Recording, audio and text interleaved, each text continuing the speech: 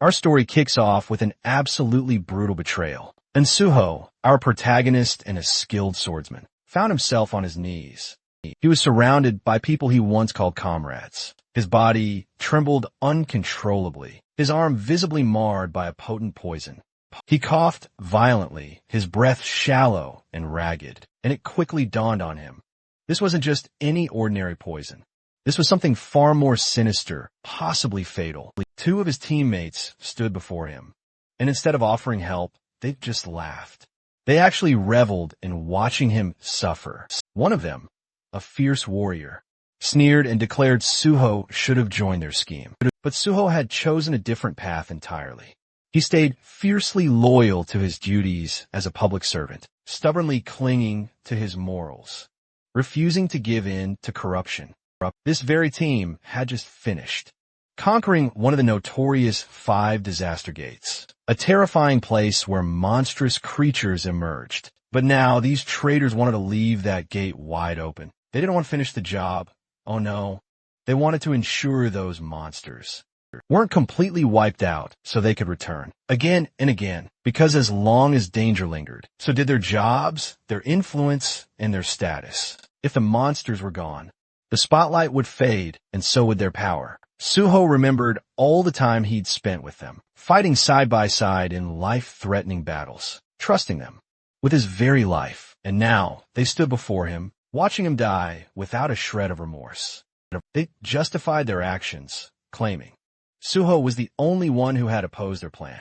Everyone else was on board. Then the archer stepped forward, casually extending his hand, offering Suho a second chance. He said that if Suho agreed to join their side, they'd let him live. But Suho wasn't a fool. How could he possibly trust people who had just poisoned him and stood back to watch him suffer? Besides, he could already feel it. His body had been pushed far beyond its limits. The poison had spread too far. There was no coming back from this. His survival was impossible. But even if he couldn't live, he still had one thing he could do. Take at least one of these traitors. Down with him. With that thought, Suho began channeling every last bit of energy he had left. A powerful aura erupted from him, sharp and utterly overwhelming. A couple members of the group were immediately paralyzed with fear, scrambling back in terror. But the woman of the group, even more frightened than the others, tried to calm everyone down, insisting they shouldn't panic. The archer, clearly on the verge of losing control of his bladder, could tell this was bad. Then Suho moved. In a single, swift motion, he charged forward, his blade slashed through the warrior's arm, and in the very next second, he beheaded the dark mage woman with deadly precision. The archer barely managed to retreat, dragging the healer with him. Their smug expressions, once full of arrogance, had completely vanished. In an instant, replaced by sheer horror, the healer quickly tried to save the wounded warrior, desperately casting healing spells. But nothing worked. To her shock, she realized she couldn't heal him at all. Her eyes turned to Suho. She saw something strange, something powerful. Suho was no longer just a dying man. He was overflowing with the power of will itself. And not just him, his sword had transformed too, now forged completely from that same indomitable will. It was called the intangible sword, a weapon born from pure determination. But that power came at a cost. The energy that had kept him standing finally faded. Suho's strength finally gave out, and his body collapsed. He stumbled backward, falling off a cliff. Behind him, dropping deep into the valleys below, disappearing from their sight, leaving behind nothing but silence. Suho slowly opened his eyes to the sound of chaos. Around him, there was shouting, sirens, and a distinct sound of people running. He was being carried by a firefighter, but he had no idea what was going on. His head was spinning, disoriented and foggy. Everything felt unreal, like a dream or a nightmare. The firefighter carrying him was rushing toward a designated safe zone, rushing through the chaotic, panic-stricken streets. Suho initially couldn't comprehend a thing. The last thing he recalled was his own death. He was certain he had died. So how was he here, alive, bewildered, and being rescued? Then, something clicked. He finally registered what was unfolding. Around him, a gate had ripped open. This presumed gate had triggered a dungeon outbreak. Monsters were now swarming the entire area. More specifically, hordes of goblins, dozens of them, sprinted through the city, attacking anything in sight. As Suho scanned his surroundings, he spotted a familiar sign. Lying on the ground nearby, Cinderum Station. That's when everything clicked into place. His memories weren't mistaken. This was the exact same station that had once been overrun during a sudden gate anomaly. He had witnessed this terrifying event before. Suddenly, out of nowhere, an arrow came whistling through the air and promptly struck the firefighter who was carrying him. The man cried out in pain as he buckled, sending both him and Suho crashing to the ground. The goblins were closing in fast. Despite the searing pain, the injured firefighter looked at Suho and urged him to run. But Suho didn't budge. Instead of fleeing, his gaze locked onto the axe the firefighter had been carrying. Without a moment's hesitation, Suho snatched it, took aim, and hurled it with all his might. At an approaching goblin, the weapon sliced through the air and struck the goblin cleanly, felling it in a single, decisive blow. And then, right in that intense, critical moment, something utterly bizarre materialized before Suho. Floating text. Just like a digital display, it was a system window. It congratulated him on his awakening. For a second, he simply stared, utterly stunned. It was exactly like before, precisely as he remembered. The system prompted him to choose his desired class. Out of pure reflex, his finger almost moved to select warrior. It was instinct, but then he paused. No, this time he decided to delay his selection. Suho shifted his focus toward the goblins, who were now cackling wildly, their screeches echoing across the chaotic battlefield. They seemed utterly unconcerned, laughing like maniacs. They acted like victory was already theirs, but Suho wasn't amused in the slightest. Without wasting another second, he launched himself straight into the thick of the horde. His movements were sharp, precise, and utterly effortless, weaving through every incoming attack like they were nothing more than a gentle breeze. One goblin, eager to land a hit, tried to sneak up on him from his side, but the moment its eyes locked onto Suho, it froze in absolute horror, because right in front of it, Suho had just retrieved the very same axe he'd hurled earlier.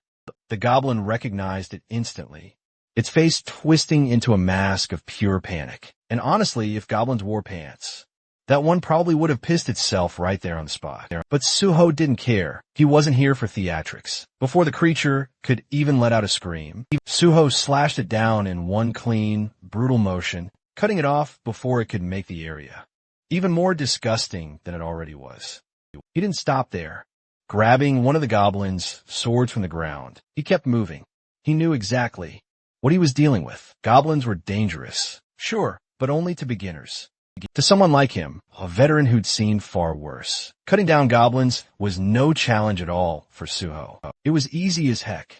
Suho continued slashing through the goblins, cutting them down one after another with a speed and precision even sharper than before. In just a few minutes, the entire wave of goblins had been completely wiped out, ended so quickly it almost felt unreal and, dare I say, illegal. As the dust settled, Suho looked down at the sword in his hands.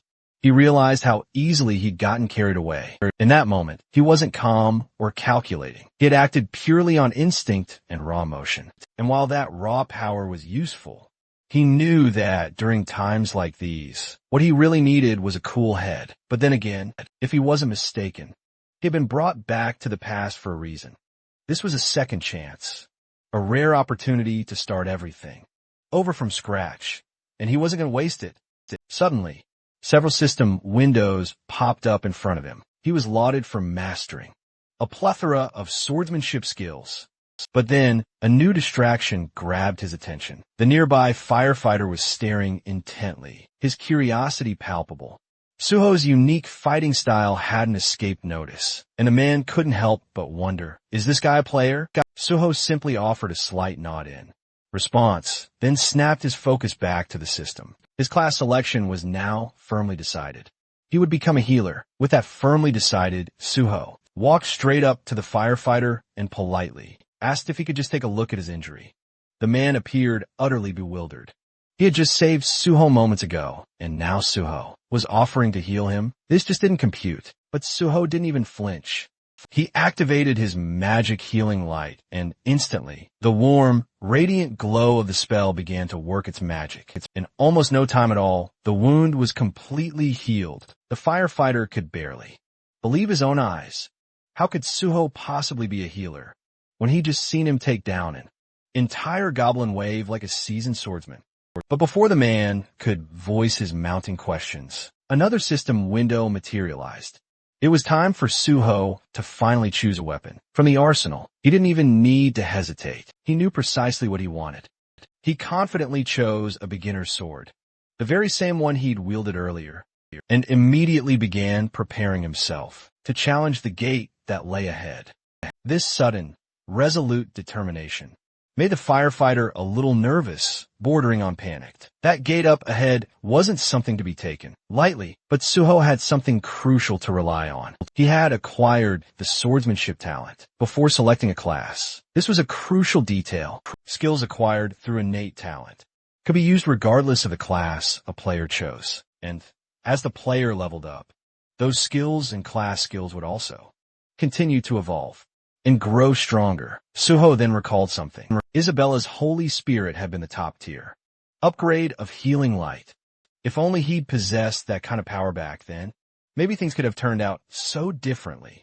But this time, he was going to do things right. He had a clear plan. He would walk the path of both a swordsman and a healer. And as he remembered the faces of his former teammates, those scumbags who had betrayed and abandoned him, his resolve grew even stronger. He stepped closer to the gate, the very one that had nearly killed him in his past life. Back then he was weak and unprepared, but now, with the fundamentals of swordsmanship engraved in his very being, he knew he could handle it. Without a trace of hesitation, Suho began walking forward and stepped inside the gate. As Suho stepped through the entrance, he suddenly found himself standing in the middle of a dense, shadowy forest. Almost instantly, the system window appeared in front of him, displaying the name of the area, Green-Red. A strange name, but there wasn't much time to think about it. After walking for a short while, Suho stumbled upon the gruesome sight of multiple goblin corpses scattered across the forest floor. Judging by their positions and expressions, it looked like they had been running from something or someone far more terrifying than themselves. Their twisted bodies suggested fear, not just defeat. That's when Suho heard something, a low, guttural sound from nearby. He turned his head toward the source, and just like that, he recognized what was behind it. Two towering hobgoblins dragging along the corpse of a creature they had hunted. These weren't the weak, annoying goblins he'd seen before. Hobgoblins were a whole different beast, bigger, meaner, and more dangerous. And when they spotted Suho, their eyes lit up with excitement. To them, human meat was a rare treat. Without hesitation, they tossed their previous prey aside and pointed their jagged weapons at Suho, eager to tear into fresh flesh. But what they didn't know, what they couldn't have guessed, was that the human they were drooling over wasn't some ordinary prey. They were staring at a predator. The first hobgoblin charged forward, blades swinging fast, but it sliced nothing but air as Suho dodged with expert precision. He already knew he was seriously underleveled for these formidable foes, and his weapon lacked the necessary strength. It wasn't enough to effortlessly cut through their thick hides, but he didn't need to rely on brute strength alone. He knew exactly where to strike. In one swift motion, he lunged straight at the first hobgoblin, aiming directly for its eye. The attack hit its mark. The creature let out a piercing screech, loud enough to shake the very forest trees. Suho, ever the soft-hearted one, ended the poor monster's pain by delivering a killing blow. But Suho never intended to kill it so quickly. His attack had been too effective, a pure, habitual mistake. He had hoped to use the creature to gain skills and experience from the intense fight, but accidentally killed it too soon. Turning toward the remaining hobgoblin, Suho decided to make proper use of this one. The second monster, furious over its fallen comrade, roared and charged forward, swinging its weapon wildly in a fit of rage. But Suho remained calm. He focused, dodging each attack with careful footwork. The hobgoblin slashed left, then right, swinging like a wild beast, but none of its blows landed. In this world, repeating the same action over and over could eventually lead to acquiring a skill related to it. Suho knew this, and sure enough, after evading several more attacks, a small grin formed on his face. He had obtained a dodge skill, but he wasn't done yet. Now, he aimed for his second skill.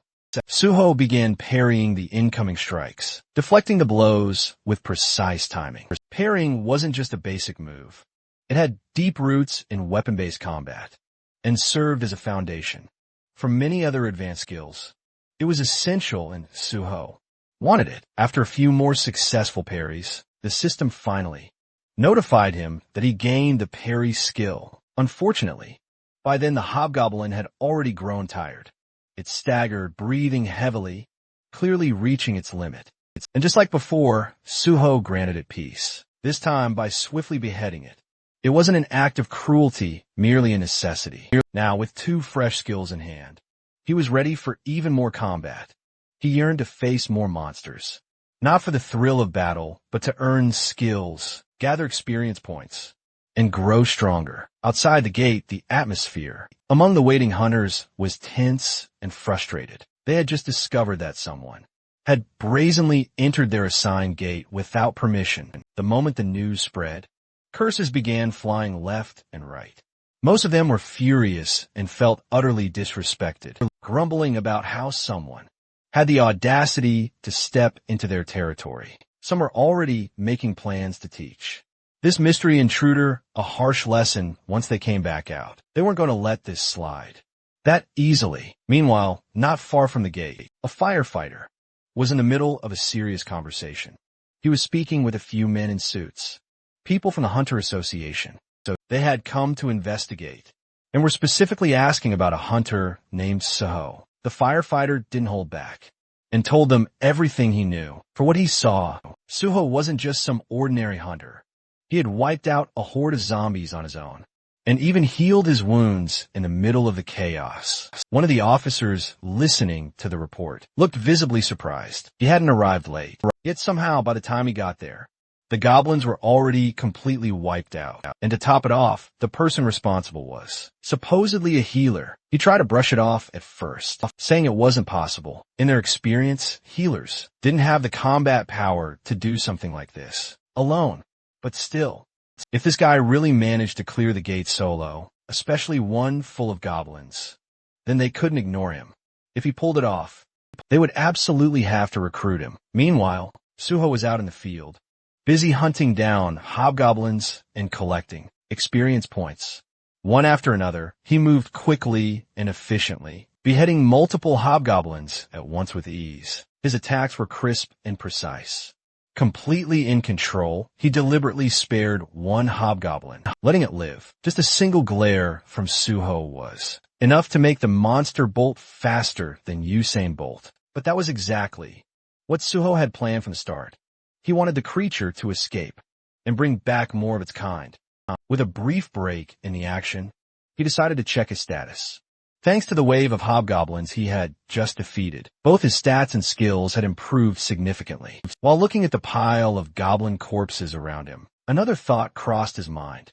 There was still something useful left in those bodies. Hidden inside the monsters were magic stones. These particular ones were just degraded magic stones, nothing too rare.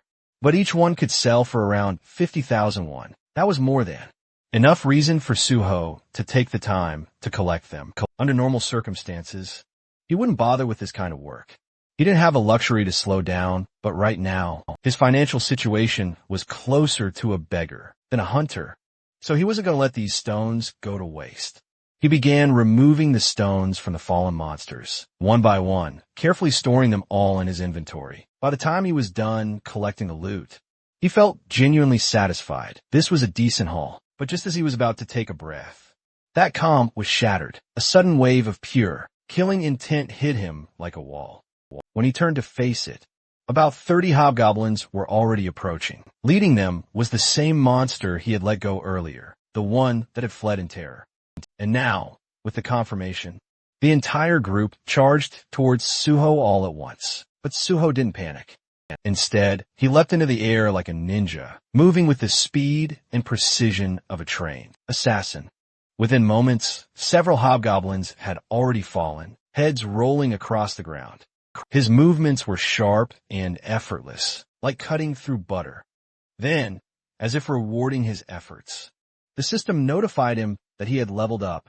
Fresh stat points just boosted his profile, making him even more formidable than ever. With that incredible power-up in hand and plenty of experience under his belt, Suho decided, no need to drag things out any longer. It was time to end this. He dove straight into the monstrous mob of enemies, slashing in every direction, effortlessly clearing the horde. With ruthless efficiency at one point, a hobgoblin actually managed to charge him head-on, aiming for a devastating strike. But instead of fear, Suho's face lit up with pure excitement. He wasn't worried. If anything, he looked even more thrilled than ever. The boss monster in this gate was, of course, a chief hobgoblin, a formidable level 20 enemy. As expected of a boss, it came charging in first, attempting to land an attack, but failed miserably.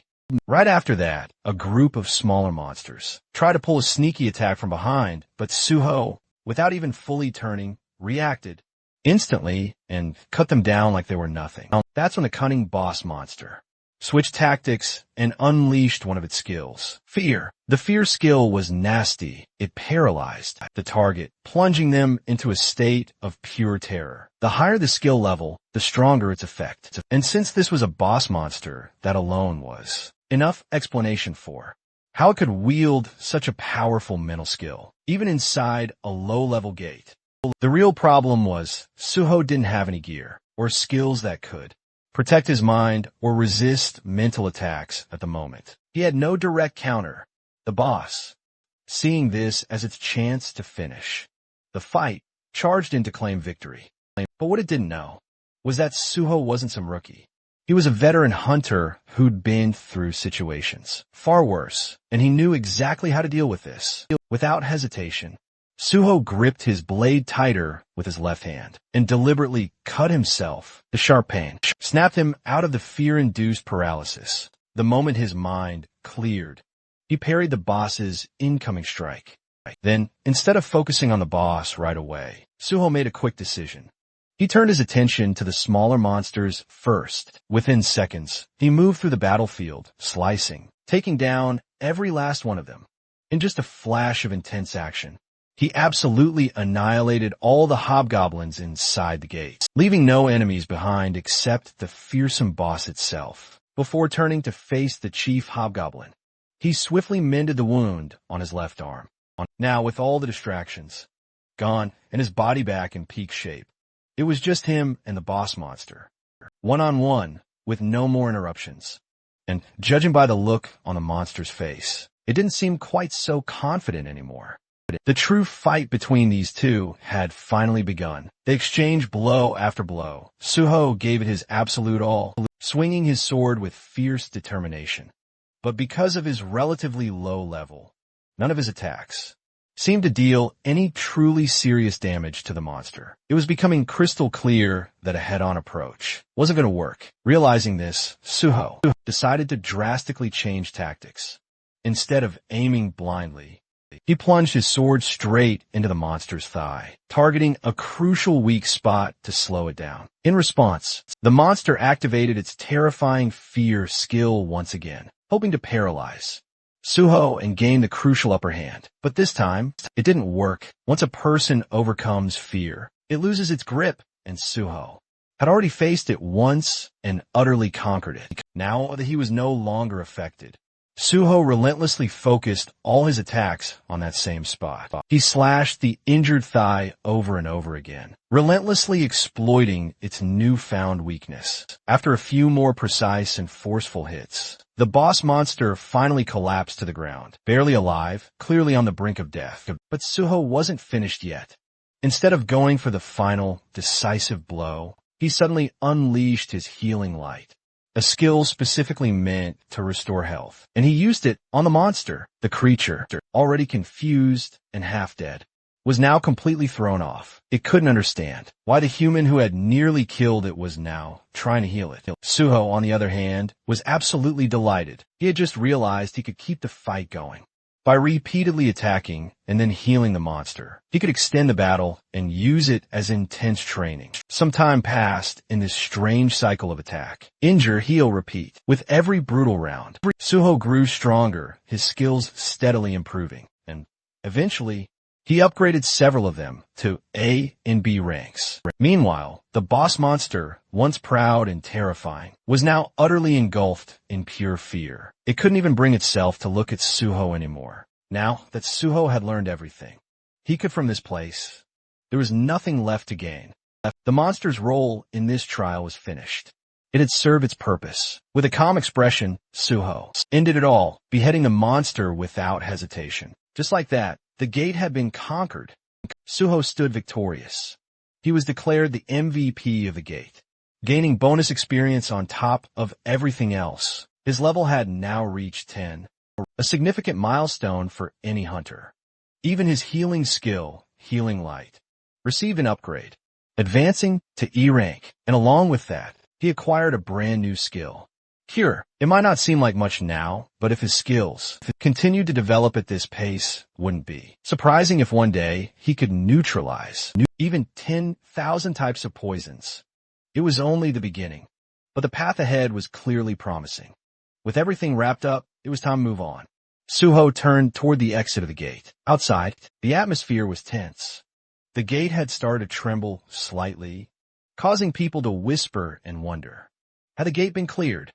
Then, before anyone could guess further, Suho stepped out. He walked out calmly and confidently, as if the chaos behind him didn't matter.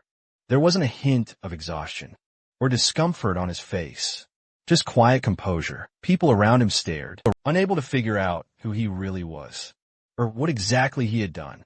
And Suho didn't bother explaining. He simply let their curiosity grow. Soon after, multiple guilds rushed over. They had all come looking for the mysterious man who had conquered the gate alone. But Suho ignored every offer, every scout, every invitation thrown his way. But he wasn't interested. Instead, he simply strode past them, landing directly in front of a man in a sharp, formal suit. With a calm and confident tone, Suho greeted him. This man was no ordinary official. He was the esteemed team leader of the South Korean Hunter Association, Young Chul-min. And judging by the utterly confused look on his face, he clearly wasn't expecting a greeting from the person behind the gates. Quickly, the scene shifts to the South Korean Hunter Association, where team leader Young and Suho were now sitting across from each other. On the surface, it looked like a standard registration meeting, but Chul-min's mind was clearly elsewhere. His thoughts kept drifting back to their earlier encounter.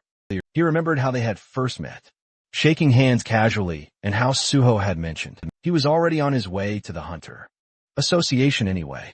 At first, Chul-min had assumed it was just for a license renewal, something experienced hunters did all the time. But as the conversation progressed, it became crystal clear that Suho was actually there for initial registration. That absolutely caught Chul-min off guard. He was still trying to process how someone like Suho, who was registered as a healer of all things, had managed to clear an entire gate all by himself. And the way Suho had acted, calm, casual, munching on snacks like it was just another Tuesday. Chul-min had gone over his aptitude test. Results again and again. Statistically, Suho seemed more like a warrior than a healer. The numbers didn't lie. He had the physical strength and combat instincts, not to mention the composure that you'd expect from a frontline fighter. It just didn't make sense. While Chul-min was lost in thought, Suho spoke up, snapping him out of it by asking if there was a problem. That brought Chul-min back to focus. He began asking Suho a few routine questions. Background, education, that sort of thing.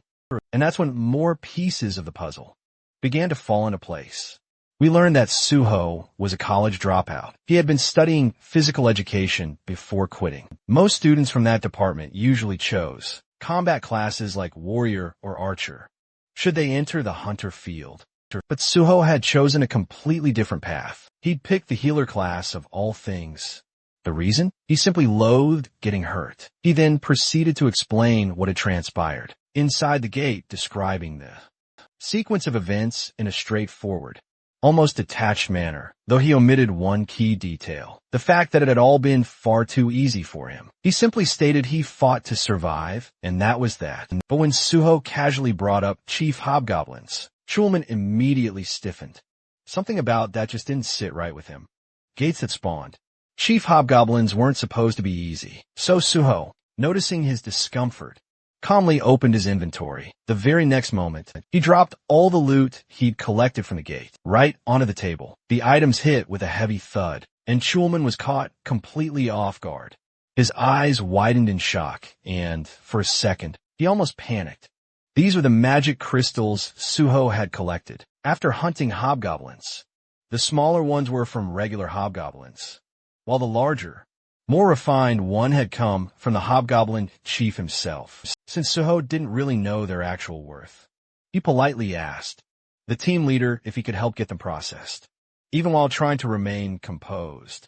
Chulman couldn't tear his eyes off the glittering loot. It was a truly good haul. Regaining his composure, he looked at Suho seriously and asked if he truly wanted to become a hunter. When Suho nodded, that simple agreement sparked real excitement in the team leader's eyes. Trying to steady himself again, Chulman asked whether this decision was merely made on impulse. But Suho responded with a calm smile and said, no, it wasn't impulsive at all. While Chulman was still riding the wave of happiness from hearing Suho's answer, Suho shifted the tone slightly and began explaining his real reason. It wasn't about power or money. It was personal. He hated monsters, and he hated the gates they came from. As a child, he had lost his entire family during a gate shock. After that, he grew up in an orphanage, completely alone. Initially, he believed slaying monsters would soothe the deep frustration and pain burning inside him. But even after countless battles, that tight knot in his chest refused to loosen. No matter how many he slew, the ache never vanished. That's when he made a profound decision. He couldn't erase his past, but he could choose the future he wanted to protect. He refused to let anyone else suffer like he had. He wanted to fight, not for vengeance, but for the safety of others. He longed to be out on the field doing real work. And that's precisely why he decided to become a hunter, not for a guild, but for the South Korean Hunter Association. Chulman was genuinely stunned by this answer, but as a seasoned veteran, he also felt compelled to explain the downsides. He told Suho frankly that the Hunter Association's pay scale was significantly, embarrassingly lower than what private guilds offered. But Suho didn't seem fazed by that in the slightest. As long as he had free, unlimited access to multiple gates, priority in entering them, and the authority to punish hunters who committed crimes, that was more than enough for him. And Chulman could barely comprehend what he was hearing. You see, even though the Hunter Association technically has gate priority, they often end up auctioning those precious rights off to private guilds. And the reason is brutally simple. No official wants to put their life on the line for measly government salary. Most people claim they join to help others, but the harsh reality is they aim for stable, safe positions where they can earn quietly without ever having to step foot inside a gate. That's why so many aim for cushy administrative roles instead of dangerous field duty. But in Chulman's eyes, Suho was different. He wasn't chasing safety or comfort.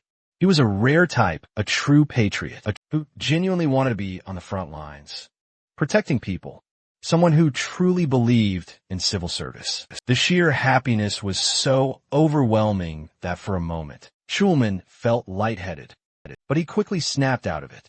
And just like that, he was back to handling those magic crystals. Now, to even take the official hunter exam, you first need to pass an aptitude test, which includes both a written and a practical exam. Unfortunately for Suho, though, this year's registration period had already closed, and the actual exam was scheduled for tomorrow. But luckily for our boy Suho, he had Brother Chulman in his corner. Since Suho had single-handedly conquered an entire gate, there was a good chance they could pull some serious strings and get special approval from the higher-ups. That part was a piece of cake. What had concerned Chulman, however, was the written test. Acing that with only one day of prep? Almost impossible. For a regular person, maybe, but Suho being Suho, he was totally confident. To him, if you ever get a chance to do something, you take it, no matter the circumstances. The only issue? Our boy was practically broke at this point. He didn't even have enough cash to pay the exam registration fee. So, swallowing his pride, he asked if team leader Chulman could handle selling the magic crystals for him, and Chulman, being the dependable guy he is, immediately took on the task without a second thought. Right now, the only person Suho could fully rely on was his big brother, Chulman, and he was genuinely grateful for it. After some time, they wrapped up all the aptitude tests. Team leader Chulman then sent Suho the money they'd gotten from selling the crystals. In the next scene, Suho was munching through Chulman's food stash, like he owned the place. Thanks to those magic crystals, he received 3 million won, and on top of that, since he registered as a civil servant hunter, he also snagged some sweet tax exemption benefits. Still, that wasn't enough for him. He had one more request. He'd heard the association had a library, and he wanted to cram a bit for tomorrow's written test. He politely asked if the team leader could grant him access. And of course, Chulman said yes with a smile. He even personally showed Suho the way to the library and told him he wouldn't need an employee card to enter. Before parting ways, Chulman wished him the best of luck for the exam. Suho quietly watched him leave, thinking how incredibly kind and reliable his brother still was. Deep down, he knew Chunman would definitely one day become the association's president. With Chunman now out of the picture, Suho turned his attention back to the library. His goal was crystal clear. Find something tied to his past life. He remembered major events unfolding, things that shook entire regions.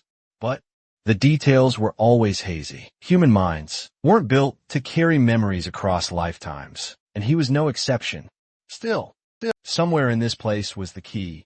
A fragment of knowledge or a skill he desperately wanted. After poking around a bit more, Suho finally stumbled upon something strange. A book, massive, ancient-looking, and so thick it refused to fit on any shelf. Curious, he picked it up. The moment he cracked it open, the system pinged him with a strange message. The book wasn't from this world. It also mentioned there was a special way to use it, something beyond just reading. And Suho, he already knew exactly what that meant. Without hesitation, he held the book above his head like some RPG character, triggering a hidden quest. For a split second, he felt like a complete clown. Nothing was happening. His arms were getting tired. Frustration bubbled up fast because he was damn sure this was the only way to activate it. Then, just before he could start cursing the book, the system spoke again. The book, Library of Memories, had taken an interest in his story. That's when a magic kicked in. The book shimmered. Reality shifted, and in the blink of an eye, Suho was no longer standing in that dusty room. He now stood before a massive, otherworldly tree, its roots deep in glowing stone, its branches reaching into a sky that wasn't even real. A spiral staircase wrapped around it, leading upward into the unknown. And this is the Library of Memories. It's then revealed that the Library of Memories grants its user the ability to recall everything they've ever seen or heard, including painful or traumatic experiences. The human brain usually copes by forgetting, but once this ability is acquired, the user is burdened with a flawless memory.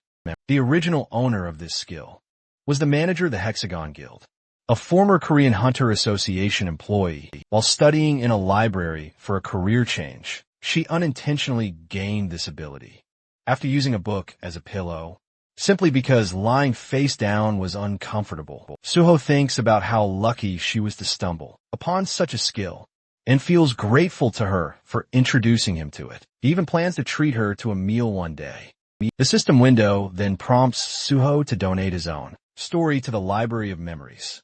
He considers how powerful this ability truly is. It could help him restore every memory he's ever had, especially since human recollections tend to fade and warp over time. Realizing its value, he decides that obtaining this skill is necessary to retain every detail with precision. A message appears, confirming his story has been accepted. Suddenly, a strong wind whirls around him, and the system announces that the Library of Memories is now accessing and recording his experiences. Suho starts floating in midair, surrounded by radiant texts.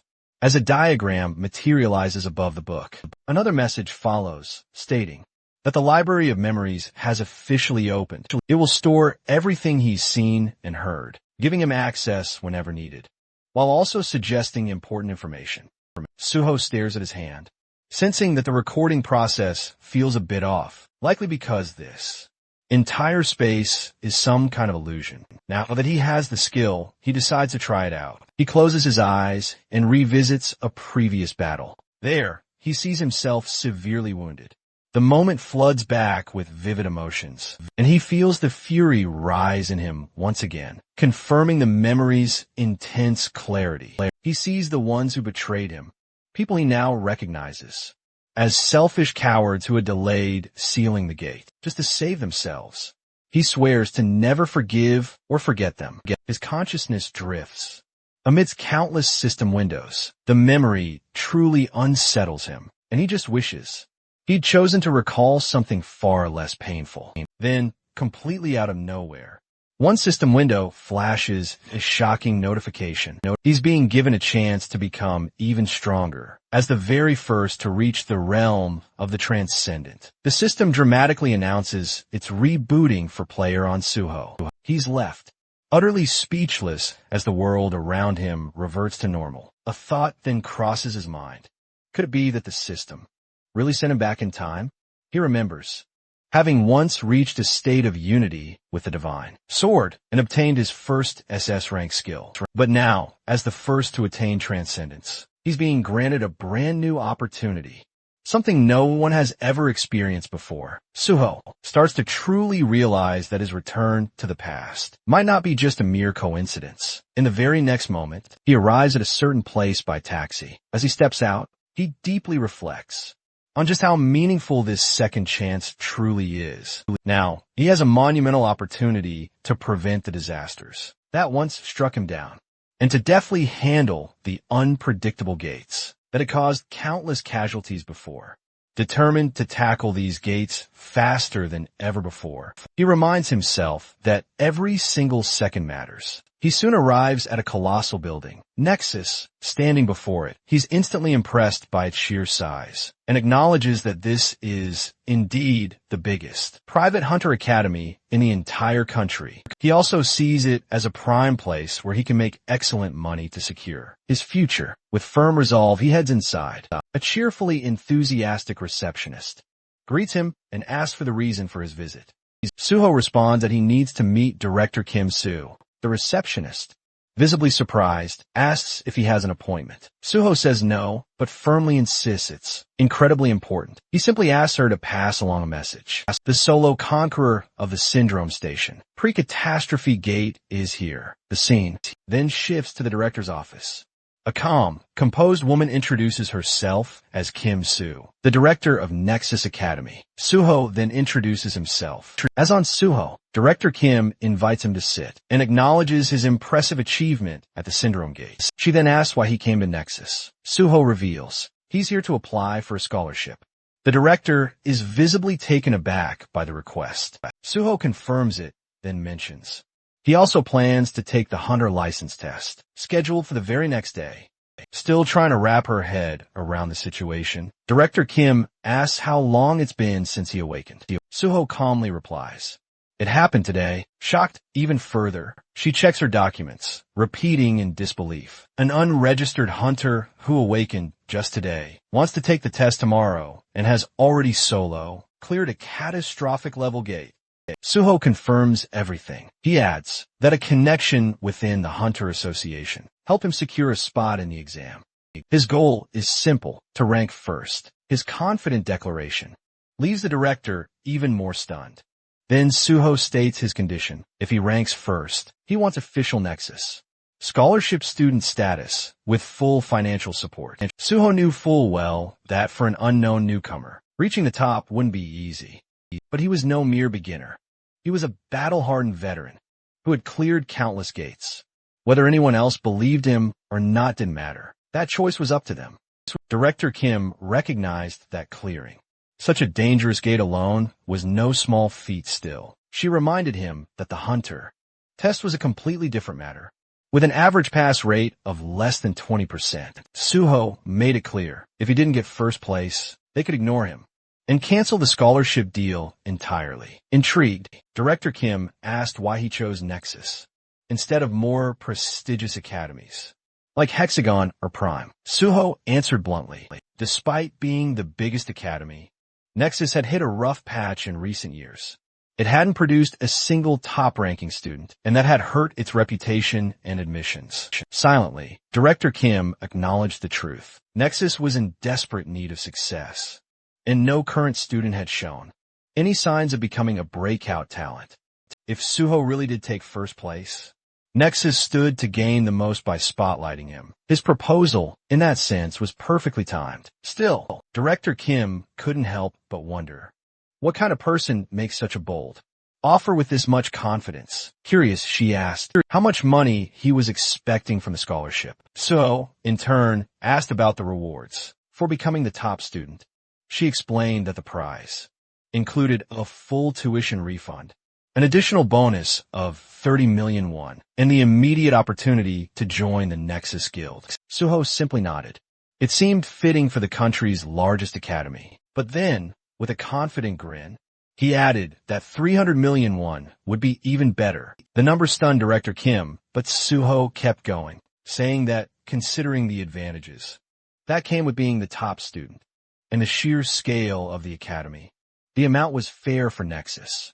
300 million won wasn't much anyway. Deep down, Director Kim knew he wasn't wrong. Reluctantly, she agreed and told him that if he ranked first, she would pay him the 300 million won. Later, Suho wandered around the campus. The more he explored, the more he realized just how enormous it was. Bigger than most amusement parks. Once enrolled, he wouldn't be missing anything. The staff member showing him around chuckled proudly, explaining that Nexus was the largest academy in all of South Korea. Suho noticed the guide looked tired and figured they'd probably been woken up just to give him a tour. Feeling slightly guilty, Suho thanked him for showing him around so late. The guide smiled, saying it was the least he could do for someone so important. Then, Suho spotted someone training, alone on the playground. Curious, he asked if that person was a student. The guide nodded, saying that student trained every night at this hour and was the most hard-working student in the academy. Suho was intrigued. The student's name was D1. The guide called out to him, reminding him to take care of his health, to which D1 replied with a smile. He felt the need to push himself harder, especially as he was already in his third year.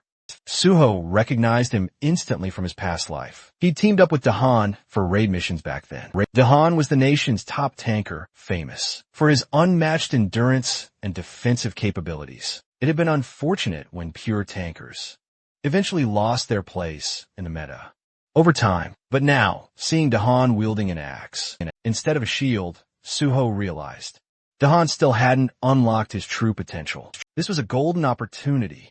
He could guide Dahan now, and eventually, recruit him into the Great Hunter Association. The guide introduced the two of them. After a brief greeting, Suho asked if Dahan intended to use the battle axe as his main weapon. Dahan confirmed it. Suho then asked why he chose that particular weapon. Dahan explained that since he aimed to be a frontline fighter, his instructors had suggested the axe, claiming it matched his build perfectly. The guide chimed in, adding that few weapons could rival the battle axe in sheer destructive force. Suho asked if Dahan had only trained with the axe. Dahan admitted he had. He called himself a slow learner and said trying out multiple weapons felt like a waste of time. It had taken him 2 years just to get somewhat decent with the axe, and even now, he didn't feel particularly skilled with it. Suho silently analyzed the situation and grasped the real problem. It wasn't that Dahan lacked effort, but that the axe simply didn't suit him. It wasn't dedication holding him back. It was a clear case of poor direction. If his progress hadn't improved early on, he should have switched weapons. Suho found it surprising that even the top academy in the country missed something so obvious. He suggested a different mindset. Since players would eventually receive stat adjustments, it made more sense to pick a weapon that felt natural to them. With skill correction effects, proficiency could rise quickly, but true performance in battle relied on knowledge and experience. In Dahan's case, the battle axe was clearly a mismatch. While it packed a serious punch, its long cooldowns left users incredibly vulnerable. And considering Dahan's massive frame, it became even harder to protect him effectively. When Dahan heard this, he was completely taken aback. He'd spent the last 3 years diligently training with an axe. Suho acknowledged his dedication, but pointed out that Dahan's true strength might actually lie in tanking. He advised Dahan to try using a kite, shield on his left arm, and a one-handed blunt weapon in his right hand. According to Suho, this setup would significantly enhance Dahan's overall combat effectiveness. Dahan hesitated. Switching roles right before the exam felt incredibly risky, especially since the test was happening the very next day. Suho then asked him to think about what truly forms the backbone of a raid party. While many believed it was the mage, in reality, it was always the tank. The tank's job was to draw the enemy's focus and protect the team. To do that properly, a tank needed both a shield and a secondary weapon for crucial crowd control. Suho's reasoning finally clicked with Dahan. Motivated by the insight, he decided to give it a shot. Suho was glad that Dahan didn't let doubt hold him back and appreciated how quickly he could think and adapt. Suho wished him luck, and Dahan thanked him before heading off. Right after that, the guide explained that Director Kim had asked him to give Suho a tour, which is why he introduced him as a guest. But now the guide was curious. Was Suho actually an instructor? He seemed to know a lot about combat and contracts. Suho clarified that he was an instructor, though internally he realized it probably looked suspicious for someone without a license to know so much. He explained that he was more like a stakeholder. The guy nodded and mentioned he just received a call. The contract was ready, and it was time to return to the director's office. Then came the day of the hunter test. The area in front of the association building was packed with eager examinees, armed to the teeth with swords, and ready to claim their hunter licenses. Everyone had been training nonstop for this exact moment, honing their skills to peak perfection. But here's the kicker. Suho, the guy who solo cleared an entire gate, was now at his absolute worst after finishing the test. Suho walked out, pondering the test's true purpose. It had been instituted due to worries about possible doping, but in his opinion, those measures were practically useless. Most cheaters weren't using drugs. They were using skill buffs, and he'd seen it during the test. Notably, one woman and several others had displayed magic levels no one at level 5 should naturally possess. Suddenly, the system then notified Suho that his magic sensing ability was far sharper than most. He had completely mastered the skill of magic detection. Thanks to this, Suho found it easier to notice oddities. Although nothing had been officially reported, he could already tell that many were outright cheating, using buffs. He knew it was time to put an end to this. Looking at Chulman, Suho felt grateful to have at least one honest person around as he walked through the hall, where other candidates were discussing their tests. He couldn't help but feel like he'd unintentionally become a cheater himself. Chulman walked up and asked how the test went. Suho confidently replied that he'd pass, but then asked why Chulman was there. Chulman explained that he was helping out since the association was always short-staffed. He'd also heard that this written test was the hardest one yet, but Suho's confidence was impressive. Suho responded that he believed he had solved it and asked if he could bring something up. Chulman agreed, as long as it wasn't about the test itself. Suho said it was somewhat related. He pointed out that, during the test, there hadn't been any checks for buffs and asked why. Chulman asked what he meant by buff checks. Suho explained that while the association did conduct urine and blood tests to prevent drug use and confiscated personal items to prevent cheating through gear, they didn't seem to have a check for skill-based buffs. On cheating, he suggested that using magic detection could more effectively spot individuals using buffs. Chulman appreciated the input and promised to look into it before the practical exam. Suho said he'd get ready for the next test But before he left, Chulman stopped him. He personally hoped Suho would do well, and that they'd get to work together. He wished him luck on the practical, and Suho thanked him. 30 minutes later, at the site of the practical test, the announcer informed everyone that the exam had been delayed by 2 hours due to issues with the dive capsules. All candidates were directed to grab lunch at the cafeteria and wait either in the lounge or the training area. But Suho wasn't convinced. It felt like an excuse. He suspected Brother Chulman had already started cracking down on those trying to cheat with buffs, moving swiftly just as he'd expected. With 1,200 candidates and a pass rate of under 10%, spotting cheaters could easily bring that rate down to 7%. Anyone who passed under those conditions would undoubtedly be top-tier talent. Suho decided to observe the other candidates to spot anyone who might be worth keeping an eye on. Just then, voices caught his attention. One man was challenging another to a match. The second guy snapped back, telling him to back off and stop picking fights. But the first guy clarified that he only wanted to spar, joking that the other was afraid his lack of skill would be exposed. Annoyed, the second man shoved him and told him to stay out of his face. The first man then raised a wooden sword and asked what would happen if he struck first. Before anything could escalate, Suho stepped in and blocked the wooden sword with his own, making the attacker pull back. The second man was stunned and asked Suho if he'd lost his mind. But Suho calmly said he'd handle it and told the man to stay out of it. The guy asked who Suho was. Was he some sort of officer? Suho simply said he was just another test taker, but warned that dealing with someone like this attacker would only cause unnecessary trouble. So, it was best to leave it to him. The attacker then demanded to know why Suho was even interfering. Suho simply smirked, introduced himself, and generously offered to be the attacker's sparring partner, since he was clearly so desperate for a fight. But the attacker wasn't impressed in the slightest. He scoffed, declaring he wouldn't dare waste his precious time sparring with someone as weak as Suho. That biting word, weak, definitely caught Suho off guard. The attacker smugly claimed Suho just got lucky earlier, and warned him not to get arrogant, ordering him to leave. But Suho quickly turned the tables by coolly asking if he was scared. The attacker, thoroughly annoyed, demanded to know what that was supposed to mean. Suho smoothly suggested they find out if it really was just luck, subtly hinting that the attacker was too scared to put it to the test. Provoked beyond belief, the man accepted the challenge, hurling insults and branding Suho as just another insignificant coward in the crowd. Suho agreed to the spar, but insisted they get a supervisor's approval and use the designated sparring arena.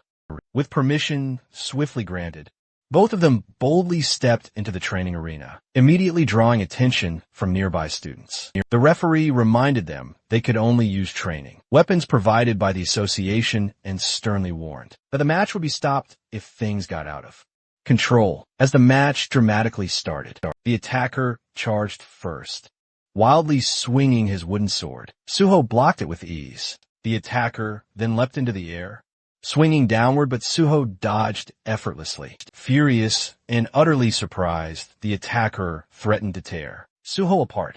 But Suho coolly stomped down on the man's wooden sword and taunted him, calling him pathetically weak. That stinging insult pushed the attacker completely over the edge. This man, Park Yeong, was notoriously known as a mad swordsman, obsessed with strength, always seeking out skilled opponents to fight. His insatiable thirst for power had molded him into a relentless combatant. Suho remembered how incredibly skilled Yeong had been during their last encounter and was surprised to see him among the same batch of test takers. He immediately realized that Yeong needed to be stopped before he repeated past mistakes. Without a moment's warning, Suho delivered a powerful kick that sent Yeong. He went flying, crashing hard to the ground. Suho, stunned, scoffed at his earlier arrogance. Yeong questioned Suho's immense strength as Suho calmly warned him that blindly charging in wouldn't work, hinting Yeong had never faced someone as powerful as a level 10 before. Most of his previous opponents probably never even got past level 5. Getting back up with a smirk, Yeong admitted Suho seemed too calm and announced he'd finally go all out Suho welcomed it. Yang unleashed a barrage of strikes, but Suho dodged them effortlessly, with just one hand on his sword. The intensity of Yang's attacks had definitely increased, and Suho acknowledged the added weight behind them. Then, Yang went all in, using his signature dragon sword technique. A flash of blinding light erupted as their swords clashed. Yang thought he had finally landed a decisive hit and began to celebrate, but when the light faded, Suho was still standing, completely unharmed. He'd blocked the attack. Shocked, Yang trembled and demanded an explanation. Suho smirked and simply said the attack was too slow. In reality, Yang had only managed a basic version of the dragon sword technique. Without a hunter's license, it was impossible to master the real thing.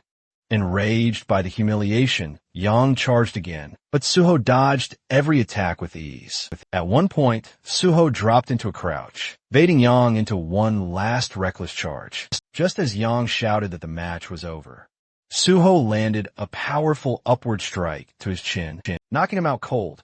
Yang hit the ground, defeated and dazed, struggling to understand what had happened. Suho calmly repeated that his attacks were simply too slow. Though Yang was seething, all he could do was lie there, muttering Suho's name under his breath. Watching this, Suho realized that Yang's obsession would now revolve entirely around defeating him, ignoring everyone else in the process. With that distraction taken care of, Suho figured the testing center might finally quiet down. Meanwhile, the supervisor who had been observing everything left everyone stunned, jolting them out of their daze. Suho casually spoke up, completely unfazed, reporting he'd accidentally knocked out Park Yeon and instructed them to take care of Park Yeon. Suho sat inside a room, surrounded by various machines, and he looked around intently, noticing a significant increase in skilled individuals present than before, likely anti-doping inspectors, disguised as mere technicians. As the room grew noisy, Suho became visibly irritated, clearly wishing they'd all just leave. A technician then walked up to him and instructed him to lie down. The tech then explained how the emergency button worked, just in case anything fell off during the dive process. Suho confirmed his understanding with a nod. Once the system powered up, Suho lay down, and cables were carefully attached to both sides of his head. A system window appeared, indicating that the Hunter practical test program had been activated. As Suho's consciousness connected to the simulation, the dive progress steadily climbed, 5%, then 40%, then 77%, until it finally hit 100%. The connection was successful, and a healer class test scenario began. When Suho opened his eyes, he found himself in a completely different world. Right away, he could tell this test wasn't going to be easy at all, especially considering how few people ever passed the healer exam. In front of him were numerous wounded individuals, calling for help, and some were even trapped under rubble. One girl in particular was desperately trying to lift a huge, heavy stone. As Suho took in the chaotic, desperate scene, he silently criticized the Hunter Association for being so ruthless with this scenario. The whole situation already felt incredibly traumatic. Before continuing, however, let's understand the crucial context of this practical test. It's considered the centerpiece of the Hunter exam, with its main goal being to evaluate how well a participant fits into their chosen class. Every year, the simulation scenarios change, and the criteria for passing also vary. Typically, these tests involve intense one-on-one fights or surviving relentless waves of enemies. A participant's score depends on how long they last and how many opponents they defeat. But for healers, it's different. The focus isn't just on how strong their healing powers are. While healing ability certainly matters, the most valued quality is sacrifice healers, who put their own lives on the line to save others, earn higher scores as monsters began to approach. Suho reflected on the nature of the test.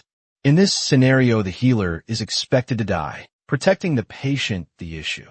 His own stats were still active. Walking toward the monsters, he spotted a sword on the ground. Looking at it, he realized he'd have to take a serious beating before dying. Unlike the others, he questioned the logic of letting himself be beaten to death. Dying once had already been enough for him nearby. Others screamed for help at the sight of the monsters. But Suho knew those screams were illusions in reality. He was surrounded only by corpses. He approached a terrified girl and asked if she was okay, shaking. The girl warned that the monsters would return, and they had to run, but Suho knew the real mission. He had to protect her until the end, reassuring her. He promised that the rescue team would come and that he'd keep her safe until then. With resolve, he stood his ground, ready to fight the oncoming monsters. Back in the observation room, players started exiting the simulation pods one by one. One of them stepped out, thinking he could have done better. A woman thanked him for his efforts and instructed him to gather his belongings and head outside. She then moved to another pod and checked the screen. It displayed the details of a participant's Kong Jin-young archer class. With a recorded time of 9 minutes and 4 seconds, she commented that this season, scores were particularly low due to the test difficulty curious. She asked Director Shin how long Suho had been inside. Shin replied, 30 minutes. Shocked, she repeated the number, unable to believe it was that long. Rushing over to Suho's machine, she checked the display herself. 30 minutes. Still in disbelief, she asked if Suho was a warrior. Shin corrected her, saying Suho was a healer. Refusing to believe it, she accused him of lying. But Shin pointed to the swords Suho had been holding and urged her to look closely together. They observed the simulation footage, captivated by Suho's incredible action. The woman questioned again if he was truly a healer. Impressed by his combat ability, she wondered aloud if he might be disqualified for not dying. But Director Shin clarified, there is no rule requiring his death. The test's true purpose was to protect the patient until the very end. She nodded in agreement. Shin explained further. Suho was meeting all the conditions. He never abandoned the patient, fought right by her side, and continuously healing her throughout. He was risking his life to protect her, as long as all conditions were met. Disqualification wasn't an option. Hearing that, the woman promptly concluded that the top score for this exam had already been determined. Meanwhile, Suho was still battling fiercely inside the simulation. With incredible skill, he sliced through the monsters in a single blow. But even after his victory, Suho felt it wasn't enough. He needed to be faster. As more monsters appeared, he eliminated them one after another, showing unwavering focus. Eventually, he wiped them all out. A system message popped up. Your understanding of the skill footplay is very high. Congratulations, you've mastered footplay. Suho quickly read the message and realized that although this was merely a simulation, since it was based on real-world mechanics, the system could still recognize his physical control. The system acknowledged that he was directly controlling his body, making it possible to master physical skills. That is, even here, though the experience gained was less than in real combat, it was still a fantastic way to train.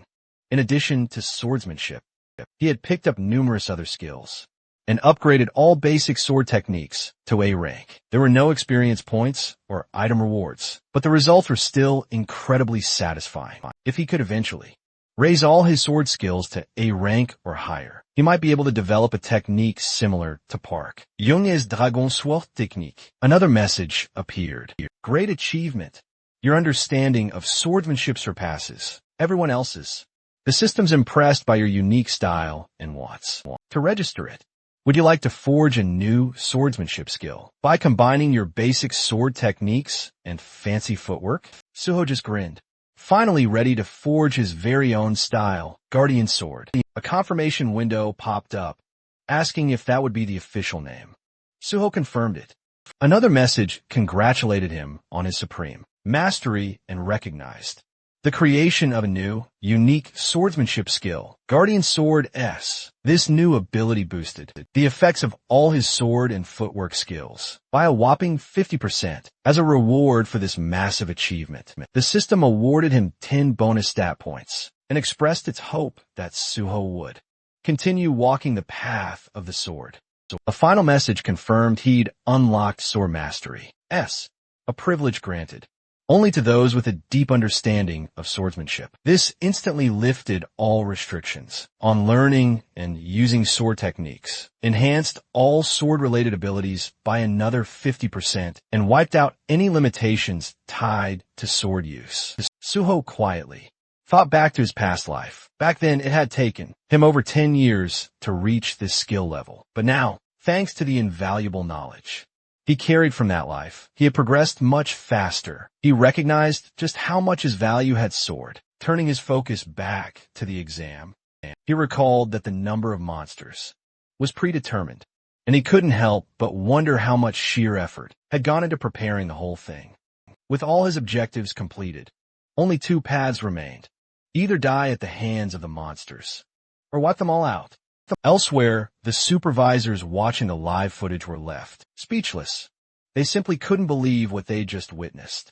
For the first time in the history of practical exams, someone had utterly defeated every single monster. They were in awe, not just of his combat prowess, but also because he had successfully healed the patient. One examiner even joked that they didn't need to bother checking.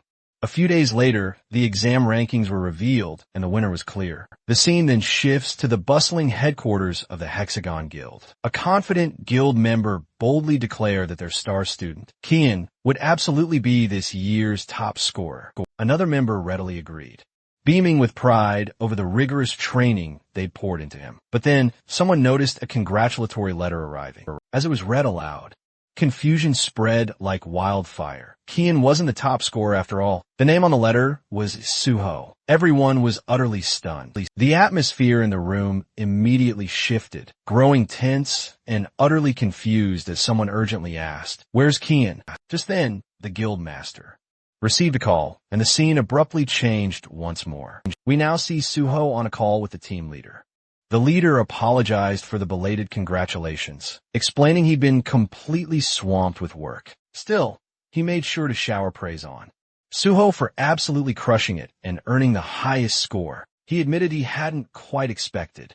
Such incredible consistency from him. Suho responded humbly, saying it was all thanks to the team leader's guidance, though the leader quickly deflected the credit, insisting Suho's stellar achievements were entirely his own doing. He also pointed out that Suho's exceptional performance had inadvertently helped expose a number of blatant cheaters who were illegally boosting their skills and ranks. This would lead to much tighter rules in future exams, which he viewed as a definite positive outcome.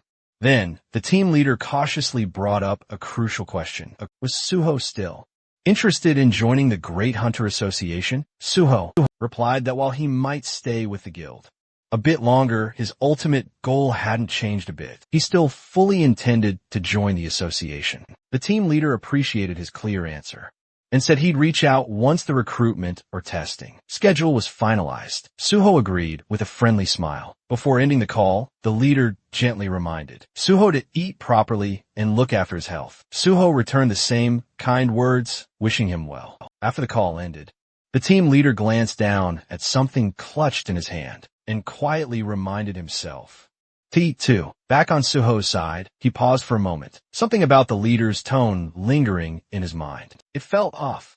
He wondered if everything was truly all right. Just then, his phone rang again. Suho checked the caller ID and seemed to know exactly who it was. He picked up, introducing himself. The caller? None other than Kim Soo, who instantly congratulated him on his success and confirmed the payment had already been sent just as they agreed. Suho praised her lightning-fast efficiency, complimenting her massive guild's professionalism. But then, she dropped her proposal. She invited Suho to join the Nexus Guild, promising benefits far superior to anything other guilds could ever offer. Intrigued, Suho asked just how far they were willing to go. Kim Soo confidently assured him she'd do everything possible to meet his expectations. As a top student and scholarship recipient, she explained, adjusting. The contract terms would be no problem at all. She even suggested meeting in person to finalize the deal. Suho, however, politely declined for now, mentioning he had personal plans for the day. He promised to review his schedule and get back to her soon. Still, he hinted that since he was a Nexus scholarship recipient, It would be logical to join Nexus over any other guild. Kim Soo was absolutely overjoyed by his response. Her excitement was so intense that even her nearby co-workers noticed. She practically begged him not to sign anything with another guild in the meantime. Amused by her enthusiasm, Suho chuckled and agreed to meet soon. As the call ended, Suho smiled, still hearing the echo of her thrilled voice. Just then, the taxi driver informed him they had arrived. Suho thanked him and stepped out. Now, standing outside, Suho reflected on everything that had happened. He had cleared the test, secured his license, and received the payment. The next chapter of his journey was right before him. With quiet determination, he moved forward, ready to begin farming at the Lighthouse General Market. Suho checked his phone, thinking about how quickly he had gathered everything he needed. Now, the only thing left was to buy a weapon. With that goal in mind, he arrived at a small, tucked-away shop, deliberately avoiding the crowded ones since he wasn't sure they had what he was looking for.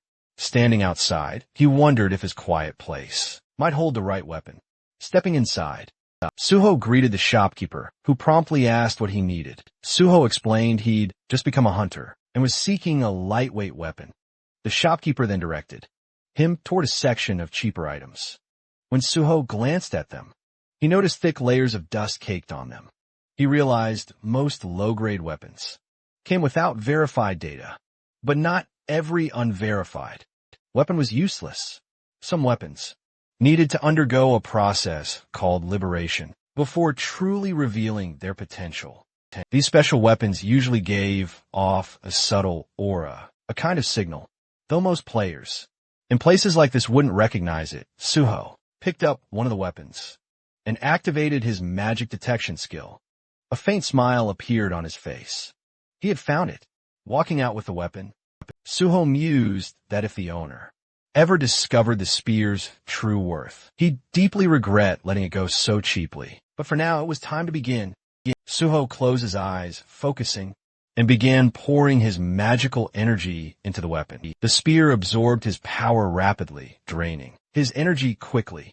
Realizing how much it was draining him, Suho abruptly stopped and collapsed to the ground, utterly exhausted. He understood that if he'd pushed just a bit further, he might have passed out from magic depletion.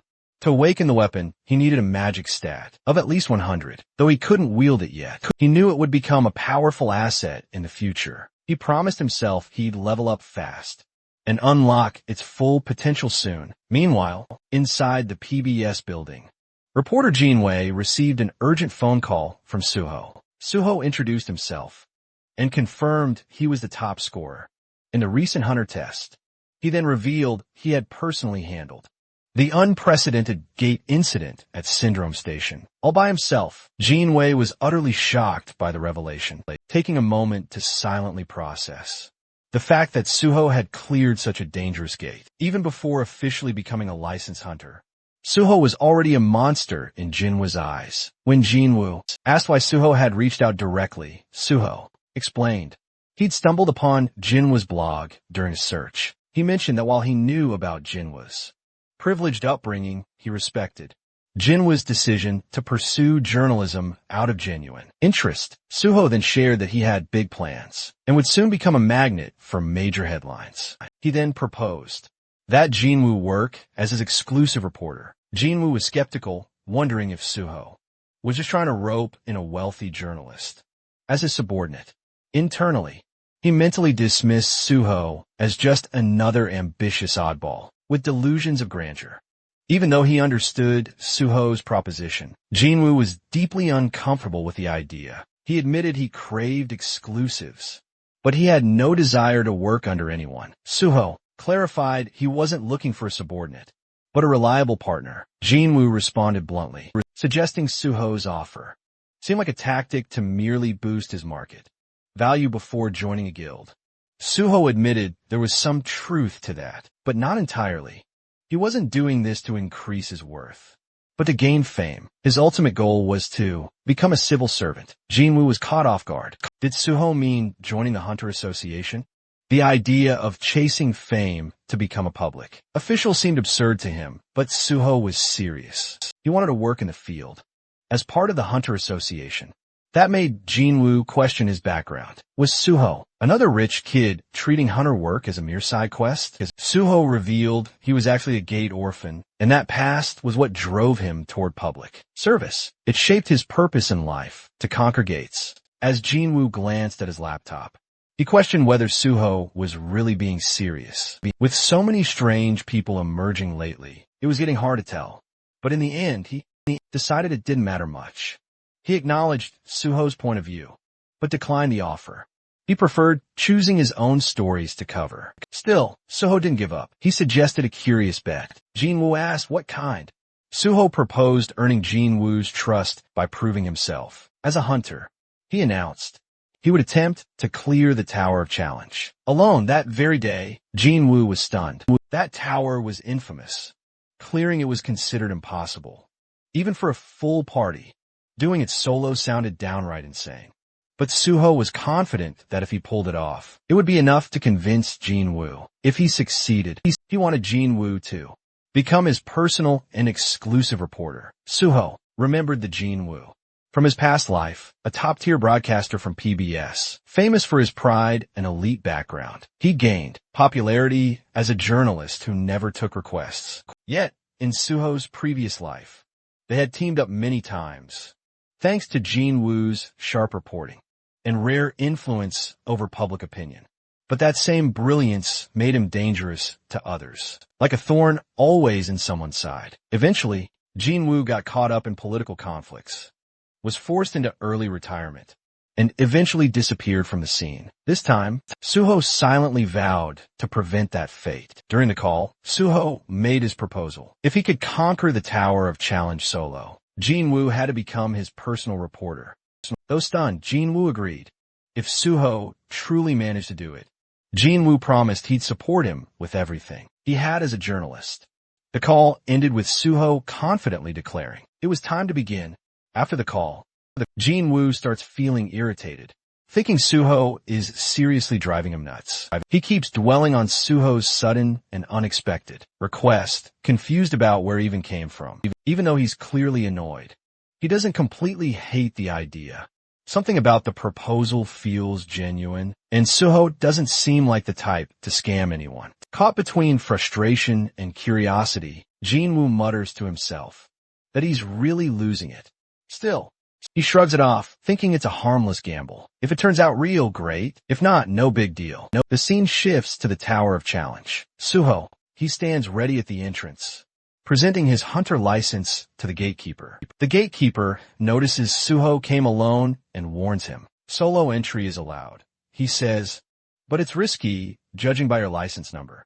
He assumes Suho just barely passed his test. The gatekeeper suggests teaming up, since even the lower levels often lead to injuries or worse. But Suho firmly insists on going in alone, respecting his choice. The man informs him of the 70,001 entry fee, telling him to pay once he receives the invoice. Suho nods and thanks him as he steps forward. The gatekeeper shouts after him to be careful and retreat if things get too dangerous. Suho simply gives a nod and walks inside. While walking, Suho reflects on the Tower Challenge.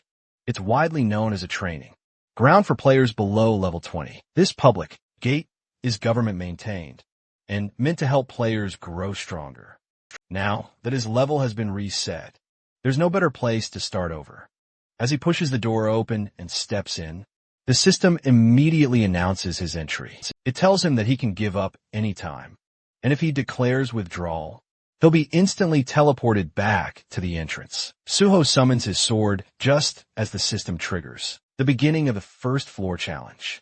A slime monster appears and launches an attack. While fighting, Suho notices the monster's surprisingly large size and shocking speed, which momentarily catches him off guard. Despite being just a level 1 creature with barely any attack power, its movements are annoying, and getting stuck with it could slow him down. Wanting to finish it quickly, Suho drives his sword through the slime's core, destroying it. But then he realizes something. This slime can multiply, That irritating trait means that when its core splits, it regenerates into several smaller versions. Even though there's a limit to how much they can divide, there's still a threat. This regenerative ability is one reason why most players enter the tower in parties to take on monsters. These typically swarm in groups on nearly every floor. Wasting no time, Suho starts decimating the endlessly multiplying slimes. He leaps into the air, stabbing one mid-jump, then hurls his sword to instantly fell another. As he descends, a slime swings its tentacle at him. Suho grapples a tentacle mid-air, preventing a hard fall, and uses that grip to catapult himself upward. With clean, precise strikes, he slashes through the remaining tentacles and clears out the rest of the enemies. The system notifies him that he's conquered the first floor and asks if he wishes to move on. Suho looks up, full of resolve. With 48 more floors remaining, there's no time to spare. The system then signals the start of the second floor challenge. Suho thinks back to the Tower Challenge, remembering that in his past life, the highest official record reached was the 48th floor. At present, the record only goes up to the 29th floor.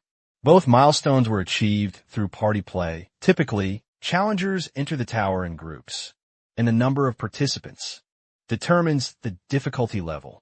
The more people in a party, the less experience each person earns, but it's a safer way to progress.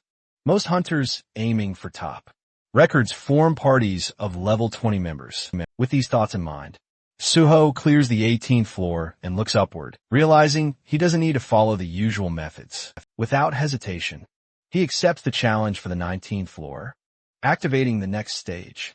Unlike the earlier levels, which swarmed with multiple enemies, this floor has only a single, powerful monster. While that makes the opponent stronger, it also means that defeating it alone is enough to pass the stage.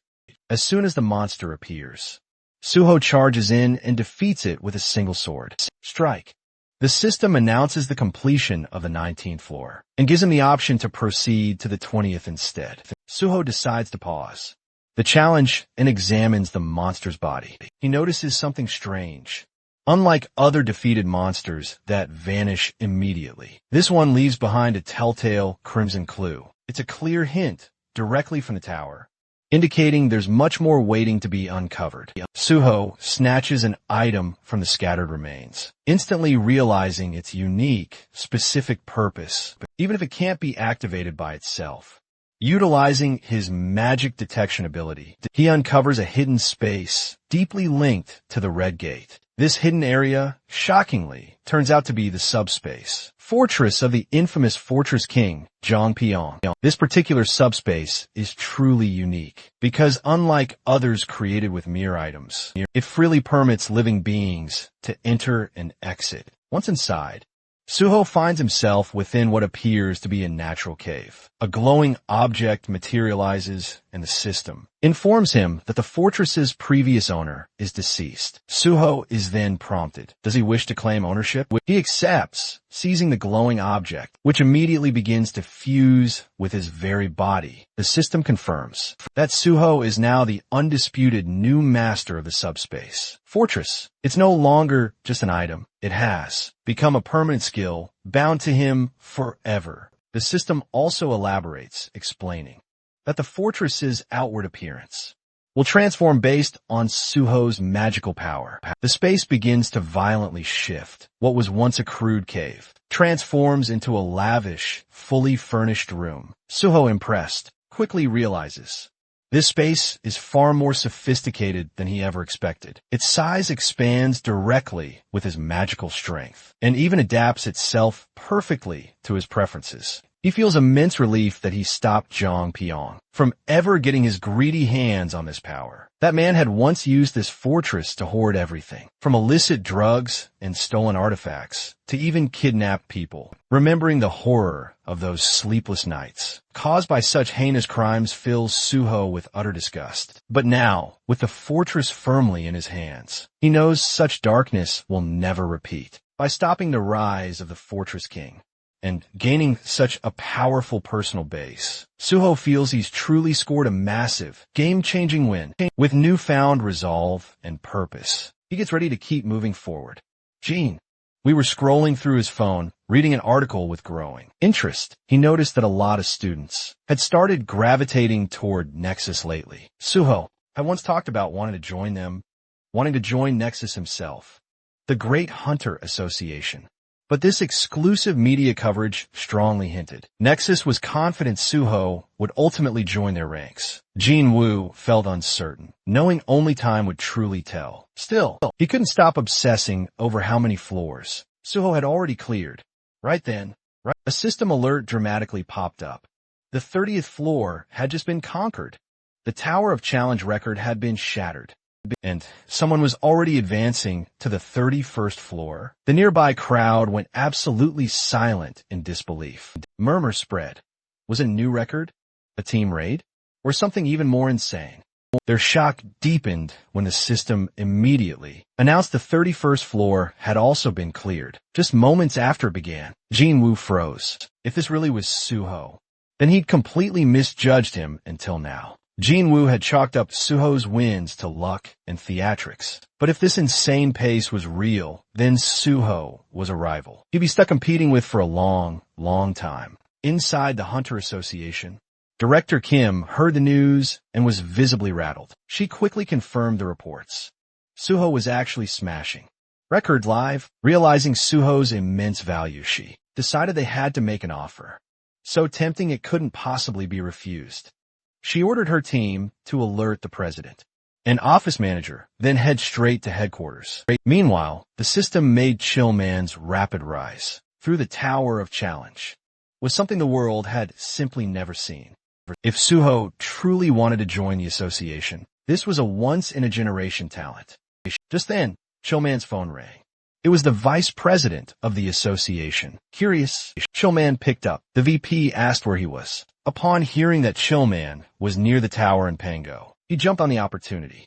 He told Chillman to bring Suho in. Chillman lit up, thinking he'd been given the chance to recruit Suho. But the VP quickly shut that idea down.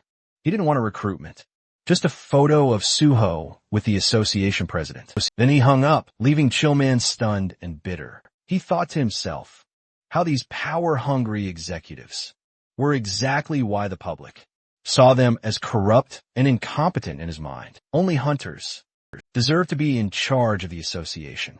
He stared at the tower, racking his brain for a way to convince Suho to enter. Inside the tower, Suho had just cleared the 48th floor, once again updating the tower's records. Exhaustion was starting to weigh heavily on him. Constantly pushing forward was truly draining. He wondered when this madness would finally end. Still, when he opened his status window, his spirits instantly lifted. Hitting level 39 felt like a genuine reward. With every floor cleared, he earned 5 bonus stat points, and each one felt like a gift. Knowing the system inside out made him feel like he was building a game character, his second self. And honestly, it was kind of fun. With his stats now set, Suho prepared for the ultimate challenge. The 49th floor had begun. A glowing crystal appeared right in front of him, and from it emerged the final boss, a tower dragon. Level 49. Suho stared at it immediately, recognizing how utterly broken this creature truly was. Even without pure blood traits, just being a dragonborn made it absurdly powerful. It made him question if this floor was ever even meant to be beaten. But Suho knew exactly why he was here. He wasn't going to hesitate. Gritting his teeth, his sword in hand, he charged at the final boss with absolute resolve. Ready to end this, Suho moved in to confront the dragon, ready to attack. In response, the dragon launched its own furious assault, forcing Suho to leap into the air to evade it. While airborne, he quickly noticed something important. For a beast of its enormous size, the dragon was shockingly fast. Suddenly, a dark aura leaked from its claws, creating a powerful pulling force that dragged Suho straight toward its massive jaws. Right before he was sucked in, Suho grabbed the dragon's mouth, hoisted himself over its head, and slammed his sword. Down with all his strength, the dragon roared furiously and tossed its head so violently that Suho was flung away, forcing him to retreat to a safer distance. As he caught his breath, Suho realized something deeply concerning. His strongest strike hadn't even left a single scratch. All he'd managed to do was mildly annoy the creature. The dragon, enraged then, smashed the ground with overwhelming power. Deep cracks tore across the floor, spreading rapidly. Suho ducked behind a massive rock, barely escaping. Silently, he was grateful for his high stats. Without them, the shockwave would have killed him instantly. He quickly understood that although the dragon's level wasn't unbelievably high, its natural traits made its body absurdly durable. Standard attacks were utterly useless against it. He needed to target its weak point, the reverse scale. Since this dragon wasn't level 100 yet, it likely couldn't completely hide that crucial scale. After quickly scanning its body, Suho spotted the vulnerable point near its tail. Without wasting another second, he charged in and struck the rock-hard scale. With all his might, the dragon howled in agony, and a system notification immediately appeared. The tower. Dragon had entered a rage after its weakness was hit. Suho left his sword lodged deep in the reverse scale, knowing the fight wouldn't end quickly. Dragging. This battle out would only make it more dangerous. He channeled even more power, pushing the blade deeper. Enraged, the dragon unleashed its fear-based ability. Suho's body froze instantly as he slipped into a hallucination state. The system confirmed he had fallen under fear. He tried desperately to cure himself, but the system informed him that such a high-level fear couldn't be removed. Before the dragon could crush him with its tail, Suho opened the entrance to his subspace and instantly vanished inside. He immediately chugged a purification potion. The system confirmed the potion's effects, as the hallucinations quickly vanished. Relieved, he reminded himself that only people he allowed could enter the subspace. He had bought the potion, casually from the general market, completely unaware that he would need it so soon. The fight was far more intense than he had expected. Even after removing the fear status once, he wouldn't get immediate resistance, and cure spells were completely useless. That meant he would have to repeatedly retreat into his subspace. He relied on endless purification potions, something clearly unsustainable. He desperately needed another plan. Rummaging through his inventory, he briefly considered calling the mad pulverization scholar. Before he could even decide, the system then notified him he'd learn a basic combination formula from a skill book, and a combination jar instantly appeared. Understanding its immense significance, he carefully placed 3 unusual items into the jar: the unknown thief's socks, the unknown minstrel's instrument, and the unknown cleaner's broom. The jar immediately began its fusion process. Suho knew that combinations using absolute formulas always succeeded. Many so-called trash items actually held hidden value. The process ended successfully. A rare treasure had been created. First Mumu, a ring formed from a basic level formula. Suho also gained 10 bonus stat points for creating a first ever item. He understood that first time items were usually S grade or above, and this one was S plus because it was a growth type item. He immediately equipped the ring, and the system instantly bound it to him. Suho remembered that in his previous life, he had missed the chance to obtain first Mumu because the mad pulverization scholar discovered it first and made the recipe public. This time, Suho had claimed it for himself. With these extra stats, he opened his status window and added 4 points to his magic stat, raising it to 100. The system congratulated him. His magic stat had turned red, an achievement he'd never reached before level 50. Or just earlier, he'd thought purple status would take forever, but now it felt fully achievable. Purple required 700 points, still a long journey, but he was confident he could reach it. After finishing his stat allocation, Suho summoned his familiar old spear and began infusing it with magic. The weapon absorbed power at an incredible rate. Once the required amount was reached, the system acknowledged the successful awakening. The spear had transformed. It was now the Shadow Spear. Round 2 was about to begin. The system finally unveiled the weapon's true origins. It was none other than one of the Shadow Lord's legendary treasures, forged from the very bones of a fearsome shadow beast. And it had just acknowledged Suho as its very first awakener. The spear could now be instantly summoned from his shadow and regenerated using both magic and shadow energy. Suho immediately grasped the immense value of this weapon. Just as Zhang Piong held the subspace fortress, the Shadow Lord, a monarch-level being, had wielded this very spear. If such an entity truly existed within this gate, Suho was now holding its signature weapon. He felt a wave of relief, securing it before anyone dangerous could claim it. Tama tested out.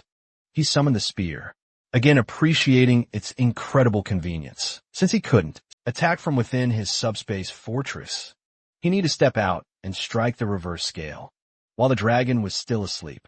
Suho exited his subspace, climbing to a rocky ledge, overlooking the colossal beast. Raising the shadow spear, he hurled it straight into the glowing stone, embedded in the dragon's tail. The spear pierced through, and the dragon writhed in agonizing pain. Suho jumped down as the system announced the dragon had entered another enraged state. It unleashed dragon fear, but Suho instantly retreated back into his subspace, completely avoiding all status effects. His hit-and-run tactics continued. Suho struck repeatedly, retreating. Each time, the process took longer than expected, but soon the reverse scale's durability dropped under 10%. It wasn't completely destroyed, but it had become too weak to protect the dragon. Stealth would no longer work. Suho abandoned all subtlety and went for a full assault, bursting from the fortress. He launched himself into the air and drove the shadow spear into the dragon's eye. The impact shook the entire area. Suho was thrown back, but the enraged dragon was relentless. As it searched for him, Suho seized the moment, circling behind and rushing for the tail. The dragon used dragon fear again, but Suho shattered the stone first. The system confirmed it. The reverse scale was destroyed, and the dragon's power drained rapidly. Suho chugged a purification potion, then surged into the air for the finishing blow. With a clean, decisive slash across the throat, the dragon collapsed. The intense battle had finally ended. The system declared Suho had successfully cleared the 49th floor, setting a new record for the Tower of Challenge. He snagged 10 bonus stat points, and more incredible rewards began pouring in. Lying on the ground, he processed this massive achievement. He had conquered the entire tower. This was something neither his past nor present self had ever managed. And for reaching level 40, he gained a new skill, Healing Spirit, an area of effect healing ability that, once mastered, could cover an entire battlefield. But the evaluation wasn't done yet. Recognizing the immense difficulty of his feat, the system rewarded him with dragon blood. Suho was shocked. This was the signature power of Yoma, the infamous monster player. So this was where Yoma had obtained it, from the dragon. The system explained that inheriting dragon blood granted a dragon's raw power, depending on how far the user pushed themselves. Before Suho could summon the shadow spear again, the system alerted him. The weapon was reacting to the tower dragon's shadow. It absorbed the shadow entirely, undergoing another transformation. Shadow Spear Plus, a hidden function, Shadow Devour, not even listed in the original description, had grown stronger. Part of the weapon's consciousness had awakened. Suho checked the updated stats and was stunned. Shadow, Binding, and Shadow Regeneration had both risen from A rank to S rank. Shadow Binding could now rip out a target's shadow and immobilize them, while Shadow Fangs tore the shadow apart, causing continuous bleed damage. Growth-type weapons truly exceeded normal equipment. Satisfied, Suho prepared to leave, but something on the ground caught his attention. A massive fawn. The system identified it as a mighty dragon's fawn, capable of inflicting an incurable debuff that nullified all recovery. Suho was stunned again. He had obtained a dragon byproduct, something believed to be almost impossible to secure. The tower dragon, it was confirmed, was a pure-blood dragon, meaning it naturally dropped rare materials. This entire battle had been a total jackpot, with everything now collected. Suho finally turned to leave. Certain reporter Jean Huey will be waiting for him outside. At that moment, the tower crystal shattered, and the system calmly declared that the trial tower had been conquered. The conqueror, player Suho himself, and every other player, was forcefully expelled from the gate. A portal appeared, and several hunters came crashing out of it, rolling across the ground with utterly stunned expressions. One of them fell to his knees, clutching his head in disbelief, muttering, "This couldn't be real." Had someone actually entered the trial tower alone? His teammate, still sprawled on the floor, asked, "Who even is Suho?" The hunter simply pointed ahead and asked if the guy standing there was the one. His partner turned his head and quietly confirmed, that was definitely him, because the crowd size was insane, and there wasn't even space to breathe right now. The protagonist was completely surrounded by reporters. Cameras were flashing nonstop, and everyone was shouting at him, asking for comments and reactions to the conquest. But Suho silently thought about how utterly exhausted he was. He'd taken a lot more damage from the tower dragon than he expected, and all he really needed now was rest. Definitely not a screaming media mob. He hadn't expected reporters to swarm him like this. His attention shifted when he spotted reporter Jean Huey, who was sitting dramatically on the hood of his own car, looking genuinely stunned. A psycho. That was probably the first thing running through his head, because someone conquering that tower solo was unreal. Suho casually walked up behind him, placed a hand on his shoulder, and greeted him. Jean Huey screamed, fell to the ground in panic, and then widened his eyes in disbelief. As he realized who it was, he stuttered Suho's name, demanding to know how he'd even escaped the crowd. Suho just gave a light smile, casually stating he'd slipped away. He described it as if he'd just pulled off some top-secret, ultimate stealth technique, vanishing without leaving so much as a single footprint. Extending his hand forward, Suho then asked why Jean Huey still didn't trust him. The reporter slowly reached out, staring at him like he'd completely lost his mind, and asked, "Do you even hear yourself? You sound insane." Suho calmly replied that if Jean Huey genuinely didn't trust him, he should just say so, and Suho would adjust his actions accordingly. Jean Huey got up, brushing himself off, and retorted that if he didn't trust him, he wouldn't have helped him get this far. Then, he hurriedly told Suho to jump into the car before the press noticed them. Inside the moving car, Suho received a call from team leader Chulman. Chulman congratulated him on clearing the trial tower, admitting he'd wanted to thank him face to face, but Suho had vanished way too fast for that.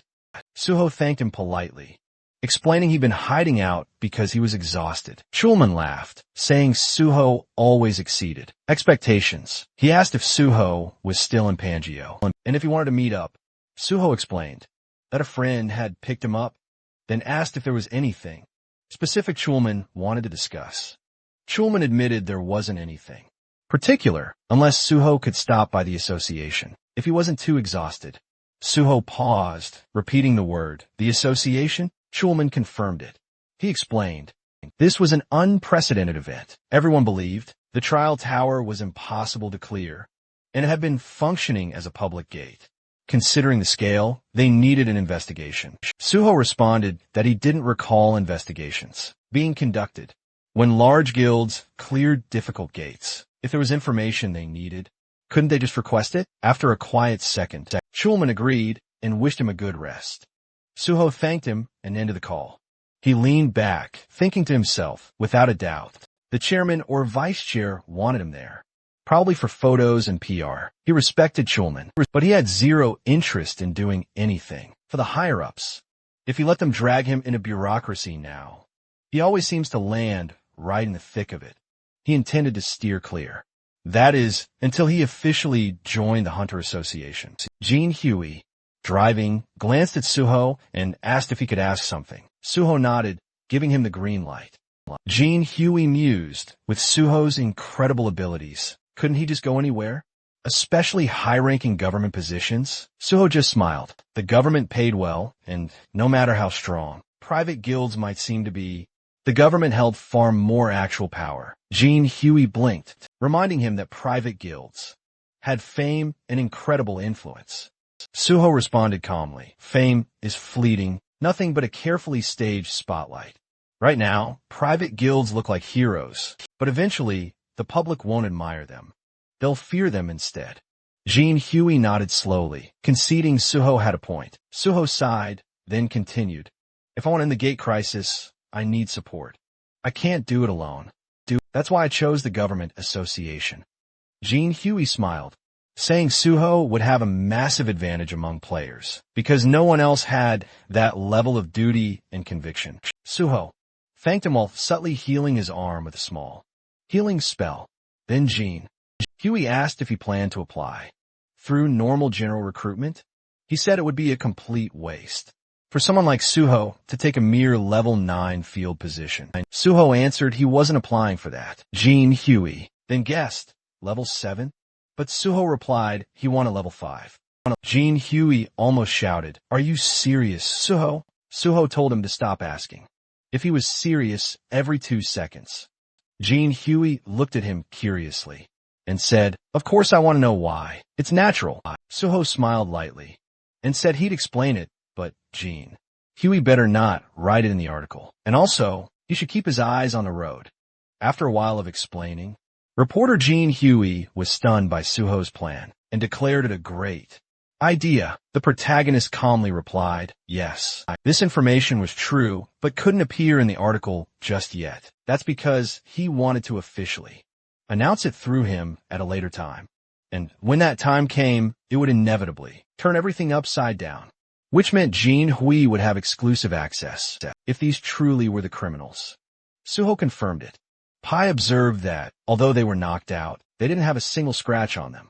Suho explained they had resisted arrest, but he'd patched them up afterward. Pai burst out laughing, saying he loved Suho's style, a hero who didn't hold back. Suho apologized, admitting he wasn't experienced in this kind of work. Pai clarified he wasn't scolding him. In fact, he approved. He even said Suho could beat villains nearly to death. If he wanted, the association's healers could wipe away all evidence of violence. Pai pressed his foot on the blonde's head and muttered that criminals like these deserved execution, but society was obsessed with humanity. Suho thought about how he'd learned this method back when he worked with the special department. In his past life, Pai then noticed Jaiwan standing behind Suho and said he'd heard the criminals used this boy in their schemes, and that it was his first time seeing someone with cyber-type abilities. He added that Jaiwan seemed dangerous and needed to be taken in. Both Suho and Jaiwan glared at him. Suho asked if that was truly necessary, explaining that Jaiwan was just a victim. He handed Pai a folder containing the young man's testimony and documents proving everything. Pai was stunned that Suho gathered all of it so quickly. He then asked if digitization could be used inside a gate. Suho understood Pai's motive and explained that the skill belonged purely to the digital domain, making it useless in gate combat, but valuable in cybersecurity.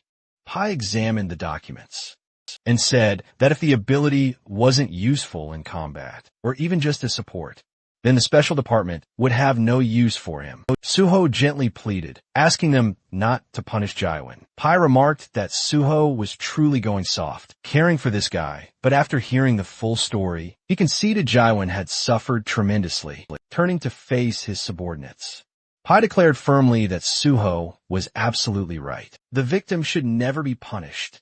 They would close the case immediately and ensure Jaiwan received proper compensation. Suho bowed deeply, offering his heartfelt thanks. Pai stated that justice was always his ultimate goal. Then, he casually inquired how Suho had even known about this case. Suho had been anticipating this very question. Raising a finger, he began to explain. CO Jaiwan had sent out a digital distress signal, using a special skill he possessed. Suho verified it instantly and organized the rescue. Pai asked, a hint of doubt in his voice, if that was truly the case. Suho internally scoffed. Of course not, but remained silent outwardly. Pai handed the case folder to his subordinate, praising Suho for always delivering such perfect solutions. Suho modestly claimed it was merely luck. Pai retorted that luck always favored the capable, placing a hand on Suho's shoulder. He promised to arrange the special recruitment as agreed. As the conversation wrapped up, Jaiwan finally stepped closer, asking anxiously, "What should I do now?" Suho simply pointed behind him and told him, "You're coming with me." Jaiwan gawked around the luxurious apartment in utter shock, while Suho coolly grabbed a drink from the fridge. The place was incredibly lavish, almost too perfect to be real, and Jaiwan couldn't help but blurt it out loud.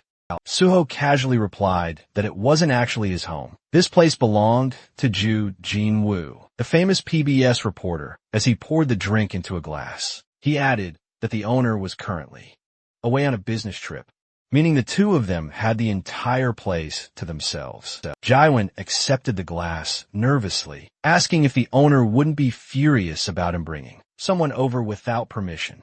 Suho brushed it off, saying it was no big deal at all, but warned Jaiwan sternly not to talk too much. Jaiwan dramatically slapped his own chest and promised to stay silent as a fish.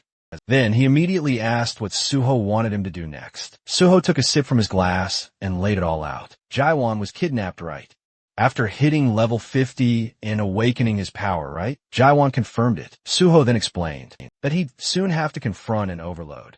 And for that, he had to power up fast, strong enough to reach a level almost on par with Suho's, if they truly wanted to prevent the end of the world together. A shocked Jaiwan asked if that meant he'd have to clear gates alongside him. But Suho shook his head, his fingers still flying across the laptop. They wouldn't be leveling him up the traditional gate-clearing way. Instead, Jaiwan needed to master his cyber-type ability with maximum efficiency, turning the laptop towards him. Suho asked how he felt about going online together. Jaiwan hesitated. Is that even possible? Suho told him to check his own skill description, but then pointed out something the system didn't openly mention. Although Jaiwan transferred his own consciousness into the network, nothing said he couldn't pull someone else inside with him. Jaiwan stared at him in disbelief, but agreed to give it a shot. He placed his hand over the laptop and activated digitization. A glowing digital circle formed above his palm as the system notified Suho that player Jaiwan was attempting to transfer his consciousness into the digital world and requesting permission. Suho immediately approved. The system then announced the transition process, and Suho's expression tightened in surprise. A moment later, he found himself standing in the middle of a massive vineyard, under a bright sky, quickly realizing he had literally entered the laptop's home screen, the Windows wallpaper he'd always seen, but never imagined he'd experience firsthand. Jaiwan, running up from behind, called out to him in excitement. He said it felt bizarre seeing someone else here, because until now, he'd always been completely alone in this digital world. Suho admitted this was his first time too, and it felt absolutely amazing. Jaiwan looked around at the endless fields and asked if they truly were inside. That wallpaper photo? Suho confirmed it was an actual winery, complete with lush grapevines. He even plucked a grape and chewed it purely out of curiosity, which earned a laugh from Jivan, who quickly reminded him the digital world had visuals, but no taste or smell. Suho immediately spat out the illusion, admitting he just had to test it anyway. As they walked through the vineyard, Jivan asked how they'd ever boost his level here. Suho was surprised he didn't know this. Levels rose based on experience points, and the system didn't care if actions happened in the physical world or not. He even reminded Jivan that he'd increased his sword proficiency during his virtual reality hunter exam. Jivan then asked if leveling in a virtual environment was truly possible. Suho clarified that skills could be trained there, but not character levels. However, this digital world was different. Here, nothing resets after death. Here, everything was real enough to kill you. And that was what made it capable of affecting the system. They stopped in front of a pair of closed digital doors, labeled File Cleaner. Jivan asked what this folder was. Opening it revealed a cheerful computer window, claiming to organize devices easily. Suho explained that it wasn't an antivirus at all. It was malware. When Jivan asked if he really planned to level up using a virus, Suho confirmed it. Malware behaved like monsters, attacking and destroying systems. Therefore, Jivan needed to risk his life and defeat them to gain experience. He warned him again. Dying here meant dying for real. He also told him never to answer the guide's questions, because that would unleash more viruses. As they stepped inside, a blue-haired girl greeted them sweetly, asking if they wished to use the free file cleaner. Suho smiled and said it sounded tempting. Jivan nervously admitted he almost answered her. Suho handed him a weapon and told him he probably belonged to the magician class, so he should stay in the back, attack, collect bonuses, and let Suho tank the front line. The blue-haired girl reappeared. Her voice, now much sharper, repeated the question. This time, dozens of shadowy black, glitching monstrosities with glowing eyes materialized behind her. The system couldn't even properly describe them, only incomprehensible. Corrupted characters flooded the status window instead. Terrified, Jiwan gasped at their sheer numbers. Suho manifested his bloody sword, reassuring him that, even if they were trapped inside, the monsters couldn't pass through the door. But Jiwan still needed to escape. He died. He had to use his magic. Suddenly, a massive black skull monster lunged forward, only for Suho to instantly decapitate it. He urged Jiwan to prepare his spell. A glowing digital circle lit up around Jiwan's hand. As he confirmed he was ready, and Suho charged fearlessly into the horde, slicing through wave after wave of corrupted entities. Eventually, after a grueling battle, the monsters exploded into pixels. As Suho delivered the final blow, Jiwan collapsed to one knee, utterly exhausted and shaking, admitting he truly thought he was a goner. Suho simply told him he was alive and now level 59. He then asked about Jiwan's progress. Jiwan proudly announced he'd hit level 55. Suho immediately realized this guy was far more talented than he'd imagined. With proper guidance, he could become a valuable asset to the Banshee group. He helped Jiwan to his feet and suggested they log out for some rest. Jiwan eagerly agreed. Back in the real world, Suho chugged a refreshing Coke on the couch, relieved to have found a safe way to level up, without needing to enter actual gates. He then checked the public's reaction to the news article detailing his deeds, clearing the swamp of despair. The internet was absolutely flooded with admiration, people asking the government to award him a medal, fans clamoring for souvenirs, and endless praise. Suho rubbed his nose, a proud smile on his face. As long as he continued clearing gates, the world would treat him like a bona fide hero. And truthfully, that kind of respect truly made life worth living. Seeing everything unfold exactly as he'd planned, he knew it was time to take the next big step. Suho then found himself on a late-night call with guild leader Bei, and he cut straight to the chase. He wanted permission to clear the S-rank gate under the Nexus Guild's name, sweetening the deal with a promise. Every single piece of loot would go straight into the guild's pockets. No strings attached, no conditions whatsoever. Just pure, unadulterated grind value. The gate in question? It's none other than the infamous Mole Mine. An S-rank dungeon absolutely packed with mana stones, and crawling with those freaky mole monsters that moved like they were speedrunning through the dark. Suho eyed the place, already picturing just how annoyingly difficult it would be. So many damn moles, grabbing even one mana stone, would feel like snatching candy from a nest of feral toddlers. Still, he just smirked, like this entire death cave was just another warm-up. Clearing it was exactly what he planned to do. On the other end of the call, Guild leader Bei was quietly analyzing the situation. If mortality inside the gate spiked, the government could snatch the dungeon away under national safety protocols, which meant having Suho clear it would actually secure the Nexus Guild's ownership. Bei genuinely thought Suho's idea was pure gold. He just didn't understand why. The kid sounded so incredibly urgent about it. Suho, still lounging, explained that he might join the Korean Hunters Association much earlier than expected, which meant he wouldn't be able to finish his contract properly. So, before dipping, he wanted to at least do something truly worthwhile for the guild. It was his version of paying rent before leaving the apartment. Bei understood, even though a hint of disappointment slipped through. At least Suho told him straight, instead of some dramatic last-minute announcement, like half the hunters who ditch for the association Without warning, Suho added that he'd personally put together a team to fight the moles, so the guild would only need to arrange miners, and none of this had to be rushed. The guild leader finally greenlit the plan, stating he'd contact Suho once all preparations were complete. The very next day, Suho found himself in the bustling lounge of Nexus Academy, where Dahan greeted him warmly, with an outstretched hand and a wide smile. Suho returned the handshake, noting it had been a while since they last met, before introducing Jivan, who stood beside him, to Dahan, the very same who'd taken the entrance exam with him. Rubbing the back of his head sheepishly, Dahan confessed he only passed the exam, thanks to Suho's invaluable advice. The trio then settled around a nearby table, and Suho casually inquired if Dahan had managed to join a squad yet.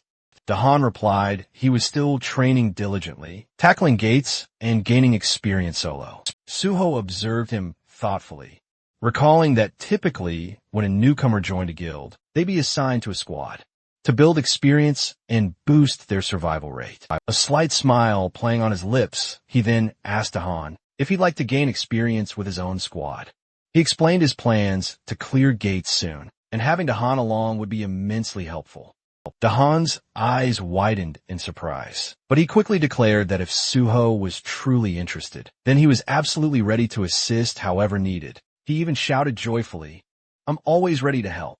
Suho just smiled and said they'd start immediately, causing Dahan to stare at him in utter disbelief. Inside the simulator, the Banshee squad members were locked in battle with a digital copy of Suho. One yelled, "We need to flank him from the other side," as the fight intensified with grunts of effort and cries of pain. Yanawa stood with her fist clenched tightly as the ghostly Suho lunged directly at her. In a single, devastating strike, the copy decapitated her. The entire squad reeled back in utter shock, while Yanawa gritted her teeth furiously, seething, "One day, I will kill Suho with my own two hands." The real Suho, standing directly behind her, coolly told her, "You're already doing much better." The squad whipped around toward him in utter disbelief. They couldn't quite grasp that the real deal had shown up. Suddenly, the system window sprang to life. Suho observed his squad, looking rather downcast. Yunhua grumbled they'd died 100 times at least, and their spirits were definitely taking a hit.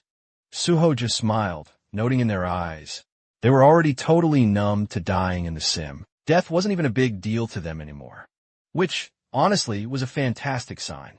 Jaiwin and Diwan watched the whole scene, wide-eyed. Suho then declared new members had just joined his squad, and introduced the two to the Banshee team. The group thoroughly checked out the fresh faces, while Suho explained they'd arrived a little earlier, and shared their names with everyone. Diwan smiled, but Jaiwin looked pretty nervous. Suho then asked the Banshee squad if they were sick of this place yet. Yunhua clenched her fist and declared they were nowhere near bored. Seething with rage, she swore she wouldn't rest until she managed to take Suho's head off. The entire Banshee group was practically seething with pure killing intent. Suho simply smiled, saying he liked that kind of attitude, and advised the newcomers to develop that very same instinct. Yunhua asked why that was even necessary, and Suho replied gently that it was essential if they wanted to survive inside real gates. He declared that from today onward, they would all train to clear gates together. Yunhua then stepped closer. Suho told her one of the newcomers was a mage, and the other a tank, so no sword training for them. She would need to organize the squad properly, utilize the clones effectively, and train everyone hard. Yunhua agreed, but asked him to at least explain more about the gate. Suho adjusted the system window. He mentioned he'd need to tweak the clones' settings, but soon they'd understand everything for themselves, so they better be ready. When she asked him again about the gate's type, Suho simply stated it would be a very ordinary one. He added, that would be a pain to call each other, with meaningless shouts in actual combat. So, they needed to figure out what to call each other.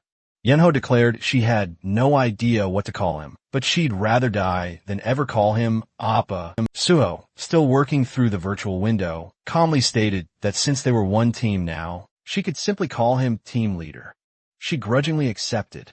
Suho then mentioned he had to leave for other matters, asking them to notify him once all preparations were complete. Dahan and Jaiwan watched in confusion as the digital Suho suddenly pulled a sword from the ground. When they asked what they should do, Yanawa ominously told them they'd soon see for themselves. The virtual Suho pointed a sword at them, calling them trash, and demanded to know why they were standing around like ducks. He commanded them to attack instead of just staring. Dahan was utterly stunned, saying he never imagined Suho acting like that. Yunho, however, casually remarked that he was always like this. She warned the newcomers to be ready if they didn't want their heads rolling. Meanwhile, the real Suho stepped out of a taxi outside. The driver explained that cars weren't allowed any farther, so Suho would have to walk the rest of the way. Suho agreed calmly and continued forward, standing before a cluster of tall, imposing buildings. He then activated his ring, using the skill Mumu, and the system reported that the skill, Monochrome Solitude, had been activated to erase his presence. Walking down the desolate sidewalk, he observed the neighborhood of Paiju. This area was once known as the Golden Land. Seeing the beggars huddle nearby, he remembered how incredibly prosperous the place used to be. But after the appearance of multiple gates, and too few hunters to clear them, the area had become utterly desolate. If not for these cursed gates, this place would never have turned into such a ruined district, passing by the impoverished residents. He thought about how the area was now filled with crime, gangs, drugs, and hunger. He knew he couldn't save everyone here, yet he remained resolute. He needed to clear the gate quickly, and when the right time came, this place could become incredibly useful. Looking up, he realized that the abandoned this area had drawn in a certain type of crowd, people who could prove very useful. He paused before a familiar-looking door, recalling how often he'd visited in the past. In his previous life, that is. A figure peered out from a small window on the door, asking, "Who goes there?" Suho declared his intent to purchase the mine. As a certain protocol seemed to deactivate, the man immediately recognized him as the Suho. A subtle smile, Suho confirmed it. The man opened the door, inviting him in. Then, gesturing to a sofa across from him, the man explained that although they weren't officially open for business yet, he already had specific instructions on treating Suho. He then asked if Suho had ever been to Paiju. Suho, instead, questioned if the man felt uncomfortable. Confused, the man repeated the question, and Suho pointed out that he didn't seem comfortable in the mask he was wearing. Quite surprised, the man demanded, "How did you notice that?" Suho simply told him not to worry. Since they were alone, the man then removed the mask, revealing a stunning, red-haired woman underneath. She remarked that she had, indeed, expected someone who could clear 2 portals alone to possess abilities such as his. Suho immediately recognized her as Choi Yun, one of the nation's most renowned gate brokers. In his previous life, that is, he had secured access to countless portals through her. But now, at this point in time, she was barely known. Choi Yun gracefully crossed her legs, then inquired how Suho knew of her establishment, adding that she found it quite interesting. He used the slang term mine instead of the official term gate.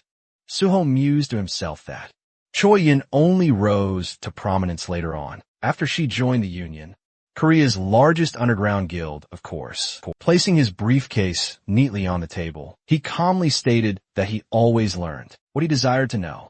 He then suggested they discuss gates. She inquired, "Which ones are you looking for?" He then asked if she had access to the Twisted Forest. Choi Yun visibly stiffened in surprise. Suho then pushed the briefcase closer to her, stating he wanted to purchase a pass and would be entering the gate solo.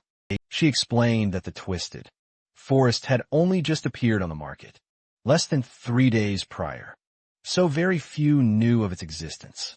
She then asked how he even knew she had access and what price he was expecting. Suho retorted that, explaining such details in the black market wasn't how things worked. He reminded her that when dealing with gates, people didn't speak more than was absolutely necessary. He elaborated that there were 2 types of gate deals: buying the gate itself, or simply purchasing a one-time entry ticket. Ownership naturally cost far more, But even a single entry into a popular gate could fetch a hefty price. Cho Yin nervously apologized and stated that a one-time entry into the Twisted Forest would cost 100 million won.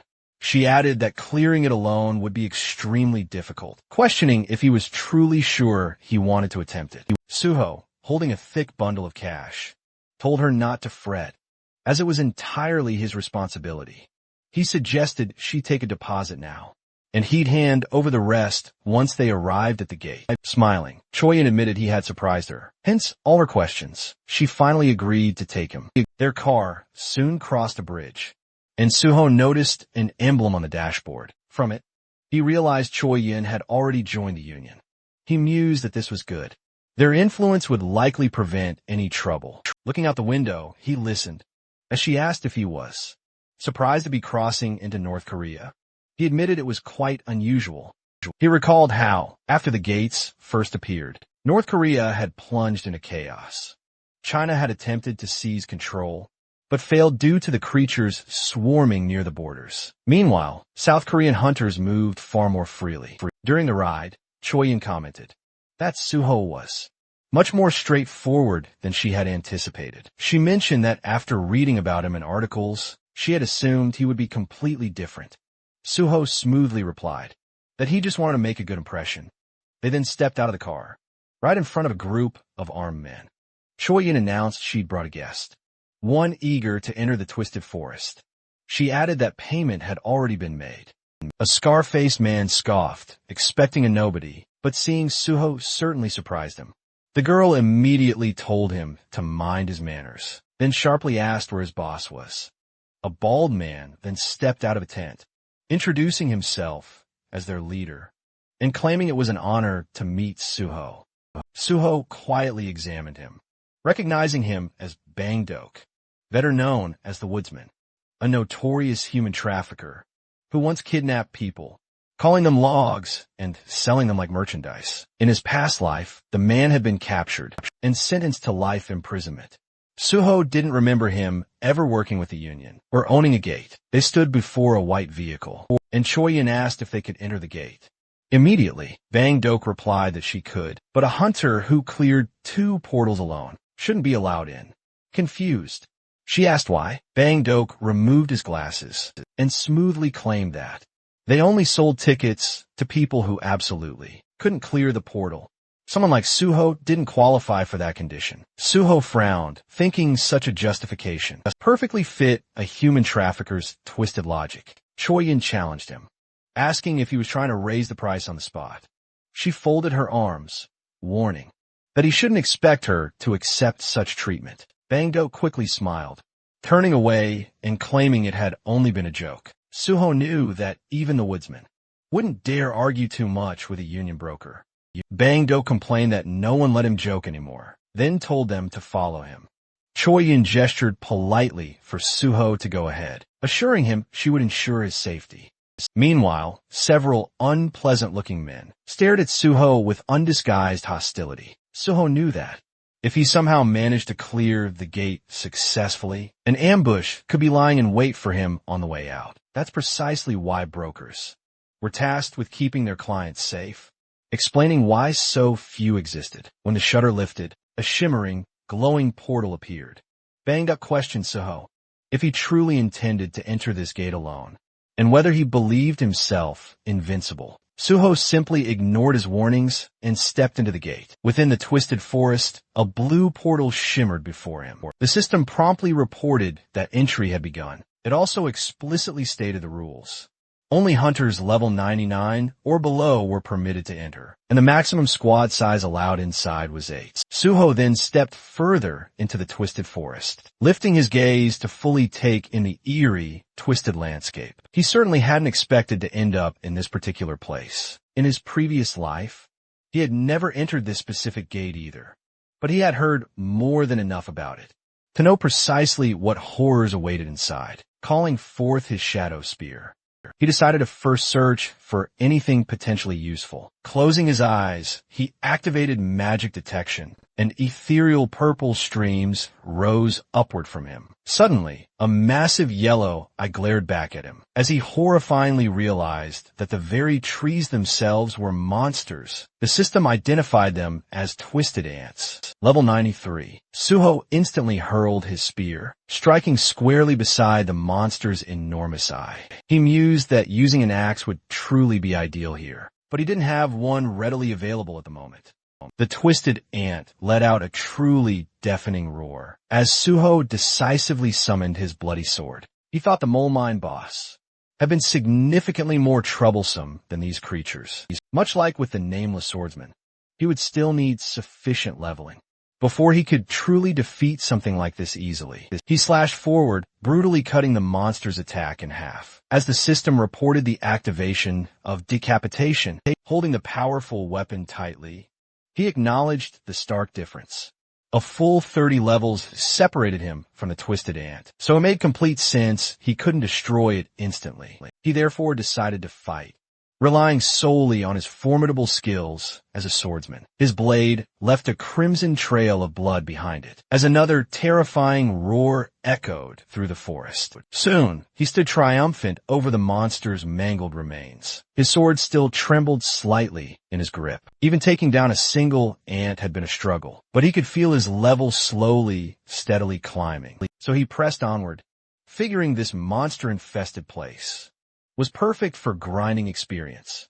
A gaping, tooth-lined maw opened beneath another ant's eye, as Suho launched himself skyward, soaring high into the air, vowing to turn the creature into kindling later. Fallen tree trunks formed a heap beneath him as he stood atop the destroyed ants, announcing that he'd finally pulled it off.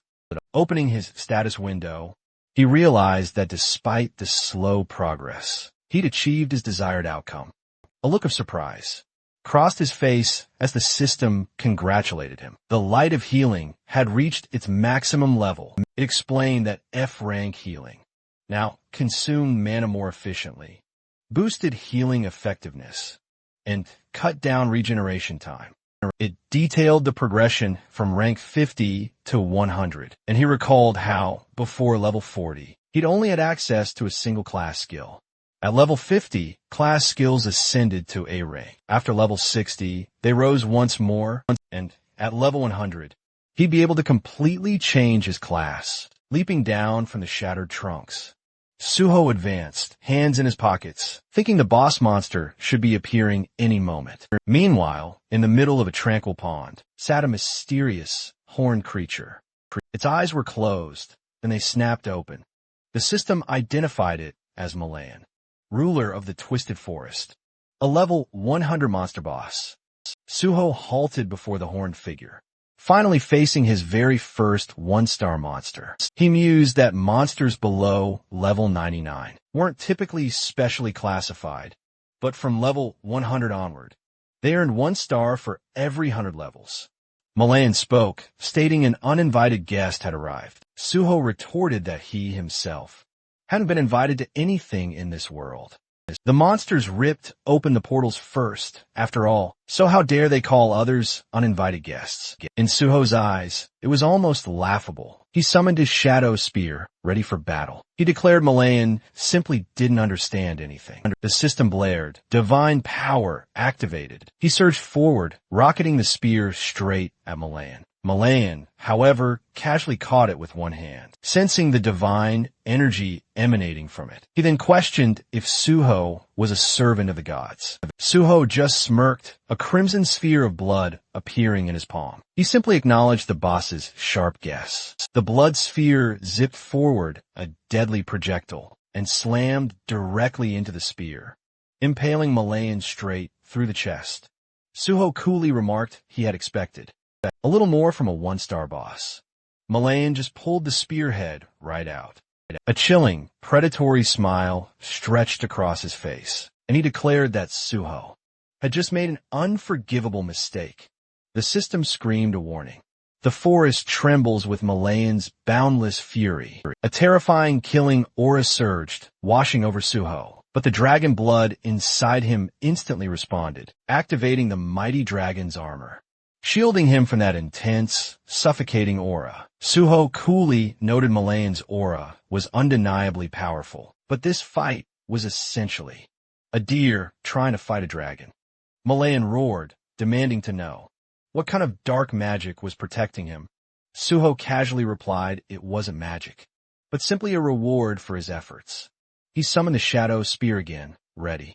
The boss scoffed, asking if that's all Suho had. Suho just smiled. I can do much more if needed. The spear plunged into the ground right before Malayan, as dark chains erupted, coiling tightly around the boss. The system announced, Shadow Binding activated, and Shadow Bleeding. Malayan ripped through them effortlessly, asking if Suho actually thought such simple tricks would work. He raised his arms. The water around him began to boil, as black energy surged menacingly upward. Ominous, shadowy formations clawed their way from the pond. With a confident, chilling smile, Malayan urged Suho to feel the difference in their strength.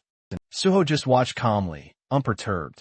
Then, calmly, said he was looking forward to it. A powerful strike hurtled towards him, which he effortlessly dodged, responding with blood-enhanced sword attacks. His blade blazed crimson as the system activated decapitation. Suho acknowledged that this enemy was, indeed, tougher than the ants. He leapt back, narrowly avoiding a massive root, then cleanly slicing through another. Malayan sneered, claiming Suho didn't know how to wield a sword. Suho admitted it with a smirk, stating he only needed to wait a moment longer. Malayan studied him, unable to discern his true intentions. Suho's slashes continued relentlessly, and faint red marks began to appear on the roots. Malayan realized Suho had stopped using divine power, and couldn't fathom the purpose of these weaker attacks. Suho's movements made no sense to him. Malayan spread his arms, preparing another attack, sending multiple roots surging forward. He vowed to cut Suho to pieces, but when the attack reached Suho's position, the roots split apart effortlessly. Suho stood calmly on a stone island, his calm expression contrasting Malayan's shock. Malayan tried to justify it, imagining Suho had struck weakened points on the roots, but as more roots fell with clean cuts, Suho declared his technique seemed to have worked. He had been using decapitation, so the system would assess his technique, and now that it recognized his mastery, it significantly boosted his strength. Holding a red and black sword, he watched as the system announced that his swordsmanship had surpassed all others, and upgraded decapitation to rank S. A follow-up message stated that the will of the nameless sword reacted to this increase. Smiling, Suho read the new system notifications. The sword's consciousness awakened. It blessed him, it chose a new target, and then the system congratulated him for becoming the successor of Void-style swordsmanship. Malayan unleashed another swarm of roots, shouting that Suho couldn't stop this attack. Suho looked up, struck once, and split the massive root neatly in half. The system identified this move as the first form of the Void-style slash. Malayan, absolutely furious, demanded to know what sorcery this was. Suho replied, "This isn't magic."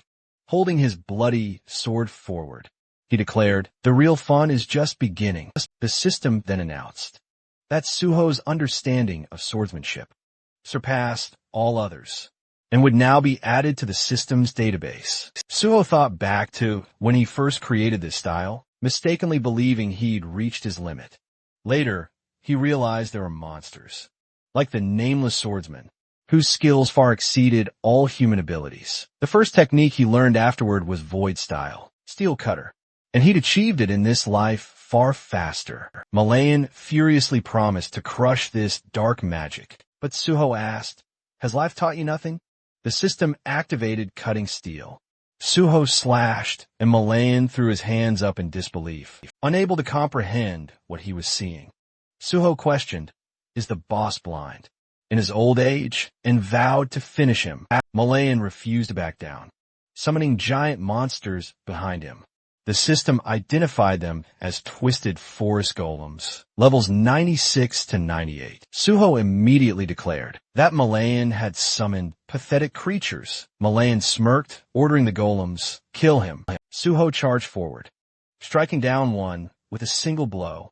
As the system activated, cutting steel again, more golems collapsed, dropping green stones. Standing among the defeated monsters, Suho told Malayan, "Steel is no longer difficult for me to cut." So these creatures didn't stand a chance. Malayan snarled, sending even more vines his way. Suho sliced them apart and declared, "The boss has exhausted all his strength." He jumped up onto a stone, then another, declaring it was time to finish this. Leaping into the air, he kicked Malayan mid-flight, knocking the boss straight into the water. Water streamed down the monster's body as Suho summoned a shadow spear and wrapped him in chains. Malayan thrashed, struggling fiercely, demanding Suho stop talking immediately. He accused Suho of daring to mock a being of his stature, but the chains held him firmly in place. Suho swung his blade, cleanly beheading him with a single decisive strike. The system then announced that Malayan, king of the Twisted Forest, had been defeated and the gate was officially cleared. Suho was named MVP, receiving bonus experience, 1 skill point and another skill point, as all his abilities soared with his level increase. A mysterious green sphere then floated up from Malayan's corpse. Suho declared, "This is what I came for." The system described it as the Cursed Druid Sphere, an artifact rejected by the gods, controlling unstable minds and corrupting them utterly. It had allowed Malayan to become the sole druid and twisted guardian of the Twisted Forest. Suho carefully examined it, thinking that while the void style was valuable, this sphere had been his true goal all along. With that, he decided it was time to leave. Outside the portal, the watching crowd gasped as they realized the gate had actually been cleared. Choi Yin was utterly shocked that he had succeeded. Meanwhile, Bang Duk stared, absolutely enraged, remembering their earlier conversation. The gate was S rank, allowing up to 8 participants, and considered nearly impossible to clear. This had been his gold mine. But he remembered the immense effort it took to obtain ownership of that gate, and now one boy had taken everything from him. Furious, he shouted at Choi Yin, demanding if she knew how much he had invested, and that even 100 million won wasn't nearly enough compensation. His men smiled darkly as he ordered them to skin Suho alive. Choi Yin stepped forward, asking firmly, "Do you truly understand the consequences of what you're attempting?"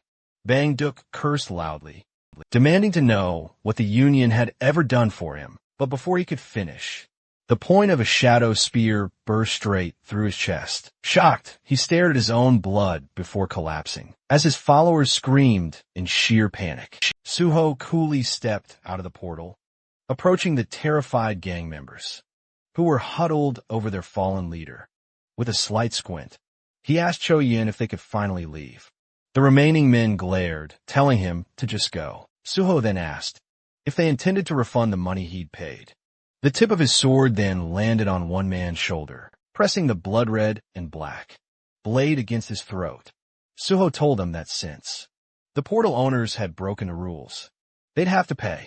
He demanded the refund. The man quickly agreed. A car door slammed as they left the scene, with Choi Yin at the wheel. She thanked him, and Suho replied she should, of course, be grateful. He then added that thanks couldn't be put in a pocket, so a more substantial gesture wouldn't hurt. She admitted he was sharp-tongued, and he answered that it was only natural, since he was a swordsman. Handing her his phone, he asked her for her number. They should stay in touch. Choi Yin said she'd call him first. Suho, instead, said he'd welcome it, especially if she found another suitable gate. After saying goodbye, he stepped away from the car. Watching him leave, Choi Yin softly remarked that he was much nicer than she'd expected. The scene shifted to the Nexus Academy at 9 a.m. Many feet moved across the pavement as someone asked where they were going.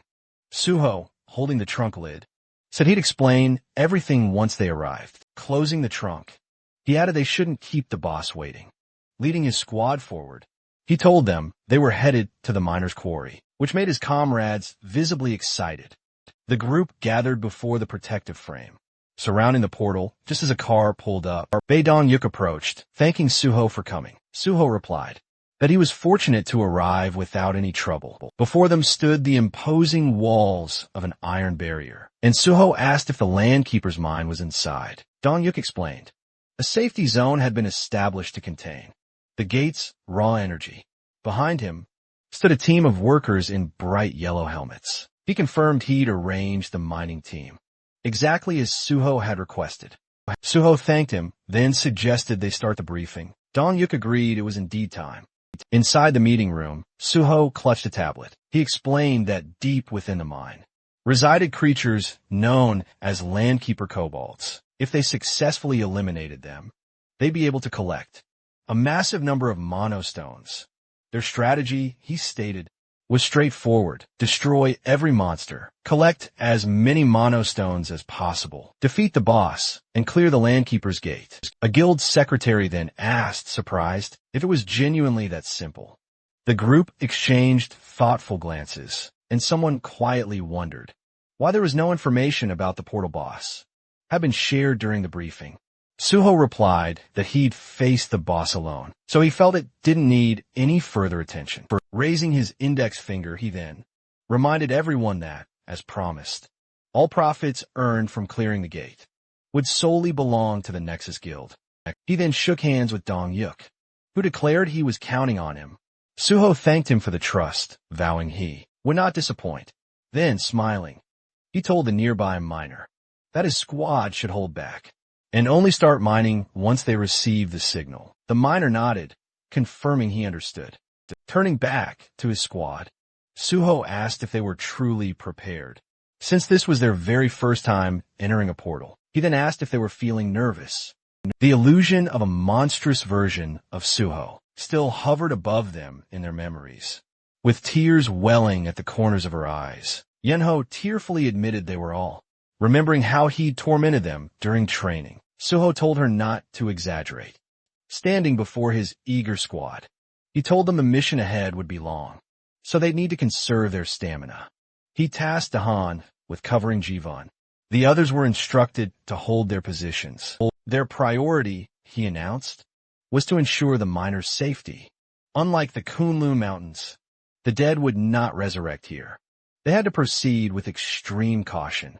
A red portal pulsed ominously before them. Suho called for everyone to follow him, and the squad responded eagerly. The system announced their entry. Inside, they moved through a dark passage. The system displayed data for the Landkeeper's mine. Max level 88 allowed, max capacity 56. Suddenly, a spear was impaled in a kobold's head. Suho then rushed at another kobold, oddly wielding a blood-coated shaft, and eliminated it as well. Blue blood streamed from the monster's mouth as a blood jade refilled itself with the spilled liquid. Suho found it impressive how few kobolds were present, giving him enough time to gather their blood. One of the miners was astonished, exclaiming that Suho had destroyed all the enemies with a single blow. A Banshee squad member beside him agreed wholeheartedly. And when the miner asked if the boy had never seen Suho fight, Cowan admitted it was true, since their leader typically only talked. Manhwa urged them to keep up. The squad pushed forward, joining the battle.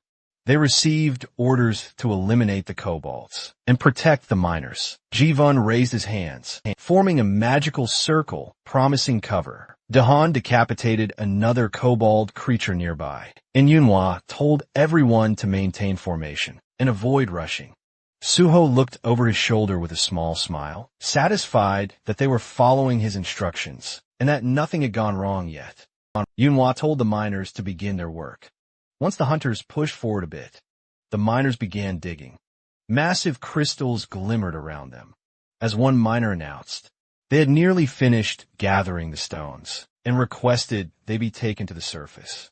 He also instructed his teammates, double-check for any valuables and clear out monster corpses blocking the path. A miner suddenly spotted something to his left. His companion asked, "What are you staring at?" The young man gasped, "I can't believe what I'm seeing," as monsters spewed blue blood around them. Suho landed another precise strike, then skewered a goblin to his left. Clenching his fist, he activated his bloody weapon. His eyes blazed white, as defeated enemies piled beneath him. Resting the blood sword on his shoulder, he stood triumphant amid the fallen creatures. The miners and his squad stared in stunned admiration. Several workers raised their arms, cheering joyfully. Working with Suho is an honor. Suho suddenly sensed something and ordered everyone to gather. Yanawa responded immediately. In a section of the mine, he pointed out a branching passage. The squad confirmed they saw it. Suho explained that the Nexus Guild had abandoned attempts to clear this gate because endless kobold hordes overwhelmed them. Someone asked if they needed to split up. Summoning his bloody sword, Suho declared he would go alone. They asked again, utterly shocked, but he raised his weapon and declared, "There's a boss inside." With one strike, stones exploded outward as his cutting steel skill activated. Diwan was amazed Suho could cut through solid rock with a single blow, and Yanawa wondered aloud how such strength was even possible.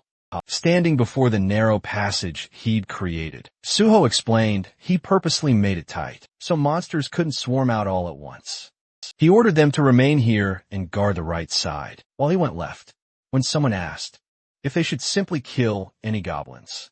Emerging from the cut passageway, Suho confirmed they should, adding that originally he'd intended to block the entire entrance. But he soon realized they'd gain no experience. That way, turning from his squad, he commanded them not to look for him under any circumstances. If he didn't return within 12 hours, they were to abandon the mine entirely. Younghwa agreed. Suho mused to himself that he'd need every single hour to finish what he planned. Turning his head once more, he assured them they would meet again soon. Doho muttered that Suho had blocked the entrance and questioned if the man was even sane. Hyunmin said that even though Suho was their leader, going alone would be extremely difficult, and he feared Suho might not manage. Jivun countered that Suho would be perfectly fine, reminding them all that their leader had cleared 2 sealed gates and multiple dangerous portals. Single-handedly, Yanawa smiled, saying they all remembered that. So, they simply needed to trust him and do their part. One of the fighters agreed and said they needed to make sure Suho would be shocked at how much they'd improved by the time he returned.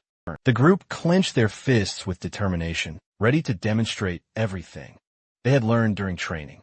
Large stones lay scattered before him, and Suho declared that now nothing was holding him back. Ahead stretched a countless army of kobolds, and he declared that it was finally time to begin. Smiling slightly, he noted that there were, indeed, an overwhelming number of monsters waiting for him. Yet he also remarked that their numbers meant nothing to him. The Landkeeper kobold snarled as the system identified them as level 72 to 74, and Suho rushed forward to attack. The monsters lunged at him with growls. He delivered rapid strikes. A smaller kobold suddenly dropped from above, but Suho noticed it immediately and raised his weapon, blocking the blow with an amused expression. He admitted that these creatures actually knew how to use their heads, though all it really did was add unnecessary trouble. The system confirmed the Landkeeper's defeat. Outside, kobolds waited. Dahan landed a finishing blow on an enemy and, smiling, turned to a comrade to announce they'd handled all the monsters. A Banshee squad member agreed, saying that as long as they stayed alert, everything would be just fine. A miner suggested they take a break and cook up something to eat. The miners tiredly sat beside the crystals, relieved it was finally time for lunch. One of them was. Surprised that half the workday had already flown by, a miner approached the squad, asking if the young hunters were tired, and praising them for doing an excellent job. Jivun admitted there had been tough moments, but now everything was calm. Younghwa stood behind him, listening as the miner praised Jaiwan for defeating an entire horde of kobolds. Jaiwan explained this was only possible because Suho had created a narrow exit tunnel. If the monsters had swarmed them all at once, they wouldn't have lasted even an hour. Younghwa studied the fallen kobolds thoughtfully, feeling that Suho must have been here before. She hoped he was all right, remembering her first encounter with him. She thought about how badly that meeting had gone and how she'd assumed he was simply insane. But with time, she realized she'd begun to worry about him. Smiling faintly, she accepted that she couldn't help him right now and admitted to herself that it was unclear who should be worrying about whom. Deep inside the mine, Suho sat on a stone, bloody sword in hand, biting into a chocolate bar. He complained that the kobolds weren't attacking him, even though he was openly eating right in front of them. Standing up tiredly, he noticed the monsters glaring at him, but still not moving, and he wondered aloud if they'd finally grown afraid of him. Then he added that it hardly mattered anymore, since they no longer interested him. Perched atop a towering cliff, he knew he desired only one thing: to track down the portal's boss. Too dark to see clearly, he pulled out a flare gun. The system explained it would illuminate the area for a significant duration. Suho fired, and the cavern erupted with bright, scattered lights. In the now lit space, a strange, elephant-headed creature appeared. The system identified it as Bulgasari, level 99. Suho quickly realized Bulgasari was notoriously impossible to kill, feeding on, and possessing a body stronger than most monsters. Approaching cautiously, he recalled, Bulgasari was one of the 3 most dangerous non-star monsters, summoning his shadow spear. Suho declared, "It's time to begin." He hurled his spear, striking Bulgasari's head, but the monster merely gave a ticklish flinch. His smile grew unsettling as he realized the spear had simply bounced off the creature, as if it were solid stone. Bulgasari finally awakened.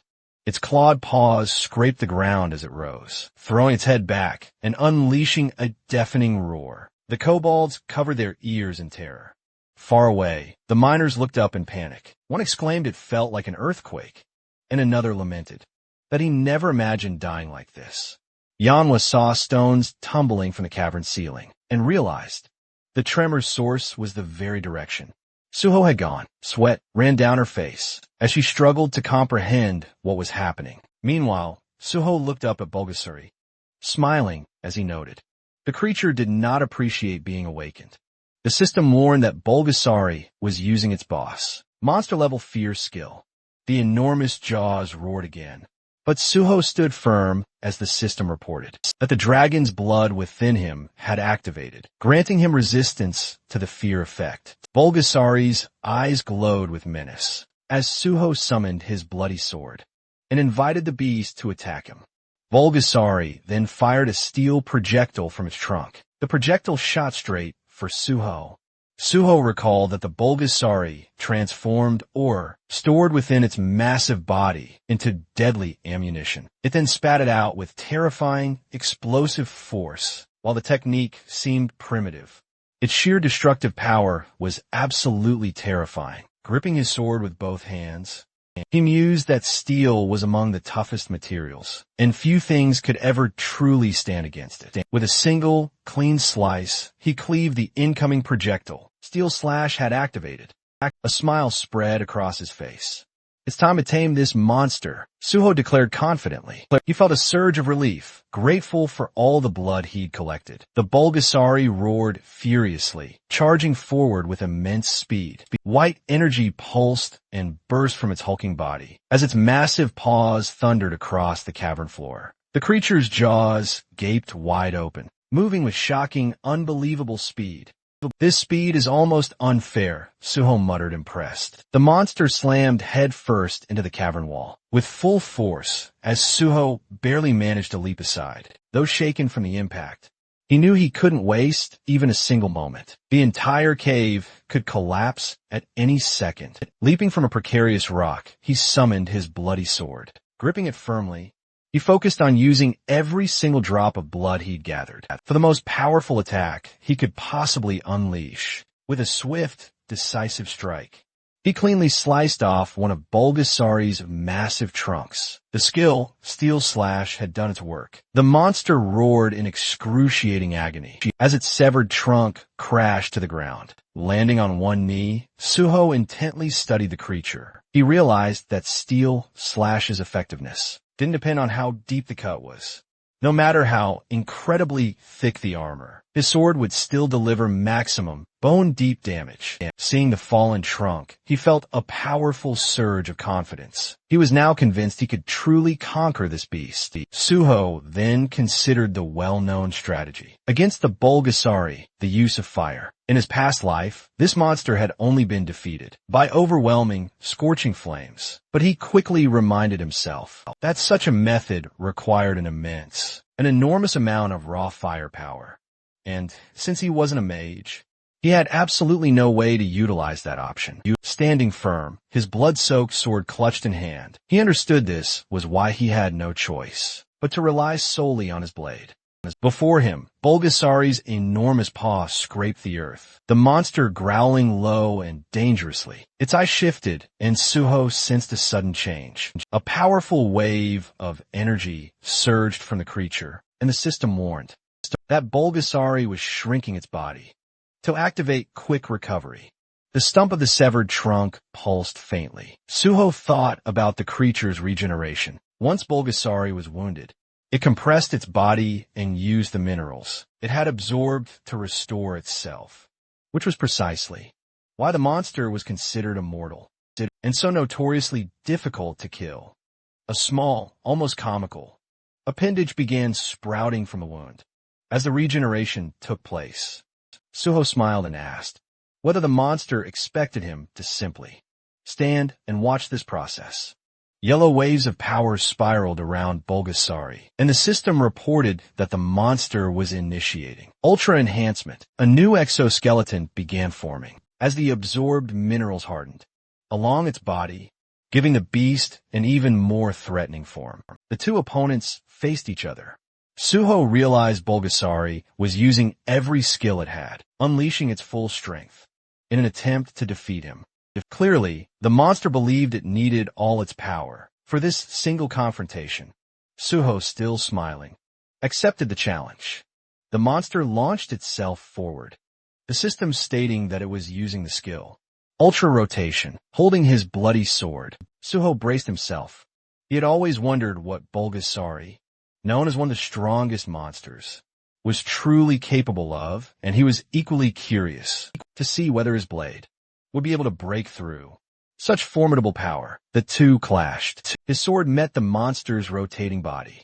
With a violent impact, Bulgasari's eyes gleamed, yet Suho remained calm as he slashed at its form. The creature's limbs suddenly splayed out wide. In a helpless motion, Bulgasari let out a weak growl. Its gaze darted upward, as if trying to grasp what had just happened.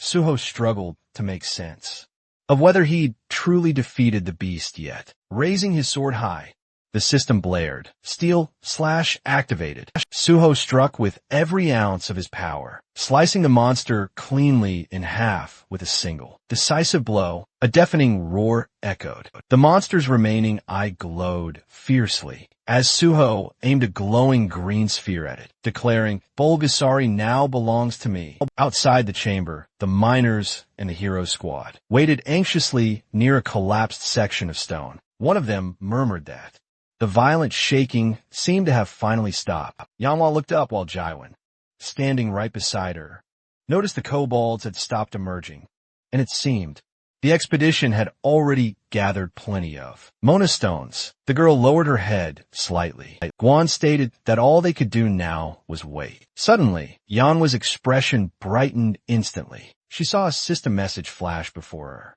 confirming the gate had been successfully cleared. The miners gasped as the same message appeared for them. The system declared Suho the most valuable player. Yanhwa and Jaiwan exchanged deeply relieved smiles, and Jaiwan chuckled, saying he'd expected nothing less from his boss, of course. Meanwhile, back inside, the system informed Suho that, for his truly exceptional achievement, he was awarded 5 valuable skill points. Smiling, he gazed at the pulsating green sphere, and the system granted him several more points, along with a significant level increase and a boost to all his stats.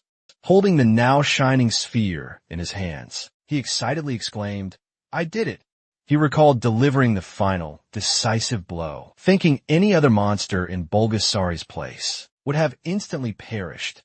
But he hadn't come here with the intention to kill the beast. The sphere then emitted streams of vibrant green energy. As he mused to himself that his only goal was to tame this monster, wielding the control sphere he'd seized after defeating Milan. He hurled the glowing green sphere to the ground. It cracked wide open, and a tiny, elephant-like creature emerged. The system identified it as Bulgasari. Level 99, with multiple high-level skills. Suho realized that just having traits like Phantom Beast and species domination alone would be enough to classify this monster as S-rank. Yet, this creature possessed both. He knelt before the miniature elephant as the system activated healing. His hand hovered over the creature, whose eyes were still closed. Suho gently greeted it, and the little monster responded with an odd sound. Rising to its feet, Bulgasari faced him attentively. Suho told it to listen carefully. Surrounded by enormous crystals, he explained that even though the creature's enthusiasm was admirable, they couldn't return here again. So, they needed to gather all the ore in the area. The tiny Bulgasari, ears flapping, looked cheerful. Suho asked if they could begin, and the creature made another series of unusual sounds. Meanwhile, his squad waited at the other end of the mine, confused and increasingly anxious, wondering why their leader was taking so long.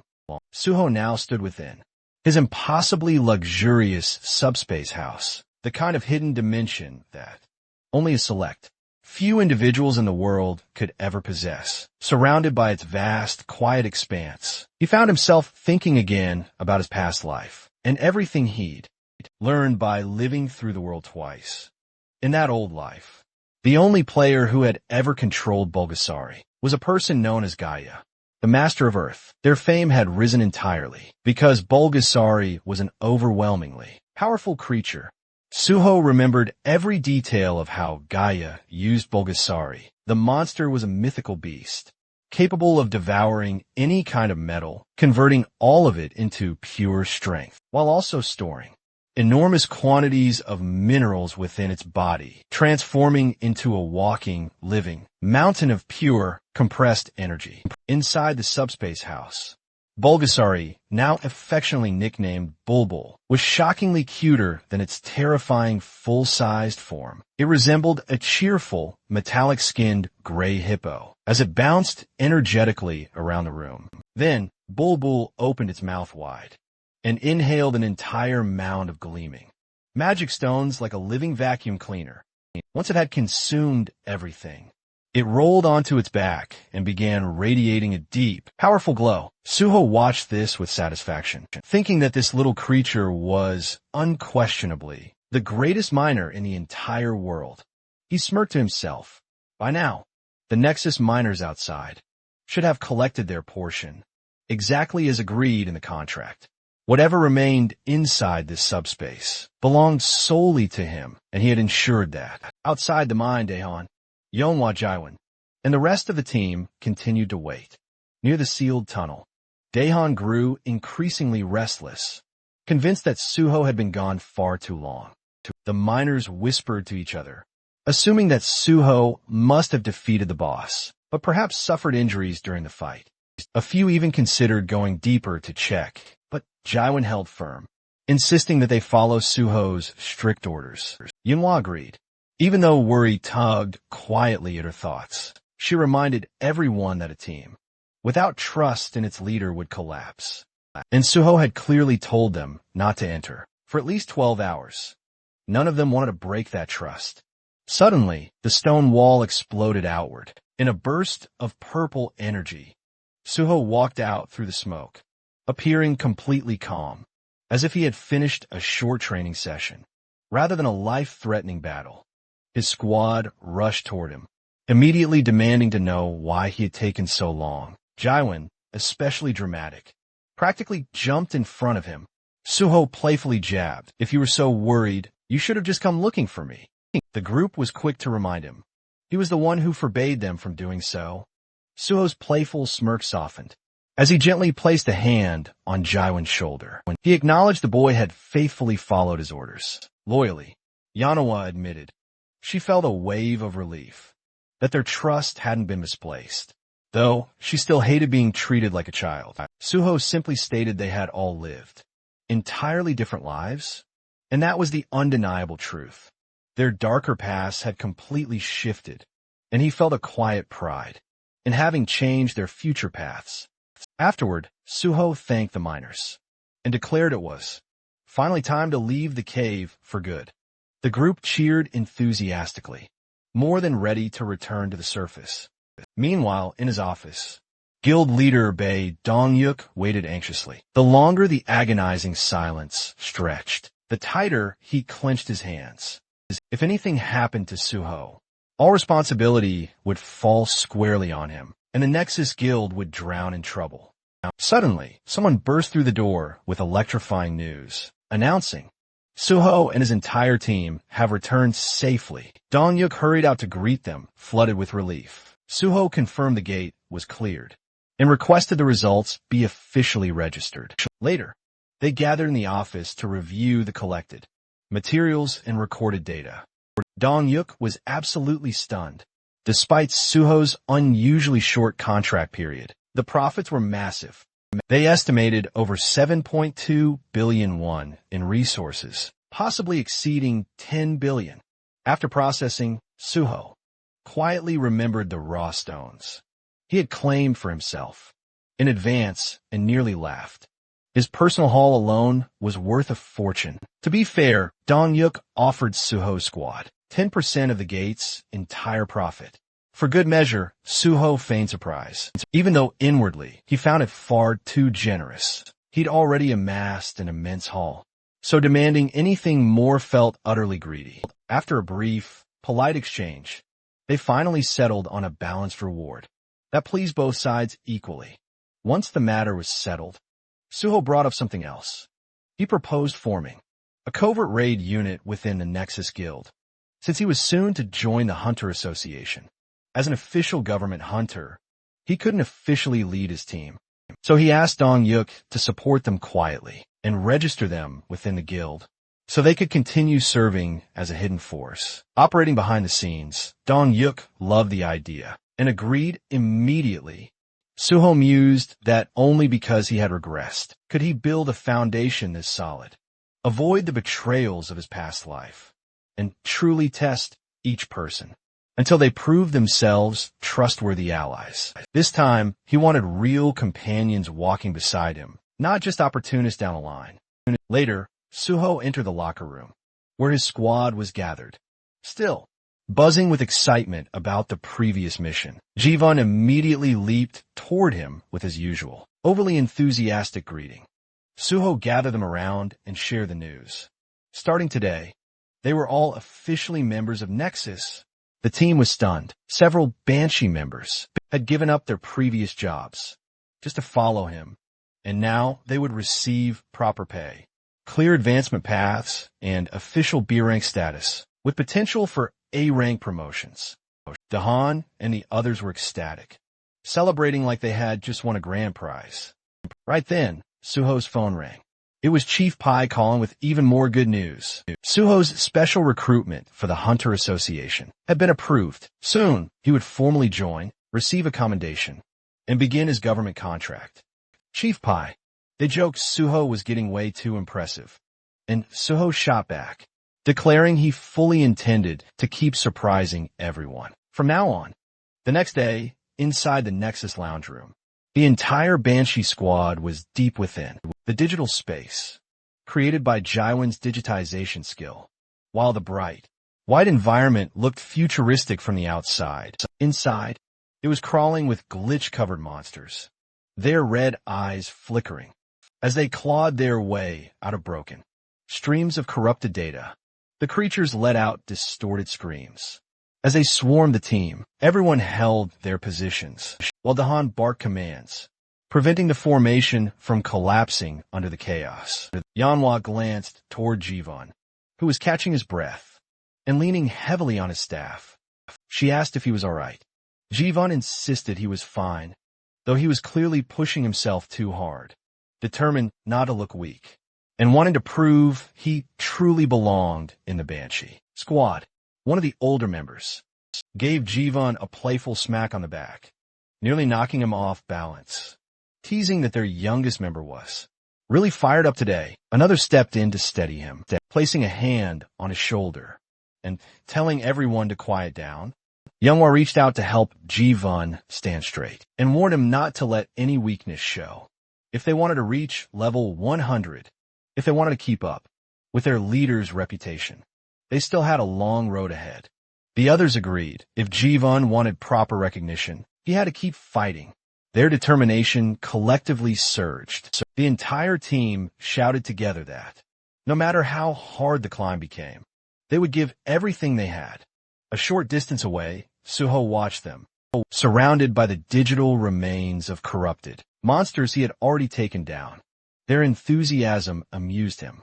He thought the team had grown almost dangerously energetic. He'd specifically told Ji-Vun to set the program to hard mode, but even he hadn't anticipated things escalating to this extreme level. He even joked to himself that if a virus like this ever unleashed itself online, the entire internet would surely crumble into dust. Suho then walked up to Ji-Vun, asking if he was holding up all right. Ji-Vun tried his best to appear unfazed, claiming he was just taking a quick break before heroically returning to battle. But Suho simply declared they were done for the day, and it was time to log out now. Ji-Vun froze, unable to believe Suho had already cleared the entire stage. Meanwhile, the rest of the team, exhausted but utterly irritated, felt their leader had been playing a completely different game, entirely, insisting they were only just getting started. Suho quietly smiled to himself. He knew they were pushing themselves even harder now, all for his sake. With that, he exited the virtual space. Later, back in the real world, Suho sat alone inside the Angel and Earth coffee shop, a peaceful cafe near the bustling edge of Seoul. He checked his phone, meticulously organizing his next steps. Since he had just officially entered the special recruitment program, his free time would quickly dwindle to nothing. He needed to move, and he needed to move fast. His next priority, tracking down a certain individual. Soon enough, a sleek white car pulled up outside. Choyin stepped out casually and confidently walked inside, as if she already owned the entire place. She immediately ordered a strawberry frappe. Suho gently reminded her that she wasn't exactly in a position to be demanding drinks, especially since he had called her here to repay the very favor she owed him. But before she could even react, the waiter smoothly placed her drink right in front of her. Suho had already ordered it for her. She blinked in utter disbelief, wondering how he knew the exact drink she was about to ask for, and even the precise timing. Suho just brushed it off, claiming it was simply simple intuition. In truth, the vast library of memories he carried from his previous life contained even the most minute details. Just like her favorite snacks, he quickly switched topics. He pressed her, asking if she'd found the person he'd requested. She promptly handed him a thick document folder, still utterly bewildered why he needed information on who she was convinced was just a junkie. Suho swiftly corrected her immediately. The man he sought was actually a highly skilled craftsman. In Suho's timeline, that junkie would eventually become one of the greatest blacksmiths in the entire world. Nam Hee-won. He mused to himself. He knew finding intel on someone like Hee-won was no easy feat, yet Choi-yin had still pulled it off. She was undeniably exceptional at her work. Suho then revealed his next move. The next step involved utilizing a safe house in Cheongdam, a discreet one that belonged to the Union. The girl froze. She knew these safe houses existed, but only the highest ranks, the true elite, had any authority over the Cheongdam location. Even top-tier brokers rarely stepped inside. Her nerves flared. She cautiously pointed out that, even knowing about the place was highly unusual, Suho simply reminded her she still owed him a favor. She tried to negotiate, but he pressed her even harder, even teasing that if her entire life's worth amounted to nothing but mere paperwork, then maybe he shouldn't have helped her at all. Cornered and sweating profusely, she started spouting childish excuses. Finally, utterly defeated, she conceded she would make the call. She stepped outside. Suho waited calmly, knowing the Union would eventually choose the most logical, profitable outcome. They would, of course, approve his request. When she returned, she looked utterly defeated and asked if it truly had to be Cheongdam. Suho's twisted expression made the answer glaringly obvious. She instantly regretted asking. He chose the location simply because it was the closest. She then told him he could use it, but only under one significant condition. She explained that if he met that specific condition, he could access the Cheongdam safe house at half price. Even so, half the price was still incredibly expensive. She pulled out her phone, ready to accept the union's demanding terms. But Suho stopped her, telling her to wait. He wanted to know the full catch first. She thought he was being outrageously strict, especially for someone asking favors. But Suho just shrugged in response, explaining he had to be after all. He was about to join the Hunter Association. Finally, Cho Yun laid out the condition. He had to help clear a newly discovered gate. The Union found one they absolutely couldn't expose, as it had appeared in an incredibly public area. Nam Hansen, Suho then asked about the monsters inside. She explained this gate was known as Sky Mountain, filled with massive wyverns, fast sky blue dragons, that even trained hunters found incredibly difficult. Only those under level 110 could enter. She added it wasn't meant to be a solo operation. Suho just needed to join the raid team and assist. But Suho already knew everything about Sky Mountain. He asked, "Were the wyverns sky blue?" She confirmed it, then asked how he possibly knew. Suho stood, asking her for the raid time. She said he could go immediately if he wished. With a calm, confident smile, Suho told her to change the condition. He would be clearing the gate alone. A couple of days later, the sun shone over a quiet forest clearing, where a blue, swirling portal stood like a living doorway. Boxes of supplies were stacked nearby, all prepared for the raid. But Suho walked right past them without slowing down. He headed straight for the gate. Not far behind him, Choi Yun stood beside Kim Soo-won, a hunter from the Union. Kim Soo-won commented that it was quite surprising. Suho had declined all supplies and insisted on entering alone. Choi Yun only shrugged.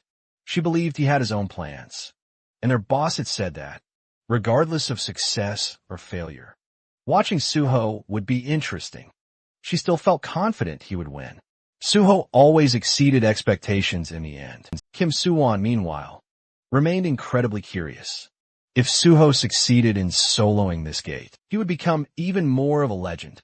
If he failed, however, the fall would be dramatic. Either way, he found the situation utterly fascinating. Inside the gate, the system loaded a brand new environment. Welcome to Celestial Mountain. The surroundings were rocky, bright, and soaring high above the clouds. Strong winds swirled fiercely through the mountain peaks. The system stated that only hunters under level 110 could enter, and the maximum party limit was 31.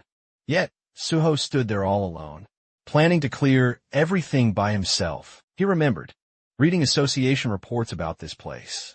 Officially, it wasn't classified as extremely dangerous, but the reality was much, much different. Many hunters had failed here, and several had even died, with wyverns dominating the sky.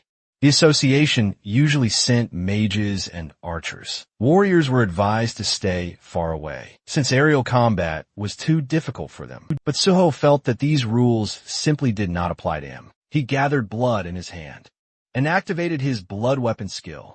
A bloody sword formed in his grip. Looking up the winding mountain path, he decided to skip it entirely. Using leap, he soared upward through the sharp winds, as if they were nothing more than a gentle breeze. He ignored the twisting trails and ran straight up the mountain. Soon, he reached a plateau where sky wyverns had gathered. All of them were over level 100. The leader, a sky wyvern at level 109, stood among them as Suho approached. The wyverns reacted with irritation and surprise, clearly confused that a lone human had rushed them so confidently. One wyvern launched a swift attack, but Suho struck even faster, slicing the creature cleanly with quick draw. The others recoiled in fear, realizing immediately that this human was unlike any they had faced before. Still, they refused a fair fight.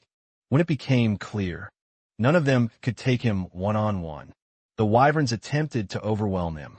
From every direction, Suho quickly realized this was a coordinated strategy. The first attackers served only as a distraction. The true threat was the leader closing in from behind, just as the leader lunged for a surprise attack. Suho expertly dodged and slashed upward, landing a precise hit. He enraged the sky wyvern. The wyvern unleashed its terrifying fear skill. A chilling wave of blue pressure rolled across the mountain. But Suho's dragon blood rendered him completely immune. To him, the wyvern's intimidation felt almost amusing. Only true dragons could ever frighten him. These wyverns were merely cheap imitations. Frustrated, the leader fired off its devastating breath attack. Meanwhile, the lesser wyverns tore large boulders from the mountainside and hurled them at Suho, blocking his movement, while the leader prepared another powerful strike. It was a surprisingly well-coordinated tactic. As the massive rocks crashed down, the leader charged in for the kill. Suho activated Leap once again. Soaring above the crowded attack from the air, he unleashed Airstyle's first form. Sever, preparing cutting steel. He descended like a sharp blade from the sky and cut the leader from head to tail. With one clean strike, the leader was defeated. Suho observed its remains closely and felt that he was finally starting to adapt to his newer techniques. Still, he sensed room for even more improvement. He continued climbing higher and higher, heading toward the true boss of this gate. But suddenly, the very air darkened. A massive monster stepped into view, larger than any of the others, with dark blue scales and a crown of jagged horns. When it roared, the entire mountain trembled. Far above, the sky wyvern king announced its presence. Suho assumed the king must have sensed the death of its minions. Now he stood in the king's true domain. Everything before this had merely been a warm-up. As Suho finally reached the mountain summit, the sky dimmed, as if reacting to the king itself. The giant wyvern landed, blocking out the sun. The system reported its level, 113. It released a truly massive roar, accompanied by a chilling wave of dark energy. Once again, Suho resisted effortlessly, thanks to his powerful dragon blood. Although the Wyvern King was indeed intimidating, though it resembled a true dragon, Suho reassured himself that true dragons were far more terrifying. The Wyvern King circled menacingly above, waiting for Suho's next move. Suho hated wasting time, but he sensed that mastering his techniques during this battle would be incredibly beneficial. Then, something unexpected caught his eye. A nest filled with an array of glowing wyvern eggs. He immediately suspected that approaching the eggs might unleash the king's fury. He stepped closer, and his guess proved absolutely correct. The Wyvern King plummeted towards him, unleashing a blast of wind so powerful the ground cracked. Suho felt the immense pressure, but he remained perfectly calm. The Wyvern King repeated its fierce skill, but it had no effect. Suho retaliated with a cutting steel strike, but the boss's thick scales significantly reduced the damage. A level gap of over 40 levels made a truly noticeable difference. But instead of feeling discouraged, Suho absolutely welcomed the challenge. This was an opportunity to sharpen his abilities. Even faster, the Wyvern King roared again, summoning another massive flock of wyverns. Suho had anticipated more enemies, but even he was surprised by the sheer number that suddenly appeared. Still, his upgraded stats allowed him to move faster, strike harder, and jump higher. Perfect for this incredibly chaotic situation. The wyverns swarmed, attacking from all directions. Suho agilely jumped onto one wyvern's back and used it like a living platform. The system immediately notified him. His leap skill had officially reached rank S. Now, he could jump one more time in midair, effectively doubling his movement in the sky. Suho tested it immediately, literally stepping on empty air and closing the distance to the Wyvern King with perfect, calculated timing. His blood weapon now shifted into a long, gleaming red staff. Suho extended it, striking the Wyvern King's neck and slamming the giant beast hard to the ground. Even so, the monster struggled back to its feet. Suho respected its incredible durability. Laughing lightly, he hoped the boss would hold out even longer, so he could test out more of his new techniques. The Wyvern King now desperate.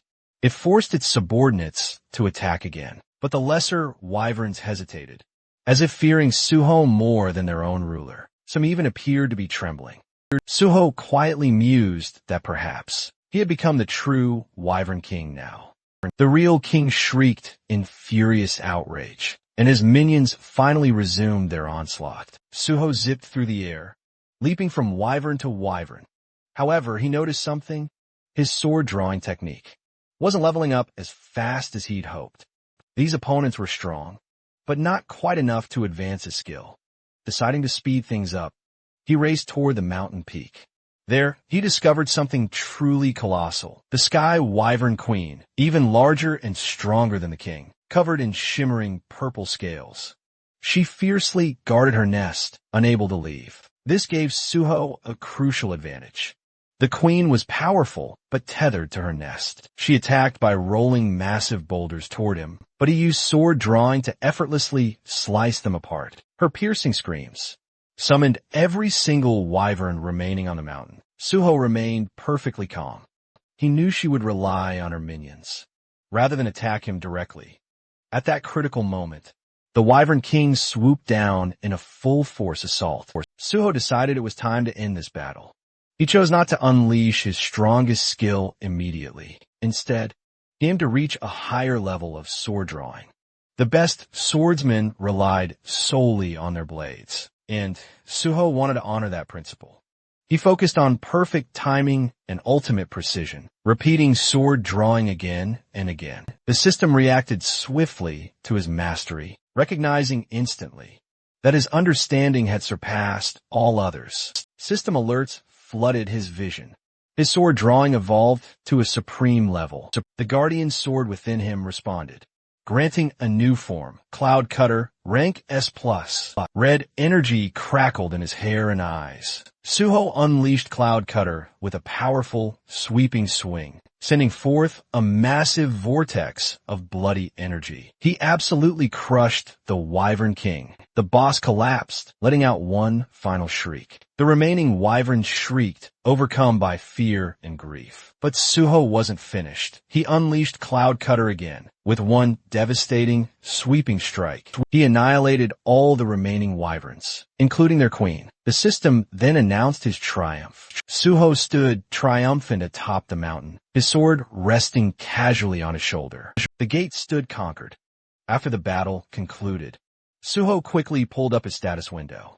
This gate had truly delivered a massive boost, and his experience bar was sitting impressively high. His strength stat was already soaring past 80, and the next tier was well within reach. Before reaching the next power tier, a small smile touched his lips as he saw the newly acquired double jump and cloud sash, the exact skills he'd been aiming for.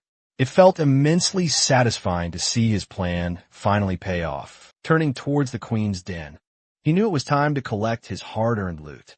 Inside lay a treasure, 12 Sky Wyvern Queen eggs. The association's advanced team had only confirmed 6, which meant the remaining half would naturally fall into his hands. With the job now complete, he turned his focus to the wyvern corpses. Monster byproducts fetched incredibly high prices, especially when used to craft rare materials, and the Sky Wyvern Queen's corpse was considered a top-tier prize. Summoning his shadow spear, he decided to let it handle the cleanup. He placed the spear beside the queen's massive body, and it immediately began its grim work, devouring the corpse piece by piece. As it absorbed the flesh, the spear's purple energy flared, growing more vicious and alive, upgrading the blade to its next level. Watching this transformation, Suho realized that even a one-star beast could serve as excellent nourishment for his ghost. Blade's shadow-devouring ability. Judging by the spear's current state, one more powerful meal should push it even further. With that in mind, he directed the spear toward the king's corpse next, letting it feast again. Outside the gate, chaos had already erupted. A voice roared at the gate. Readings had been completely deceptive. Everyone around him stared in disbelief. They finally grasped the truth. The man inside wasn't just some ordinary healer. He was, in fact, a sword master. From within the crowd, A black-haired man wiped sweat from his brow. Overwhelmed, he knew better than anyone that, even with a full raid party, clearing that gate wasn't guaranteed. Yet, somehow this man had done it solo, and not even as a combat class, but officially registered as a healer. Cho-Yoon brushed it off casually, reminding him she'd already told him he would clear it easily. He agreed, but couldn't understand why she looked so excited. She simply told him it must be his imagination. Their conversation paused as Suho emerged from the gate. I congratulated him for conquering it solo, the girl cheering first and the guy echoing her. And Suho thanked them, then reached into his inventory, pulling out the wyvern eggs. He placed all 10 sky wyvern queen eggs before them, stating he'd found that many inside.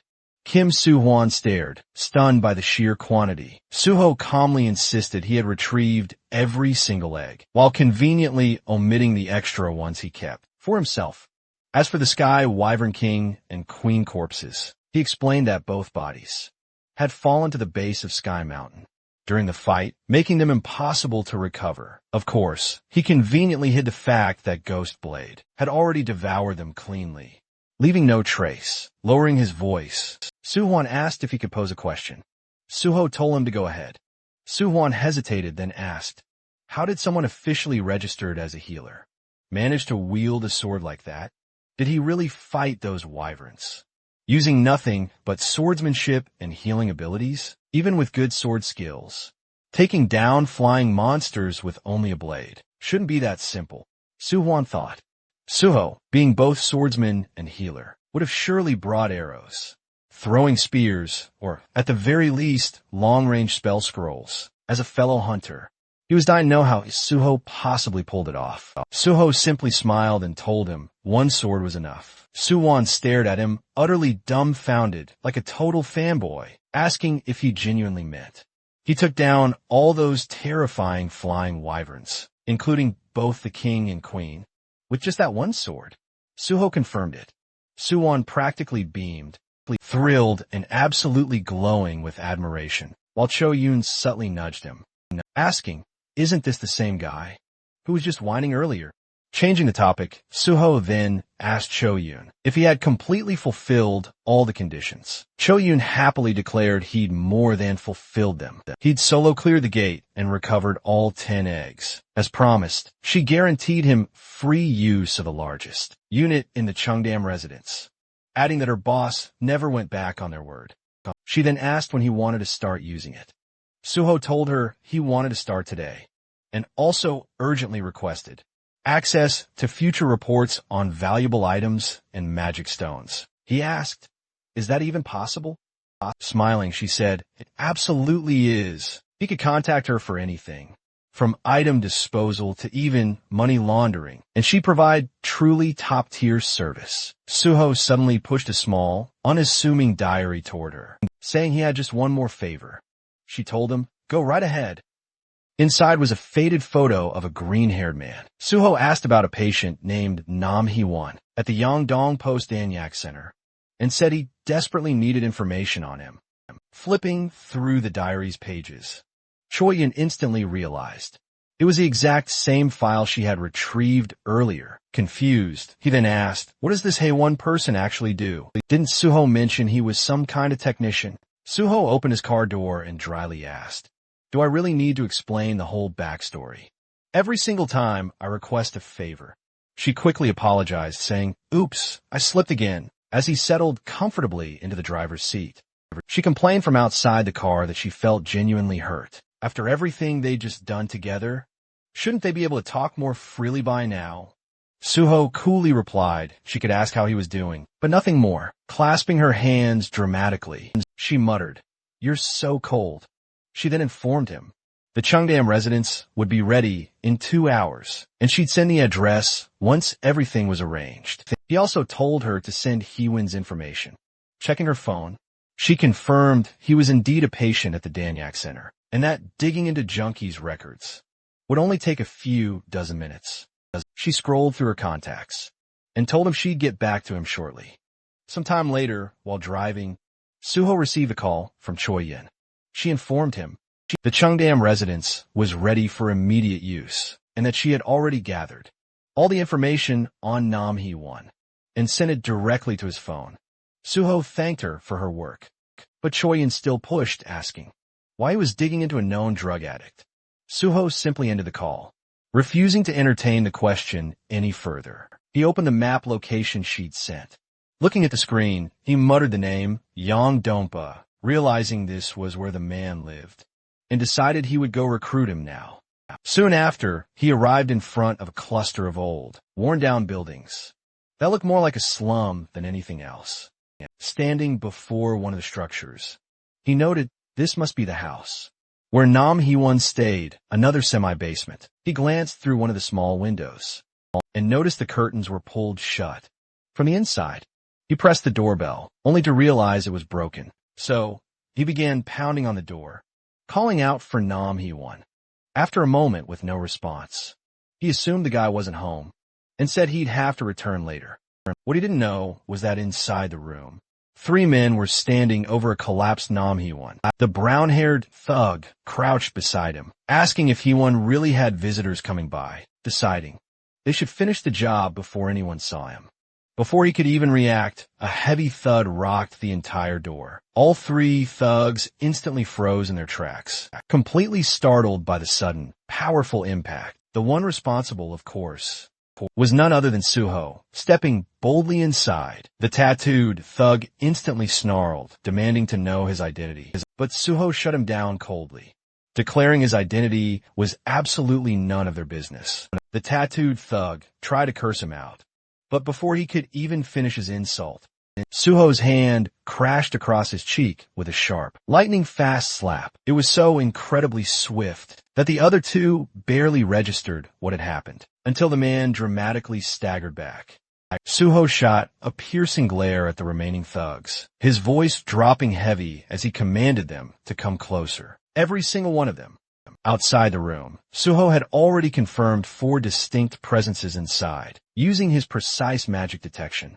Now 2 of them were loudly shouting in front of him, demanding his identity and yelling, "Who the hell are you?" The second thug, standing right beside the first, kept intensely staring at Suho, as if he recognized him from somewhere. But where? The third thug was still sprawled out, completely unconscious, from Suho's brutal earlier slap.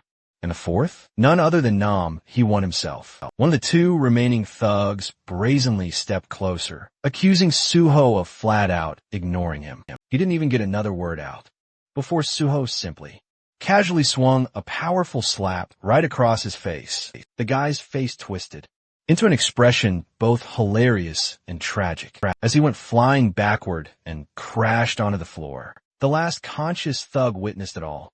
The first slap, the second, and now his second friend dropping like a broken puppet. He barely had time to even react before Suho sharply turned his head and delivered another brutal slap. This one sent him spinning in a full, dizzying circular motion, crashing hard far across the room and landing in the most dramatic fall of the 3. Suho calmly walked over and checked one of the men's breathing, wondering if he had hit him hard enough to actually kill him. Satisfied they were, in fact, still alive, he then shifted his attention to Nam Hee-won. He lifted Hee-won up by the shoulder and told him to get up if he was truly fine. But the moment his gaze sharpened on the man's face, Suho froze. Hee-won's hand was limp, clearly drugged, his expression twisted unnaturally. A syringe lay discarded right beside him, and Suho immediately grasped what had happened. Those thugs had injected him with something, and then tormented him afterward. Judging by how stiff his body felt, almost petrified, the injection had been given a while ago. Checking Hee-won's breathing and physical state, Suho quickly understood that the poison's symptoms were dire. He needed to act fast. He activated his recovery skill, the evolved form of cure. He had upgraded cure into recovery, specifically for dire scenarios like this. Real illnesses, real poisonings. Real damage completely unrelated to the system. Originally, the skill only affected the area his hands touched, but Isabella had once told him that pouring magic into it allowed him to forcibly expand its range. A slow grin spread across his face as he channeled magic into his hands. He mused about how he was now using information gained from someone who once tried to kill him, to save someone else. The world truly worked in wild, ironic ways. After some time under Suho's intensive treatment, Hee-won slowly opened his eyes. His vision was still blurry, and the first thing he saw was a hazy figure. Asking if he was awake, he shot up fast. Suho calmly informed him that this was his home. When Hee-won finally focused, he noticed the beaten thugs sprawled across the room and looked terrified, asking why they were in that state and who the guy even was. Suho replied that they refused to listen, so he simply restrained them. But the more important issue was the drug. In Hee-won's system, shaking violently, Hee-won insisted he never took anything on his own. He said they forced it, they injected him, and he begged Suho to believe him. Trembling, he repeated that it was the absolute truth. Suho watched him closely, realizing the guy was too agitated to speak clearly. He recalled this exact scenario from his past life. Suho remembered an old interview where Hee-won, who later became a renowned blacksmith, confessed something shocking. The Changsik gang had forcibly injected him with drugs, leaving him with severe, long-term addiction after effects. With that memory fresh in his mind, Suho decided to handle him with care. He placed his hand near Nam, Hee-won, and the system instantly responded. The ring of emotions reacted, drawing out the target's strongest feelings. The color being absorbed was pure black. Suddenly, Hee-won clutched his chest, clearly overwhelmed by an intense pain. But as the ring siphoned away his dark emotions, the tension eased and a wave of relief washed over him. Once the process concluded, Suho asked if he was feeling better. The green-haired boy simply nodded. Suho stood, telling him, "I believe you." He then formally addressed him as Mr. Nam Hee-won, confirming that the people who injected him were indeed from the Chung Sik gang. And yes, the thugs sprawled on the floor belonged to them too. The Chung Sik gang's original name was actually Ben Gold, made hand, but the naming intention was so utterly ridiculous that the association simply renamed them as the Chung Sik gang. Suho asked Hee-won if he was currently attending a rehab center. Still trembling, Hee-won confirmed he was, then asked how Suho knew. Suho answered lightly, saying he'd found out while digging into the Chung Sik gang. He reassured him there was no longer any need to worry. Forcing drugs on someone already in rehab was a serious crime, and Suho vowed he would personally take responsibility and resolve the case. Hee-won's expression brightened, and he thanked Suho sincerely. Suho told him that since this was an important matter, he would return to check on him again soon. Then, he asked if Hee-won was experiencing dry mouth or any withdrawal symptoms. Hee-won admitted he was, and that he was starting to feel cold. Suho knelt in front of him and gently asked him to sit for a moment. Hee-won obeyed, and Suho activated his recovery skill. A gentle blue light gathered around his hands. Hee-won watched, awestruck and silent. Suho then explained. This was a healer's recovery technique, specifically tailored for drug addicts. It relieved withdrawal symptoms and expelled the lingering drug energy from a body. But full recovery required continuous, long-term treatment. Such recovery consumed a vast amount of mana, and few healers were trained enough to handle its demands. That was why, in Suho's past life, Isabella had become one of the most influential figures among the last crusaders.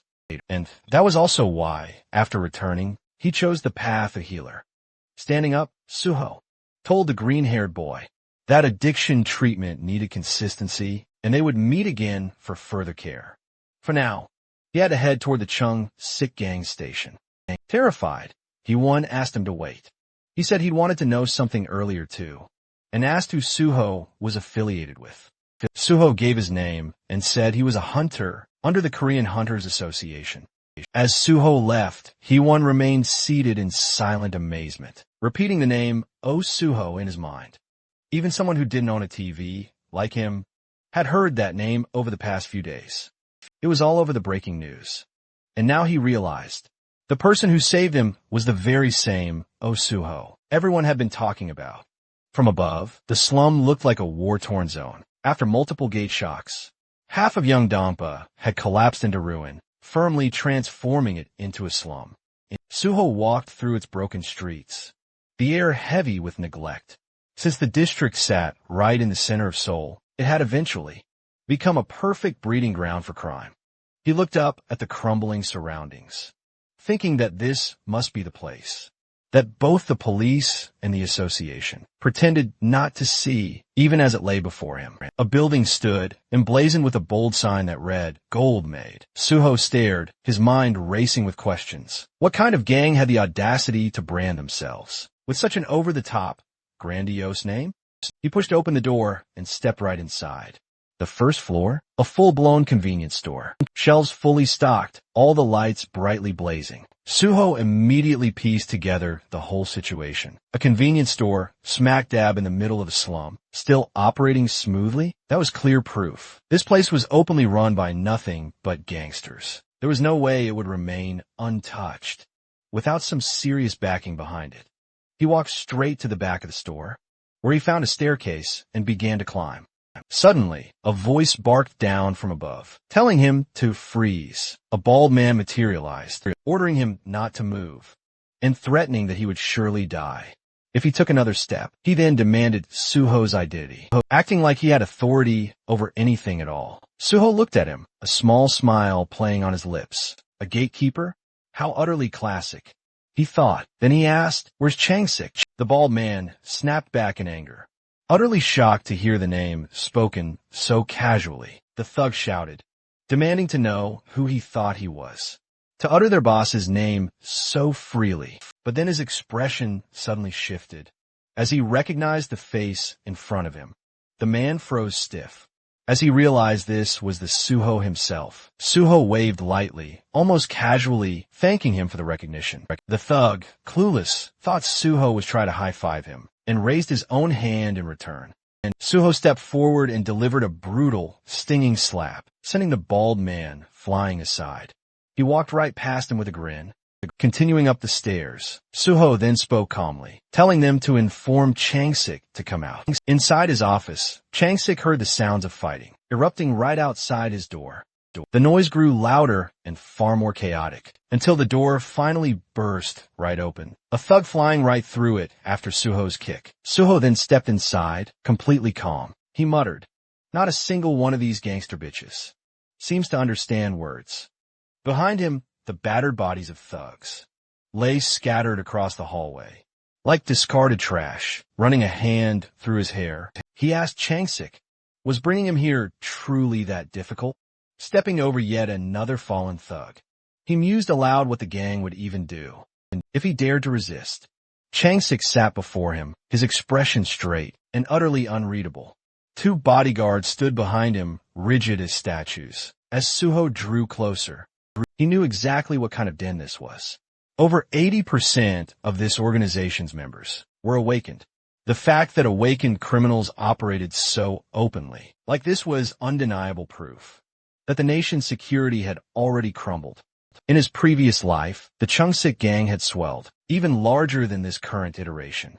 They had claimed countless victims, and it took an exhausting, arduous amount of time to take them down. Remembering that, Suho's fist clenched tight. In a cold tone, he declared this was exactly why a cancer needed to be excised before it could spread. Changsik started to speak, addressing him as Hunter O. Suho, and questioning what he was doing. So suddenly, Suho took another step closer, telling him, "Don't play dumb. You're the ones who started all of this." Changsik retorted, wanted to know when he supposedly started anything. Suho told him, "You're playing dumb to the very end." He stated they messed with someone named Hyun. He then dropped a syringe onto the desk, and both the boss and his bodyguard stared at it. Suho revealed he had just met Hyun himself. He asked if they truly intended to keep denying it now. Changsik leaned closer to his subordinate, quietly asking who Hyun was. The underling then whispered the explanation into his ear. Suho raised his leg and violently slammed it down on the table, shattering the surface clean in half. He declared, "You've turned my closest friend into that state." His eyes glowed crimson as he demanded why they did it. The two bodyguards instantly froze. Changsik, however, kept his expression firm, trying desperately to hide his fear. The boss slowly ran a hand across his face, then ordered his bodyguards to step outside. They hesitated, questioning why. He then barked at them, demanding they get out.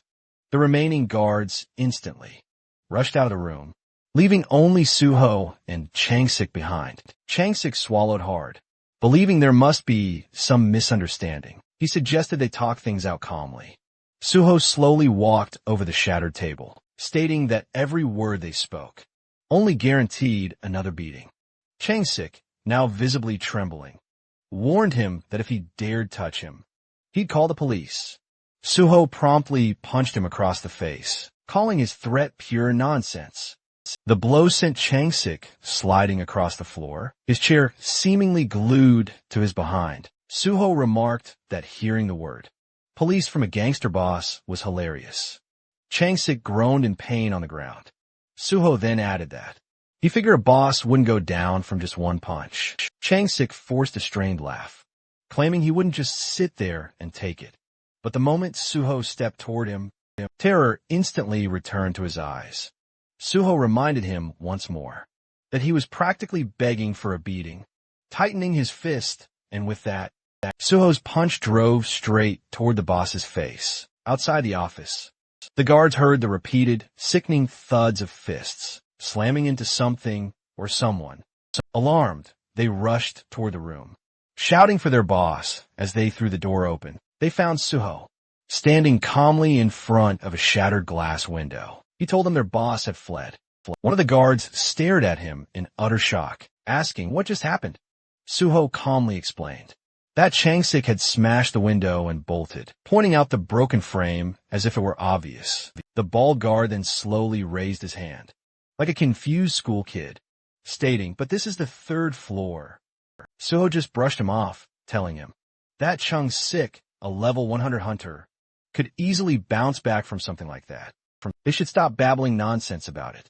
With a smile, he then declared his plan to dismantle this entire place, starting right now. He added that anyone who wanted to join him could follow him straight to Chungak. Just hearing that name made the entire group freeze solid. Chungak was the correctional facility, right next to Chansong Penitentiary. While Chansong held regular criminals, Chungak was for awakened offenders. Since the whole place was filled with violent, awakened criminals, it was practically a hell within hell itself, a pro version of hell where only the strong survived. Its reputation alone was enough to make even the most half-baked punks tremble like scared puppies. Exactly like the situation unfolding right now. Sweat poured down their terrified faces. Suho reminded them that he had connections to the Great Hunter Association. He told them to run before he tossed them all inside. Otherwise, he'd drag them along with Changsik straight to Chungak. The thugs gritted their teeth in terror. Then, the next second, they bolted at full speed, shouting that they didn't know any boss. Watching them scatter, Suho chuckled, saying he expected about that much loyalty from gangsters, calling them vermin cockroach bastards. He warned them that if even one document disappeared, he would carve them up slowly. He ordered them to leave empty-handed. Once the building was clear, Suho activated his magic detection. A blue magic circle formed beneath his feet. After a moment, it detected something special, radiating mana on the 3rd floor. It was in the corner of the room. Suho approached the spot and uncovered a hidden safe. He called it obvious, saying, "The bastard must have thought hiding it here would keep it protected." It was a top-tier safe from a famous brand, the kind that only unlocked with the registrar's mana signature. He placed his hand on the reinforced steel. A brilliant blue light pulsed across its surface. With this level of toughness, slicing through the steel would only ruin its contents, so he had to cleanly slice the door right off. Suho instantly summoned Bulgasari. The adorable elephant monster popped right out of subspace, snapping to attention like a disciplined soldier. Suho's command was simple, just remove the door. Bulgasari instantly sprang into action, gripping the door securely with its tiny trunk and ripping it free as the safe began to yield. Suho gave it a thumbs up, telling it to feast. Inside, he found wads of cash and gleaming gold bars, but none of that was what he was truly after. His real prize? The infamous Dark Ledger, a grim record filled with the names of countless victims. The Changsik gang's reign of terror began with loan sharking, ruthlessly preying on ordinary people to amass their power. Later, their tactics escalated. They recruited hunters, then deliberately hooked them on Evasioner, won drugs, a vile scheme for control and extortion. This insidious drug operation was the dark foundation of their entire influence. This drug was far more potent than any ordinary narcotic, and ultimately, no one could resist its crushing grip. As he held the documents, Suho thought of Nam Hyewon. A chilling realization struck him. Hyewon was among the rare few who somehow managed to escape, if not for his sheer personal strength.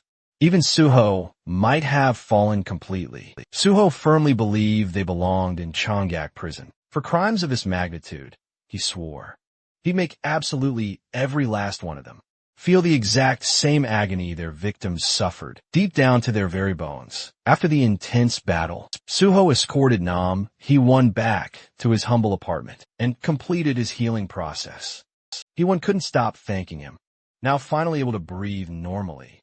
Suho then told him that a full recovery would still take time, but for now, at least, he was officially out of danger. Next, Suho presented him with a folder. Hyewon curiously asked what it was, and Suho explained that these were crucial bond documents from the Chung Sik gang. Undeniable proof he had completely dismantled the criminal group. Hyewon's eyes widened. He could barely believe his ears. The notorious Gold Hand gang, with all their terrifying influence, was truly wiped out. Suho then began to explain the gang's real modus operandi. They kept people utterly trapped in debt, with absolutely outrageous interest rates, turning their victims into nothing but insects, caught inside a suffocating anthill. Even though Hyewon had done everything right and never missed a payment, they still forced dangerous drugs onto him to ensure he could never, ever escape. Still trembling, Hyewon confessed he'd survived only thanks to his special ability. He explained how he desperately fought the addiction, made his own antidotes, and begged for help. But absolutely no one, not the police, not the association, cared about what happened to people in these slums. He said everyone on the outside felt like just another version of the enemy. Suho truly understood him. He told Hyewon that the reason he joined the Great Hunter Association wasn't for prestige or power, but to fix this broken system for people like him. Suho placed a reassuring hand on his shoulder and praised his incredible courage. Overwhelmed, Hyewon broke down, thanking him again and again. Then, Suho shifted the conversation to something truly important. It was time for a new proposal, and potentially a new ally. He asked if Hyewon was ready, and Hyewon said he was. Suho explained that he'd learned about Hyewon's special power, synthesis. With synthesis, Hyewon could combine any materials and create a brand new result. The outcome always perfectly matched what he intended. That was the core of his extremely overpowered ability. Suho said that while reading through the gang's files, he discovered how massive the number of drug victims truly was.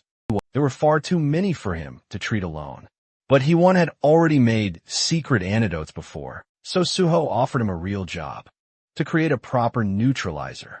To help even more people, he promised top pay, a luxury safe house, and full medical support for Hyewon's own addiction recovery. Hyewon looked utterly stunned. He thought, just being healed was already far more than he ever deserved. Now, he was being given a chance to, helping others live safely and getting paid for it. To him, this felt like the ultimate heroic endeavor. He mused that if a godlike hero truly walked among them, Suho had to be that very person. He immediately agreed to the terms. He insisted he didn't need any extra payment, promising to work as hard as humanly possible, purely out of gratitude. But Suho, firm as always, declared he'd pay him properly, ensuring everything remained official and fair. Afterward, they headed to Suho's brand new base, the impressive building he'd been granted earlier. It was a swanky 3-story spot in Cheongdam with friendly staff, a fully equipped lab on the top floor, and everything Hyewon could ever wish for. Even a Banshee team popped by, curious to check out the fancy new digs. But they swiftly made their exit after their workaholic boss unceremoniously dumped another assignment on them. Meanwhile, Hyewon was absolutely awestruck. Suho told him to pick any room, get settled in, and start churning out antidotes as soon as he felt ready. Suho mentioned he had to leave for Nexus HQ. but Hee-won could contact him anytime. Suho then hopped on a call with reporter Jin-wai. He gave him the full, unfiltered scoop on the hidden crimes festering in the slums. Jin-wai, being the genius reporter he was, declared he could expand the story tenfold. He'd frame Suho as the fearless hunter who stormed into a dangerous slum, crushed a vile criminal organization, saved countless victims, and ignited a new era of hope for the desperate people living there. He announced his intention to craft a major feature article, with every detail ensuring the world couldn't possibly ignore it. Suho believed him completely, no questions asked. After all, public influence was this reporter's exact specialty. Afterward, Suho met with guild leader Byung Dong-yuk at Nexus Guild and laid out his brilliant plan. Nexus would purchase every neutralizer Hee-won produced, helping victims all across Korea. This uplifting story would dramatically shift Nexus's reputation, transforming them into a guild with a genuine heroic presence, the kind the world would finally take seriously. Dong-yuk was absolutely thrilled. He eagerly shook Suho's hand and promised to look after Hee-won from that moment on, with everything perfectly aligning. Suho felt great. His win-win plan was now in motion. Heal the people, spread the truth, make the criminals pay, and show the world that real change was finally possible. The scene then cuts to Chung-sik, the once feared boss who made slums kneel, now reduced to a shaking wreck. Inside a trashed luxury room, he was on his knees, trembling. Suho's name kept echoing inside his mind, like a curse he couldn't escape. No one had to spell out what happened. The syringe and the half-empty bottle beside him made everything clear. He had taken some kind of drug, the kind that burns strength into the body, while tearing holes through the mind. Those substances twisted people from the inside, and his scattered expression showed exactly that. He muttered Suho's name obsessively, like it was the only thought left, in his fractured skull, before anyone else in the company. Jin-woo stared at him and asked if Suho was planning to squeeze every drop of benefit out of him, and Suho simply replied that if he's friends with a reporter, he should obviously use that fact to his advantage. Jin-woo laughed and said fine. Suho could use him as much as he wanted, then suddenly asked if Suho wanted to go home now, since his personal information was already leaked, and there were probably countless people waiting. Near his house, the protagonist smiled and casually answered that he would just disappear, again the same way he did the tower. But Jin-woo hesitated and asked if maybe Suho should just stay with him for now, explaining that he lived alone in a big house. The guest room was beautifully furnished, and the security was tight, enough that nobody could break in. Suho paused for a moment and asked where exactly he lived, and Jin-woo answered proudly that his home was in Kaiser, Cheongdam, and Suho couldn't help thinking with genuine surprise that those were premium, luxury apartments worth hundreds of billions. Once they arrived, Suho stepped inside and froze for a second, not because he was impressed, but because the place looked like the final boss of rich kid housing the kind of luxury that doesn't brag. It just exists and expects you to stare. Jin-woo welcomed him like it was nothing and told him to treat the place like it was his own house, and Suho just nodded, mentally, noting that this was exactly what life looked like when someone was born, with premium DLC enabled at birth. We pointed toward a device sitting neatly on the table, a convenience function pad, through the community app installed on it. Suho could order food shop, call support, and even summon an emergency healer if needed. We added that Suho looked way better now, compared to when he first got in the car. Suho replied simply that he was a healer. Jinwei blinked and asked again, and Suho repeated it a little annoyed because yes, he was really a healer. The journalist apologized, admitting that even though he had read it everywhere, his brain still refused to believe it. After all, healers normally entered a guild first, then leveled safely. They didn't just casually solo clear the tower of challenges. Picking up his bag, the rich guy said he had to return to the office for work and reminded Suho of the password. Suho told him not to worry and wished him a safe trip. After the door closed behind him, Suho finally opened his system window and checked his status. He decided it was time to distribute the stat points. he earned from clearing the tower. He balanced stamina with the other attributes and poured the remaining points into sensitivity. At this level, it wasn't just an elite route anymore. It was the path of a successor. And even he had to admit his stats were looking insane. Now, once that was handled, Suho switched to a different task. He'd been a master at detecting surveillance equipment in the past. And with his newly sharpened senses, he could pick up on anything. Despite trusting Jinhua, he wasn't naive enough to just assume.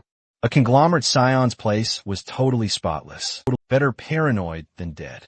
After meticulously checking every detail, Suho finally collapsed onto the sofa, utterly drained. The house was absolutely massive, far bigger than most subspace gray houses he'd ever encountered. Truthfully, finding hidden cameras here felt tougher than slaying that dragon earlier. With no devices detected, he finally allowed himself to relax, but his phone wouldn't stop buzzing. Notification after notification poured in. When he finally checked, Suho realized his personal information had been leaked. Someone had exposed his number, and the messages just wouldn't stop. Resigned to his fate, he decided he needed a new phone and a new number fast. Remembering the community app Jinhua mentioned, Suho tried using it, and to his surprise, it was incredibly efficient. He quickly transferred his essential data to the new device, designating it for private use only. Even though messages kept flooding his old phone, he planned to switch numbers very soon. He glanced at the time, a little past 5 p.m. He figured he had time for a quick break before heading out again. Meanwhile, somewhere else that night, inside a seemingly quiet building, a mysterious gate materialized. Several masked individuals stepped through it. They meticulously scanned the area. No witnesses, no surveillance, nothing. Then they opened their bags and began placing bombs with practiced precision. And while they were still in the middle of setting everything up, Suho calmly appeared behind them, as if he just walked in on a casual meeting instead of a terrorist operation. He simply said, bombing public buildings wasn't exactly a stellar idea. The masked group instantly froze, utterly confused, because this building was supposed to be empty today. Suho agreed. Normally, yes. But he came because he expected something like this. Panic erupted. One man yelled for everyone to retreat, and they scrambled desperately toward the gate. Suddenly, a girl in the group stumbled and fell to the floor. Her teammates hesitated, asking if she just tripped. One tried to lift her, but she wouldn't budge an inch. Another insisted they hurry, telling them to pull her through. But the girl's legs stayed stubbornly rooted to the floor. What they didn't know yet was this. Suho had already unleashed his shadow bind skill, chaining her body with dark, insidious energy. Still struggling, bewildered, the man shouted that something was terribly wrong, and the girl muttered one cold, chilling word, abandon. The man refused, unwilling to leave her behind like that, but the girl insisted, fiercely ordering them to kill Suho. The remaining 3 charged forward together, fueled solely by sheer panic. But before they could even finish their first step, an invisible, overwhelming force crushed them to the floor. Suho's intimidation skill smothered them instantly, utterly defeated, with them subdued and powerless. Suho then asked, "Are you members of Banshee?" The narration clarified. Banshee, a notorious, infamous terrorist group, responsible for countless bombings and widespread chaos, even though they were eventually caught in the past. The damage they caused was absolutely massive, and incredibly, only 4 members did all of it. The group was shocked that someone recognized them. They demanded to know how Suho knew their name. Suho calmly stepped toward the man closest to him and removed his cap. He identified him as Kwak Deho, the muscle of the operation, who worked labor jobs and handled all the heavy tasks. Then Suho pointed to another man, CEO Kaiwan, the cunning bomb maker, who deceptively worked as a middle school science teacher. Next, he singled out Kim Hyunmin, the transporter and everyday delivery driver, who used a movement skill to vanish after every attack. Lastly, Suho turned his gaze to the girl, Koo Yunhwa, a university student and the true, chilling leader of Banshee. Her EMP ability effortlessly erased electronics and magic supports with terrifying ease. Stunned, Yunhwa demanded, "How do you know everything?" Suho simply smiled and replied, anything can be uncovered if someone tries hard enough. And she already knew that, didn't she? Still, she refused to believe him. She demanded again, who are you? Suho acknowledged her quick wit and reminded her she already knew the answer. He then declared that if she still didn't trust him, he could prove it by handing her over to the authorities. Realizing he wasn't bluffing, she finally asked what he wanted. Suho calmly stated she should have agreed earlier, then pointed out this wasn't a great place to talk. He told her to retrieve the bomb, insisting they talk at their hideout instead. She stared at him, wondering just how much he knew, but she finally agreed. Suho turned to Hyunmin, asking if he could move now, and told him to open the door. They clearly weren't taking a taxi. Once inside their hideout, Suho told everyone to relax and take off their masks if they wanted. Manhwa refused, but then ripped hers off anyway, telling him she only did it because the room felt stuffy, not because he told her to. She demanded answers again. How did he know who they were? Why did he approach them? And why would someone known for conquering gates go after a terrorist cell? Suho smiled, admitting she'd asked so many things at once that he didn't even know where to start. He explained he used his own skills he didn't reveal publicly, to track and identify them, the same way they had hidden theirs. Finally focused, she asked again, what did he want? Suho extended an offer. He wanted them to work with him. He mentioned the recent PBS interview and the future plans he shared there. Manhwa assumed he meant joining the Hunter Association. Suho confirmed, and before she spiraled, he clarified he wasn't handing them over for forced recruitment. He explained he would take the level 5 exam, then move through 1 or 2 positions, and eventually join the Special Forces Division. Manhwa looked absolutely stunned, and Suho told her not to make such a face. He knew they detested the Special Forces, which was why their bombings targeted related sites. He understood completely because he shared their reason. Suho then revealed the truth. He was a gate orphan. He used to think it was just coincidence, until he later learned the disaster had actually been manufactured on purpose. After every cleared gate, that land became premium real estate. The government knew a gate shock was coming and let happen anyway for profit. There were massive development projects behind it all, and Suho already knew exactly who was responsible. So his goal was simple: become the head of the Special Forces and make those responsible pay dearly. He explained the Special Forces held the highest authority in the association, influenced other government offices, and could even prosecute hunters. He offered revenge, but through a strategic and lawful path, not reckless terrorism. But Manhwa still pointed out there was no guarantee Suho would pass the level 5 test. Suho smirked, telling her to just wait and watch, and with one last, chilling warning that another attack would mean he would personally hand them over to the government. He then finished the conversation. Inside, Suho knew they must be utterly shocked. In his past life, Banshee had remained an untouchable ghost. During interrogation, he realized there were people just like him, victims twisted by revenge into villains. If someone had only guided them sooner, maybe things wouldn't have spiraled so far. So this time, before they crossed the line entirely, Suho planned to redirect them. No matter how long it took, he was certain Manhwa would accept. His offer was simply too tempting, and his competence was undeniable. He told them to think carefully and make a wise choice. The scene then shifted to the South Korean Hunter Association, where the vice president was already in a sour mood, lecturing team leader young Chulman for failing what he'd called a simple task, and reminding him that even the president had cleared his entire schedule just to meet with Suho. Though he let it slide for now, he made it crystal clear that if the same mistake happened again, there would be severe consequences. All Chulman could do was bow his head and acknowledge the stern warning before being dismissed and told to get back to work. The moment he stepped outside, he exhaled in utter exhaustion, thinking about how long he'd been sitting there, listening to complaints. For a second, he genuinely considered quitting everything and joining a civilian guild.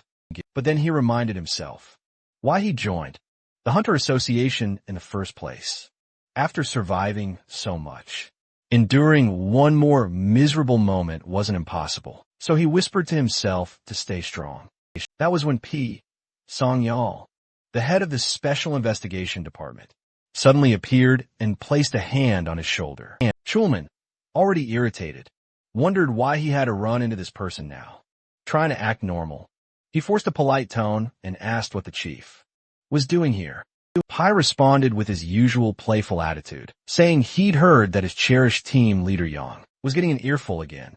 He even complimented Yang's patience for enduring the old man's constant nagging, but Yang immediately took the blame, saying everything was his fault. As they walked together, Pai shifted the conversation and brought up rumors about Suho supposedly causing problems. But Chulman clarified that Suho wasn't exactly causing trouble. Though yes, the story was spreading fast. Pai noted only a handful of people were aware, and then casually offered his help. When Chulman asked what he meant, Pai gave him an absurd suggestion. Just accuse Suho of something, drag him in for questioning, and clear things up later. Because, according to Pai, the goal was to make the process look clean and totally controlled. Summon Suho, and the president would be pleased. The whole issue would appear handled, and Suho would be released afterward, making the association look authoritative. He then added that, since Suho wanted to join the Hunter Association anyway, it would benefit everyone involved.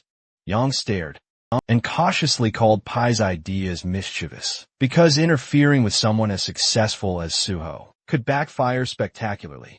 But Pai didn't flinch, and instead admired Yang's morality, questioning why someone in his position was so nervous about a single hunter.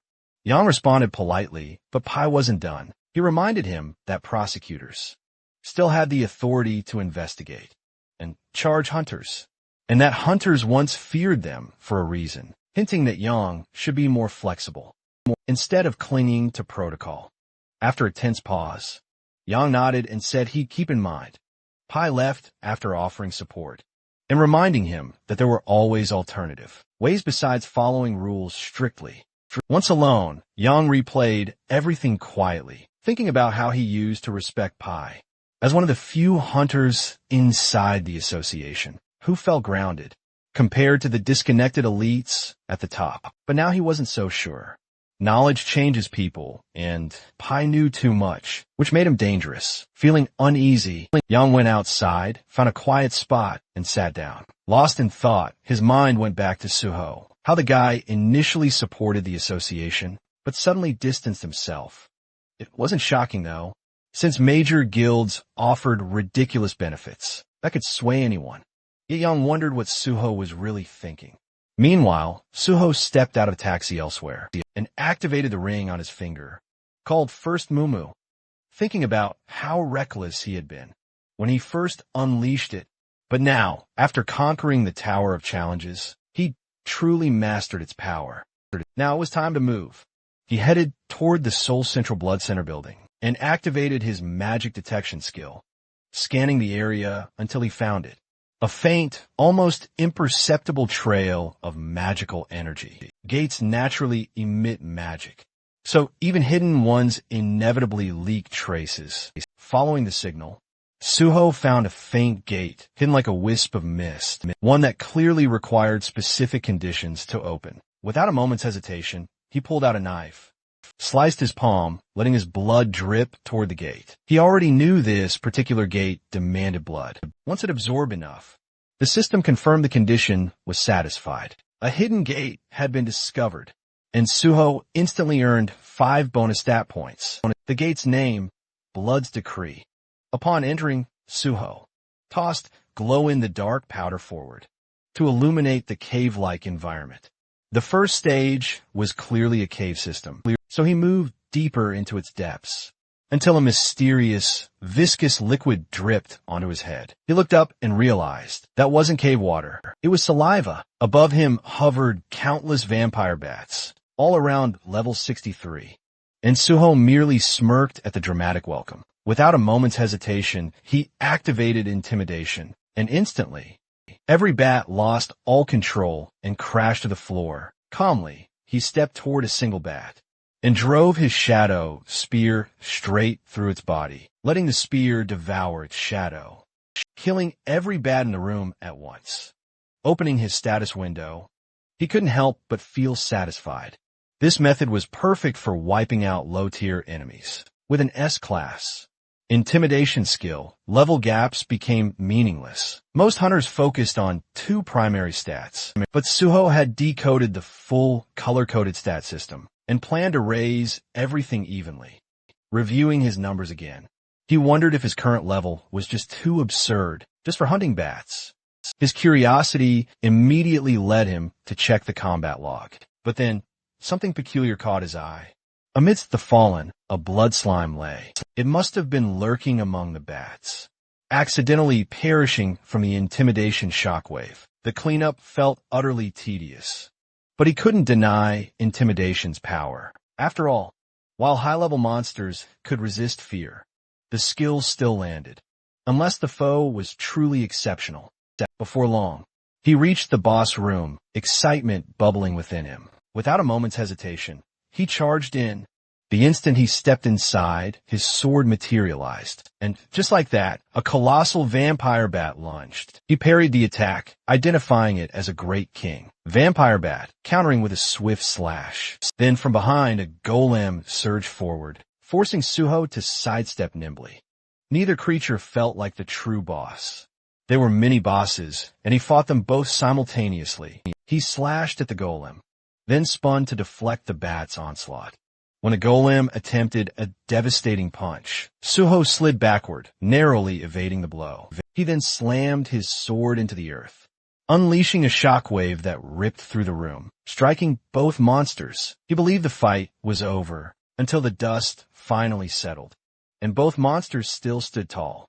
The battle raged, and Suho quickly realized physical attacks alone wouldn't be enough to finish these high-level targets. It was time to deploy what he prepared.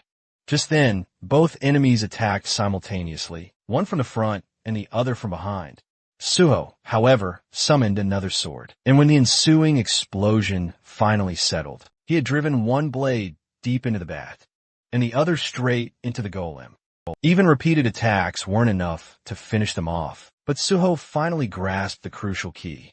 Their weakness was pure silver infused with holy power. At that exact moment, the system notified him. Holy power had now been successfully applied. The silver sword impaled and the bat's body began to glow, and a lightning strike violently crashed down upon it, slicing its throat and utterly obliterating the monster. Instantly, Suho stood triumphant over the corpse, foot planted on its head, watching it erupt.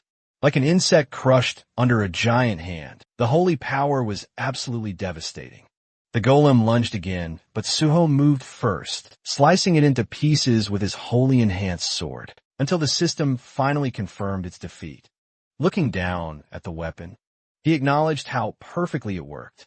A healer-exclusive skill allowing holy enchantments had become an incredibly powerful advantage. And enchanting silver weapons with holy energy turned every strike into a guaranteed critical hit, making it the perfect counter for enemies within this gate. Suddenly, Suho sensed a powerful presence behind him, and as he turned, he realized the true boss of the hidden gate had finally appeared. The figure stepped forward, radiating pure, murderous intent, revealing himself as the Cursed Prince, a monstrous level 76 elite, and he furiously accused Suho of invading his domain and slaughtering his subordinates, before demanding he kneel and confess his sins. But Suho had come here to capture him, not bow down. That confidence enraged the prince, and with a furious roar, he unleashed his power, calling Suho unbearably arrogant. The first strike slammed forward, but Suho blocked it with ease, and calmly asked if the prince was done with his dramatic entrance. Instead of answering, the prince drove his hand into the ground, and suddenly the entire battlefield transformed. As blood-veiled mist erupted everywhere, obscuring visibility completely. The dense aura made it impossible to detect movement normally, so Suho braced himself, knowing the prince could attack from any direction. He sensed something behind him and reacted instantly, just as the prince lunged, blocking the strike perfectly, shocking the boss, who couldn't understand how Suho predicted his attack. Suho retaliated with a confident slash, thinking he'd landed a clean hit. But the prince only laughed and mocked him, saying such weak attacks could never harm him. Then, a system alert flashed. The cursed prince unleashed his blood scream. Suho immediately plunged his sword into the ground, activating his healing spirit. A cleansing aura burst outward from him, and the prince visibly flinched at the sensation, as Suho's wounds vanished completely. With a subtle smile, Suho revealed his true nature. He was a healer. The prince glanced down in disbelief, stunned to find a fresh wound on his abdomen, proof that Suho's earlier strike had worked after all. As Suho prepared another technique, the prince snapped, charging forward instantly. Enraged by the humiliation of being injured by a mere human, Suho met him head-on, his sword clashing against the prince's clawed hand. As the two engaged in a fast-paced exchange of brutal blows, for a brief moment, the prince believed he was winning, unleashing a rapid barrage of strikes. But Suho suddenly vanished, reappearing behind him, landing a perfectly clean hit. Blood poured from the prince's mouth. As he stumbled backward, stunned, Suho immediately rushed in, ready to continue the assault. Refusing to retreat, the prince activated more power and charged directly back at him.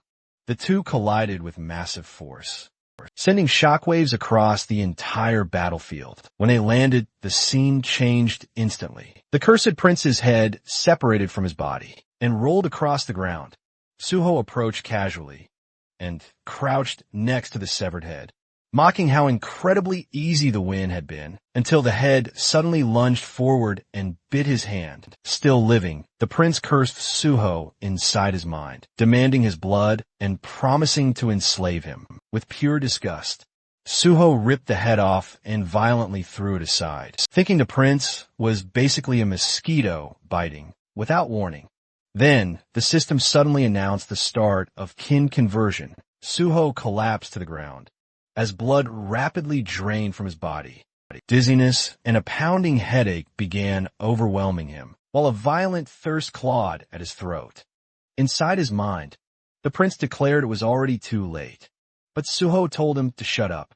Refusing to listen, the conversion pressed on. Suho reminded himself to acquire the vampire trait. Synchronization needed to hit a specific threshold, and once that happened, he needed to instantly purify the infection, using holy water, right when kin conversion hit 50%. Suho believed he was so close to acquiring the trait, and reached for the bottle, only for it to suddenly shatter.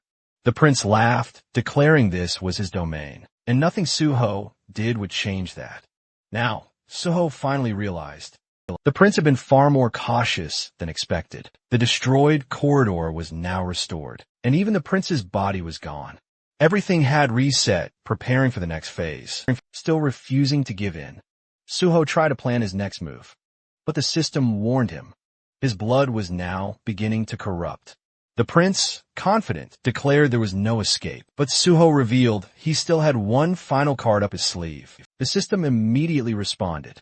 All conditions to unlock the second power of Dragon Blood had been fulfilled. He had reached level 50 and survived a mentally and physically life-threatening situation. A new notification appeared. Dragon armor available.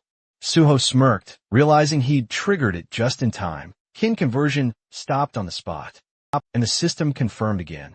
All conditions for unlocking the second stage of Dragon Blood had been met. Dragon armor activated. He now possessed Dragon's endowment and dragon skin, granted through the armor. The moment Dragon's endowment activated, further assimilation was blocked, and purification began. The corrupted blood inside him converted into pure blood, and was absorbed into his system, while the remaining corruption was destroyed entirely, thanks to the Dragon Blood effect. Suho successfully mastered the unknown power hidden within the corrupted vampire blood, and felt his body become lighter. He remembered, planning to unlock the second Dragon Blood power. He'd planned to use a custom gate at level 50, but instead it happened here unexpectedly. Checking his newly unlocked skill, he saw Dragon's Endowment, an innate trait, exclusive to descendants of dragon blood, representing nobility and superiority. While active, it granted immunity to infection, corruption, and allowed automatic absorption of corrupted sources to purify, heal, and even evolve. The system had never shown the second awakening condition, but Suho had learned it from Yonhwa. Since kin conversion was life-threatening, the system recognized it as the trigger. Although the endowment purified his blood, it also preserved the vampire power within. He checked another skill, one tied to vampirism, but it was sealed for now. Proof that he had nearly become a vampire, and he wondered whether he technically acquired it or not. His original goal was to obtain vampire traits, but dragon and vampire blood clearly couldn't fully coexist. Still, the skills he gained were strong enough, so he accepted it. Another new skill appeared, Blood Weapon, a rare ability, only usable by noble-level vampires or higher, but requiring huge quantities of blood. He concluded he would need to hunt a large number of monsters, and planned to develop Phantom Shadow alongside it. Just then, the Cursed Prince began mumbling to himself again, and Suho told him to stop. His rambling was annoying and incomprehensible. The prince lamented, questioning how Suho could still be alive, after being bitten, muttering about curses, and calling himself useless. That was when Suho realized Phase 2 was beginning. The system confirmed it. The Cursed King laments his fate. His power surges dramatically. Suddenly, blood rained from above, and from within that crimson downpour. The Cursed King emerged once more. Now, level 80, radiating fury, as he declared his intent to obliterate all beings superior to him, vowing to burn them, crush them, and cast them into the abyss. His blood-red wings unfurled, and a chilling scream pierced the chamber. Suho immediately sensed an overwhelming surge of magic power. This was no longer the monster he knew. The Cursed King had evolved into something entirely new and terrifying. The king unleashed a dark force attack that detonated in a massive explosion, but when the dust cleared, Suho was gone, only to materialize in the air above the king's wing and unleash a devastating sword strike. Yet, the Cursed King barely reacted, claiming that a mere blow like that could never bring him down. Suho realized that not only was the king's power growing, but his intelligence was evolving as well. The king swung his massive wing like a weapon, smacking Suho away with brute force. Suho quickly steadied himself and immediately recognized the grave danger. The king rushed in with another swift attack, and Suho blocked the incoming strikes head-on with his sword, activating his holy power and declaring that holiness would surpass all the strength the king possessed. But in the very next instant, the Cursed King shattered Suho's weapon and scoffed that holy power meant nothing to him now. Suho quickly retreated, analyzing the dire situation. A wholly enhanced weapon had broken like glass, meaning normal weapons would be utterly useless now. With no hesitation, he summoned his bloody sword. Seeing it, the Cursed King erupted with raw rage and demanded Suho hand it over, while launching another brutal assault. But Suho infused the bloody sword with holy power and sliced right through the strike, shocking the king, who couldn't comprehend what had just happened. Suho finally understood. Blood weapons scaled in power and durability. Based on his stats and at his current level, the sword had already reached red rank, more than enough to finally end this fight. The Cursed King, enraged, conjured a bloody spear. Vowing to tear Suho apart, he lunged forward. The attack was blindingly fast, but Suho swiftly shifted his bloodied sword into a shield form, blocking the spear and leaving the king utterly stunned once more. Suho then declared that he wasn't the only one capable of transforming a blood weapon. He then smoothly reverted the shield back into a deadly blade and expertly slashed the Cursed King's throat. It was one clean, decisive motion. The king's severed head thudded onto the floor, still wearing a twisted, arrogant smile. Confidently, it still spoke, claiming that severing his head meant absolutely nothing. Suho simply kicked the head disdainfully across the floor then summoned his formidable shadow spear. He slammed it hard into the ground. Immediately, shadowy chains erupted, wrapping themselves violently around the severed head. A shadow bind locked it firmly in place. Suho knew he had to finish this now, before the monster could cause any more trouble. The system then notified him that vampire blood had been successfully activated. The absorbed blood, it stated, was now stored within the blood jade. Meanwhile, the cursed king screamed furiously at Suho to remove his hands. Suho carefully examined the blood jade. It was his first time seeing it in person, and it already held a massive amount of collected blood. According to the Blood Monarch, the blood jade could only be seen by its rightful owner. The Blood Monarch himself had once been a normal healer, working at the Central Blood Institute, until fate dragged him into the hidden gate. By Blood's decree, he reached the boss room, but failed to defeat the cursed king and was bitten, normally turning into a vampire. That would usually mean death, since once bitten, the victim irrevocably becomes a monster, and the gate permanently seals. But the Blood Monarch resisted the curse, utilizing his unique healing abilities, and neutralized the kin conversion. At that very moment, new vampire skills awakened within him, completely reshaping his entire stat system. With this newfound power, he defeated the Cursed King, conquered the gate, and became renowned as the Blood Monarch, a global villain feared by all worldwide. Eventually, Suho finally caught up to him.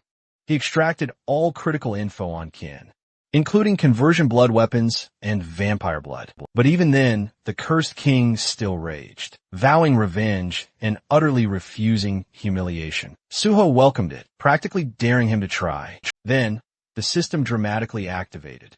The Phantom Shadow, it resonated with the Cursed King's shadow, and fully absorbed it until not even a trace remained. With that done, Suho realized that Blood's decree was finally cleared for good. The system then confirmed the Hidden Gate's conquest and declared Suho the undisputed MVP. An exit gate formed right before him. As he prepared to leave, Suho reflected on everything. Once again, he was reminded of the overwhelming reality of dragon power. No matter how terrifying kin conversion seemed, it was utterly insignificant next to dragon blood. Still, he was annoyed the vampire had managed to escape. Then, the system announced a special, unexpected reward. After analyzing Suho's unique talents, it granted him a skill perfectly suited just for him, and awarded 10 bonus stats for his incredible achievement. The new skill, New Blood. Suho had never even heard of it before. As he scrolled through the system window, he quickly realized its immense value. It was an absolute jackpot for his future endeavors. And not only that, he had also obtained an S-rank original vampire skill, something even the Blood Monarch himself never possessed, since his vampire traits were only A+ rank, and none were labeled royal or original. Suho immediately concluded that this had to be due to New Blood's unique effect. Originally, he planned to monopolize already powerful existing skills, but reality had turned out far, far better. Still, he reminded himself not to get careless. Just because things were going well now didn't guarantee they always would. With the gate conquered and his objective finally secured, Suho said exactly what needed to be said. He had gained what he came for, and now it was time to go big at Nexus. The scene then shifts to this massive, towering building. People hustled through the bustling Nexus corridor, a steady flow of activity. Meanwhile, Miss Wei confidently led her group onward. Through the open doors, a man sat calmly, who turned out to be the formidable guild leader himself. He gestured for Miss Sue to enter. She informed him that Hunter and Suho had sent a message. Tomorrow, he would be joining the guild. The man repeated the statement, utterly stunned. Was he hearing this correctly? The back of his chair still faced them as he processed the news. Finally, he spoke, stating that proper preparations needed to be made. As his face finally became visible, when he turned, he added, no one knew what Suho was truly planning. Everything needed to be handled carefully before he changed his mind. Outside, towering buildings stretched endlessly toward the sky. The scene then shifted inside an elegant, well-furnished room. Suho stood at the entrance, looking in, and found Jean Huey sprawled across the couch, drooling in his sleep. Suho stared for a moment, then finally asked why he was sleeping there. The reporter weakly sat up on the couch, explaining that Suho had just conquered the Tower of Test today, and even if temporarily, they were now living together. To top it all off, Suho was his partner. While speaking, the young man clutched a bottle, happily declaring such a monumental milestone absolutely called for a celebration. He explained that when he'd returned home, Suho wasn't there, but he couldn't just ignore such a historic moment. So, he started drinking by himself. Suho watched him for a moment, then remarked that handling everything all at once must have been exhausting. He assured him that in the future, there'd be plenty more reasons to celebrate. Still clutching the bottle, the drunken reporter blinked and asked if Suho was absolutely sure about that. Suho simply told him to relax. The future would reveal everything. Then, looking at the food laid out on the table, Suho asked the surprised and slightly tipsy reporter, asking if he still wanted another drink. Even at that late hour, with a big, satisfied smile, Jean Huey immediately agreed. Next to their plates of food, a glass of wine sat, and Suho mentioned he'd tried the community app Jean Huey recommended. He'd found it worked perfectly. He also added that he really liked the apartment itself. While eating, Suho mentioned he had read the reporter's blog and could tell the young man was thriving, leading him to assume his companion must be incredibly wealthy. They continued drinking wine together, and with a cheerful tone, Jean Huey explained he wasn't just rich. He was the youngest son of a chaebol family, which meant he couldn't simply be considered normally wealthy. Surprised, Suho asked if he truly belonged to a chaebol family, then took another sip from his glass. Jean Huey continued speaking, saying that since Suho had shared one secret, he wanted to share one of his own in return. He revealed that he was the youngest son of the president of the Dason Company. Suho responded that if he was the president's son, then he was likely also the heir. But the reporter shook his head and explained his father had many children from different women, and his own mother had just been a mistress, meaning he was merely an illegitimate son. He admitted he had never told anyone that. But since he would likely be working with Suho for a long time, he felt Suho should know everything. Suho looked at him in surprise and asked if that meant journalism was just a hobby for him. Jean Huey answered that it was partially true, and he genuinely enjoyed the work. He added that his father gave him anything he wanted, yet he had no right to inheritance and no influence within the company. He had even been offered the opportunity to run a subsidiary company, but he refused, admitting openly that he was a good reporter, but knew nothing about business. Suho raised his glass once more, remarking that, at the very least, Jean, who was an outstanding journalist, with a bright smile. The reporter replied that those words meant a great deal, and admitted he'd never encountered a hunter quite like Suho. Just then, both men slowly rose to their feet, and Jean, who suggested a toast for the two of them. Suho agreed instantly, and their glasses clinked softly together. The following morning, Suho ambled through the apartment, yawning, when from the kitchen, Jean Huey greeted him with a cheerful good morning while pouring boiling water into a cup. Suho asked if he really planned to work all weekend, and the reporter replied he had a ton to do. Standing by the window and rubbing the sleep from his eyes, Suho mused that maybe they shouldn't have drunk so much last night. But Jean, who just laughed, saying everything was fine, he'd actually had a fantastic time. Suho then asked why he was already heading out, hunting for new material. The reporter answered that he couldn't just live off articles about Suho forever. Hearing that, Suho casually admitted that this was exactly why he respected him, which made Jean Huey pause in surprise, taken aback by the unexpected compliment. After taking a sip, he asked what Suho's plans were for the day, and Suho reminded him that today was the day he'd mentioned before. Realizing it, Jean Huey then asked if he was going to Nexus, and Suho nodded, explaining that last night he'd reached level 50 and received several upgrades. So it was time. Those words made Jean Huey freeze, and he burned his hand with the water, startled because just yesterday, Suho had been level 40. He turned to stare at him in utter disbelief and demanded to know how someone could jump 10 levels in one single day. Suho shrugged like it was nothing and clarified that, to be exact, he was now level 51. The reporter stared at him like he was some baffling, unresolved riddle. He mumbled that the more he got to know him, the more mysterious he seemed to become. Suho then commented that the way he said that sounded strangely suggestive. And as Jean Huey scratched his head, Suho asked why he was looking at him like that. Without warning, the reporter suddenly pushed him toward the hallway, saying that if he was going to walk into such a serious organization, he needed to look like he belonged there. Suho protested, saying he didn't need anything fancy and was perfectly fine with casual clothes. But the reporter insisted, saying he'd gladly lend him proper clothes and even a watch. When Suho continued resisting, the reporter declared that appearances truly mattered at places like Nexus and reminded him that he could also pick any of his cars.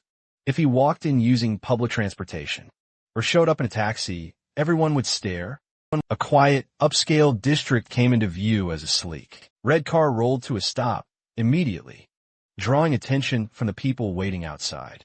The door lifted upward, and Suho stepped out, dressed in a sharp, elegant suit that fit him perfectly. For a second, he cleared his throat and thought that everything had turned out surprisingly well. A suited man approached, and politely offering a business card.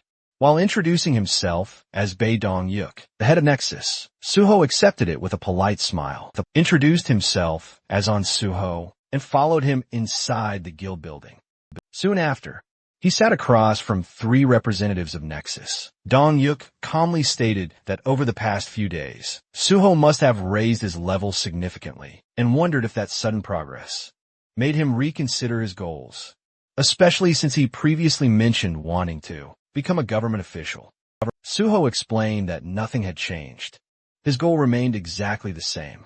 The leaders exchanged surprised glances, prompting Sue to ask what exactly that meant. Dong-yuk leaned forward and asked why Suho would want to join a private guild if his true intention was government service.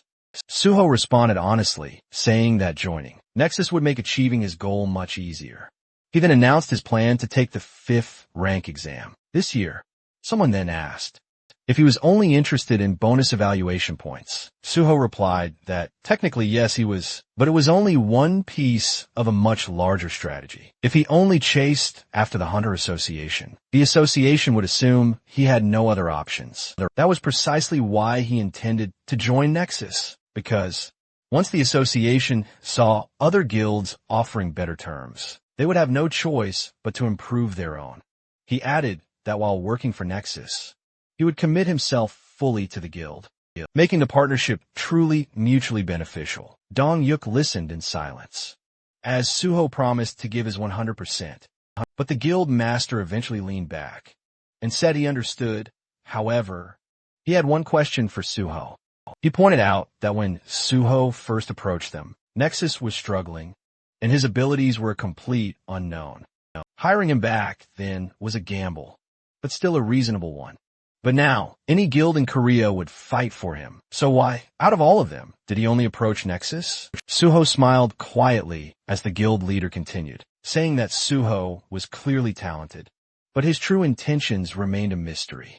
Folding his hands, Dong-yuk warned that unless Suho answered honestly, cooperation simply wouldn't be possible. Suho closed his eyes briefly, then replied that he had his own personal reasons. He reminded Dong-yuk of the public speech he gave earlier, the one where he promised Nexus would do everything in its power to destroy all gates in Korea. Suho acknowledged that Nexus provided more support to victim families than any other guild, and was clearly the most passionate about eliminating the gates. He said he had no doubt that speech was truly sincere, and because of that conviction, he wanted to work with Nexus, help them, and contribute everything he had. He smiled widely and added that he hoped they could continue their cooperation, even after he eventually joined the Hunter Association. Dong-yuk lowered his gaze, admitting the reasoning had satisfied him.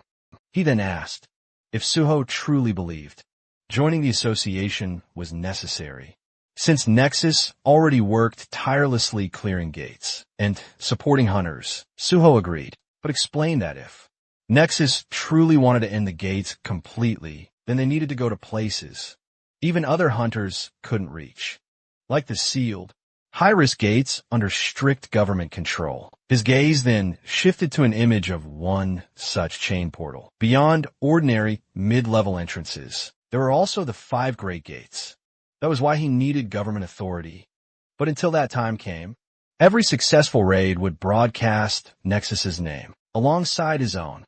The impact would reshape the power structure of Korea's guilds, and Nexus would rise to number 1. Dong Yuk rested his hands on the table, saying, all of this only lasted as long as Suho remained with them. Suho nodded, saying, that was why he promised to give everything. While he was here, Suho blinked in shock, suddenly asking if he'd already found team candidates. After their previous conversation, Suho confirmed it and revealed the first candidate, Kang Daehan. Sui froze and asked again, as if she couldn't believe what she'd heard. Suho nodded and casually mentioned that he was the one who convinced Daehan to become a tank. Sui shot to her feet in outrage, demanding to know what Suho planned to do. If tanking didn't suit him, Suho calmly lifted a hand and told her to relax. He made the decision. After analyzing everything properly, he reminded her that Daehan had passed the exam with exceptional scores. Sui frowned, reluctantly remembering the results. Daehan had unexpectedly ranked second place. She admitted. She planned to thank whoever was responsible, but Suho simply shrugged and said it wasn't a big deal, which irritated her further. The third Nexus representative finally spoke up, declaring Suho's proposal sounded excellent, but he needed some crucial clarification. If Suho intended to clear sealed gates, he should know a critical detail. Those locations were tightly protected by the government, and private guilds had absolutely zero access. Civilian safety, after all, was their highest priority. He then asked how Suho planned to get inside. Suho calmly asked if he was doubting his abilities, then stated they would finalize the contract once he brought them the necessary pass, proving he could truly be trusted. He paused, reconsidered his offer, and changed it. Instead of bringing a pass, he would clear one sealed gate first. Only after that would they sign. The secretary practically broke into a sweat at the scale of these terms, muttering that Suho was offering conditions worthy of a king. Suho insisted the terms were perfectly fair. The secretary noted that despite Suho being incredibly promising, he was still seen as just a new hunter, with no official standing whatsoever.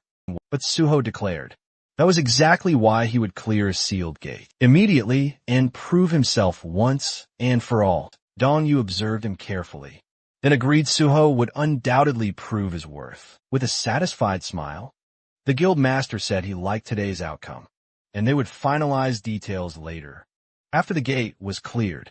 Later, Suho left the building and drove away. Dong Yu and his secretary stood by the window, watching the red car disappear into the distance. The guild master quietly ordered preparations, assemble a special support team, and prepare all necessary documents for On Suho. The secretary hesitated and asked whether they should wait until Suho actually made good on his promise. Dong Yu replied with a confident smile that Suho would absolutely follow through, and supporting him early would only strengthen their alliance. Closing his eyes, he said he believed Suho would keep his word. The secretary was slightly overwhelmed.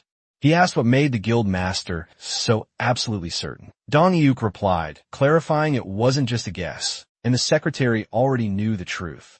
The man finally nodded, recalling Suho's fiercely determined gaze and the unwavering certainty in his voice. The scene then shifted to the massive building of the Great Hunter Association of South Korea.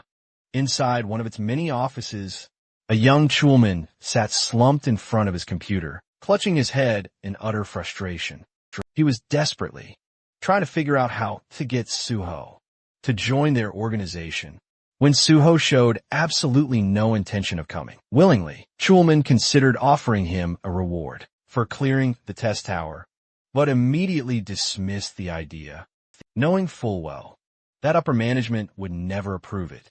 They didn't want a picture of Suho receiving thanks. They wanted one where Suho stood, smiling beside the association president, making it look like they were already close.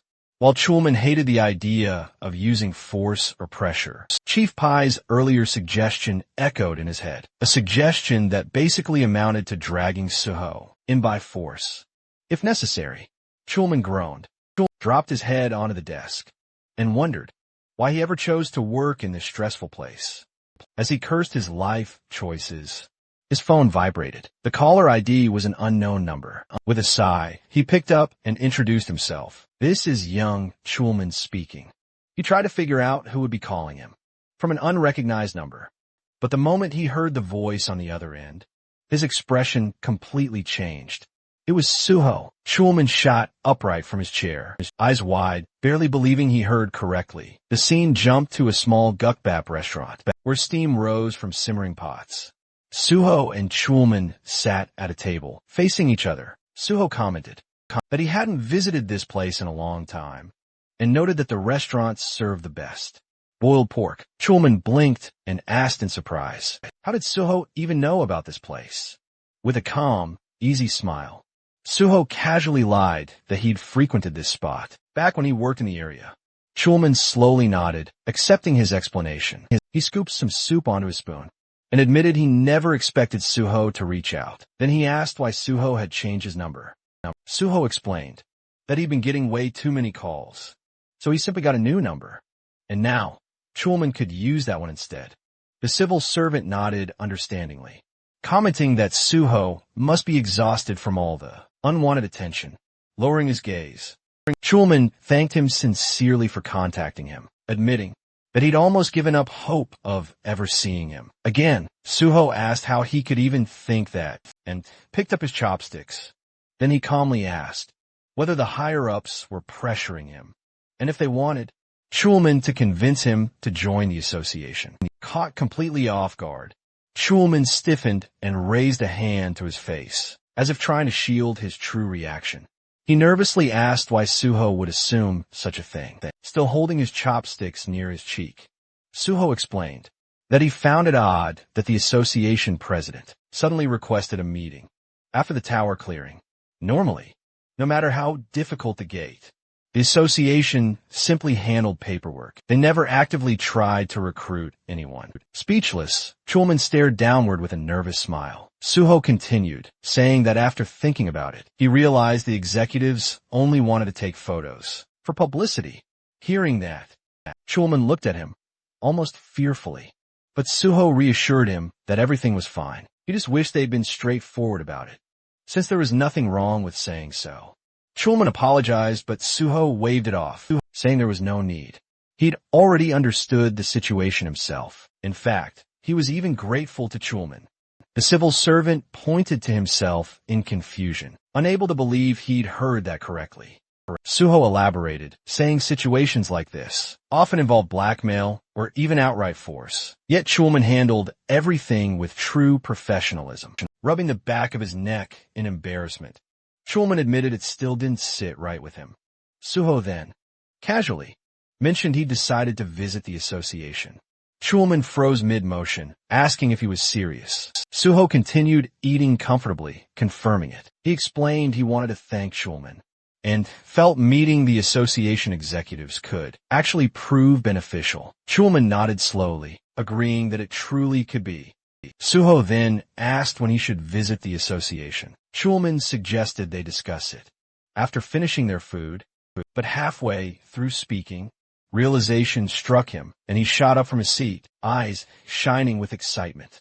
With sudden determination, he declared he'd arrange a meeting immediately. Sometime later, the duo arrived at the Korean Hunters Association building. Suho posed for a photo beside the president of the organization. Young Kyungwon smiled for the camera, then told Suho he was glad to finally meet him. He commented that Suho must be extremely busy, so he truly appreciated him accepting the invitation. The vice president, Park Hyun, added that it wasn't every day someone got to meet such a promising newcomer. Suho smiled politely and replied that meeting the leaders of the association was a great honor. Behind that expression, however, he could barely tolerate the sight of these people. It had been a while since he last saw them. But disgust immediately resurfaced. Kyung-won asked if Suho truly intended to join the Korean Hunters Association, narrowing his eyes slightly. Suho answered that it was his dream. Exactly what he'd said during the interview. Before the exam, the president asked why. With his gaze lowered, Suho explained that he became an orphan due to a gate outbreak, and he wanted to eliminate portals as soon as possible to protect humanity. But in his mind, Suho reminded himself this was only one reason. The other was to prevent the president and his lackeys from utterly destroying the association from within. Kyung-won cheerfully praised Suho for his noble intentions, while Suho silently noted how this man would cling to his position until the absolute last moment, right up until he was shoved out.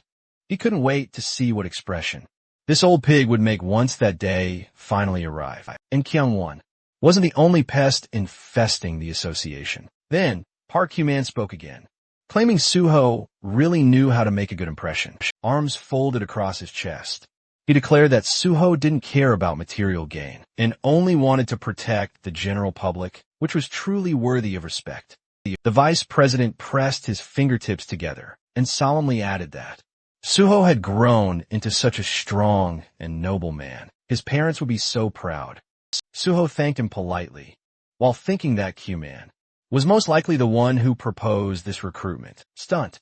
Suho mentally labeled him a pathetic bootlicker who existed solely to polish Hyo-man's shoes. Because of fools like these, most gates hadn't been cleared in his previous life, and he intended to take away their chance to ruin things ever again.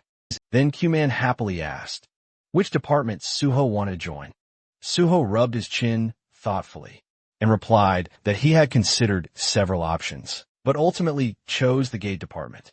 Hyo-man froze in shock, while the vice president asked why. Suho calmly explained that, unlike private guilds, the association had direct access to gates, handled the initial inspections, and could participate in raids. Kyung-won said he was amazed to see someone so selfless, stating Suho had chosen the most dangerous department in the entire association. Hyo-man nodded and declared that people like Suho belonged there. The president then turned to Chulman and instructed him to prove their sincerity. A confused Suho then questioned what that meant. Kyung-hoon replied that if Suho was truly so determined to end these portals, then he should be personally given a selection of actual gates to clear, as the association had plenty available. Chulman nearly choked on his breath and hastily reminded the president that those gates were either strictly sealed or incredibly lethal. But before he could even finish his sentence, Suho happily declared it sounded absolutely perfect. Chulman desperately tried again to explain how incredibly perilous it truly was. But Suho clenched his fist, declaring with fervent excitement that he would personally clear the gates that posed the greatest threat to humanity. Kyung-hoon responded with a confident smirk that this was precisely what he expected from Suho. Still reeling in shock, Chulman stammered, calling out to the president. But the president coolly asked if there was a problem. Under immense pressure, Chulman lowered his head, forced to say everything was fine, and that he would prepare whatever was needed. Kyung-hoon then told Suho to prepare to clear those portals. Suho politely thanked him, while Chulman glared downward in frustration. He knew that for these unawakened executives, the deadliest gates were nothing more than mere toys. That's why he utterly despised leaders who had never even stepped foot inside a gate themselves. They had no idea how truly catastrophic the danger was. Countless hunters had already died attempting to clear those very same portals. And yet, these two were willing to send Suho straight to almost certain death, while Chulman clenched his jaw in silent frustration. Suho, however, smiled calmly, already, knowing exactly what horrors were waiting inside those sealed gates.